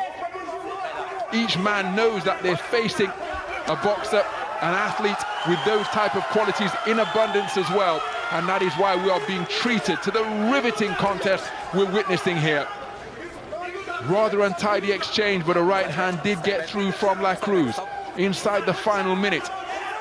And I think, for what it's worth, that the onus is on Gazi Magomedov to do something drastic and dramatic in the remaining seconds.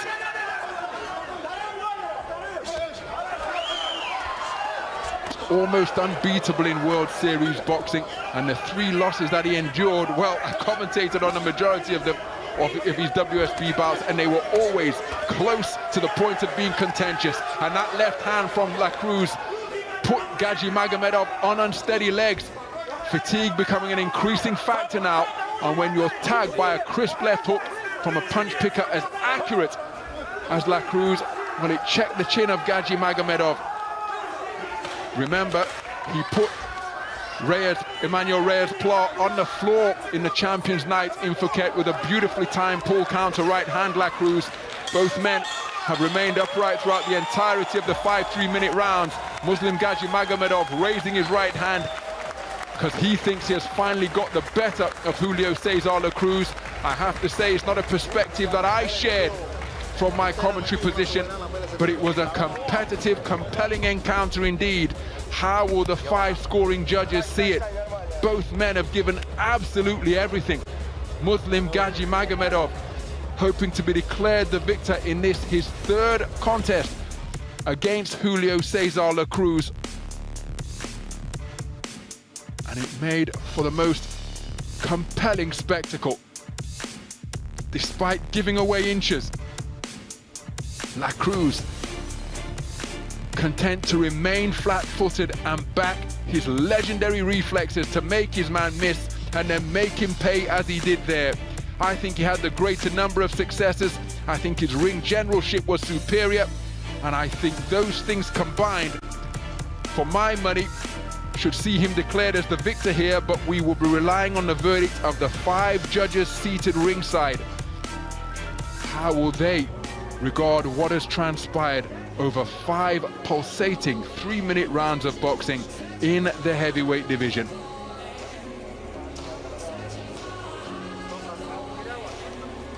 So La Cruz flashing that golden grill. And again, wonderful to see that sportsmanship between two familiar rivals. The verdict can't be too far away. And in the presence of the IBA president, Umar Kremlev, this Champions Night of action in Serpukhov has concluded with a bout of the highest quality between superstars of the IBA code.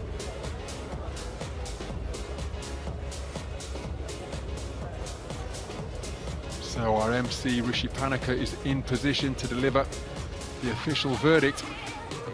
Which way is it going to go?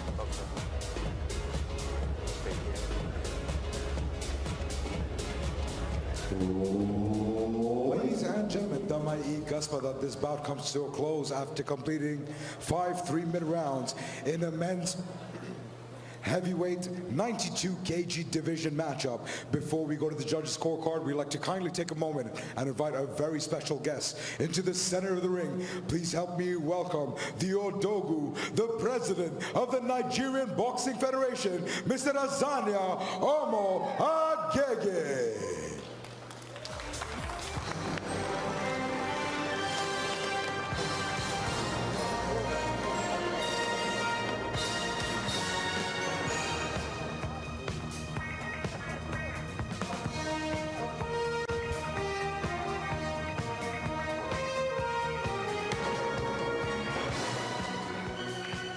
Ladies and gentlemen, Damai Gaspada, this bout comes to a close after completing 5 3-minute rounds in a men's heavyweight plus a 92 kg matchup. This bout was officially brought to you by the home of global boxing under the visionary guidance of Mr. Umar Nazarovich Kremlev in association with Patriot Boxing. This bout was brought to you by our general sponsor Večera Boksa Noć Championov IBA Liga Stavok. And now for the official judge's decision. After giving 5 3-minute rounds in a men's heavyweight plus a 92 kg matchup, all your judges see it the same way. Ruling in favor of your winner by points, declared by unanimous decision, and still the undisputed heavyweight champion of the world is Machkola Tadjikistan Russia Muslim Gachi Magomedov. So Muslim Gaji Magomedov declared a unanimous point decision victor over Julio Cesar La Cruz. I have to confess, it's not how I saw the contest, but that is irrelevant. Julio Cesar La Cruz, in his third contest against Muslim Gaji Magomedov, coming out on the losing side of the decision for the first time. Muslim Gaji Magomedov taking it for all 5 of the scoring judges.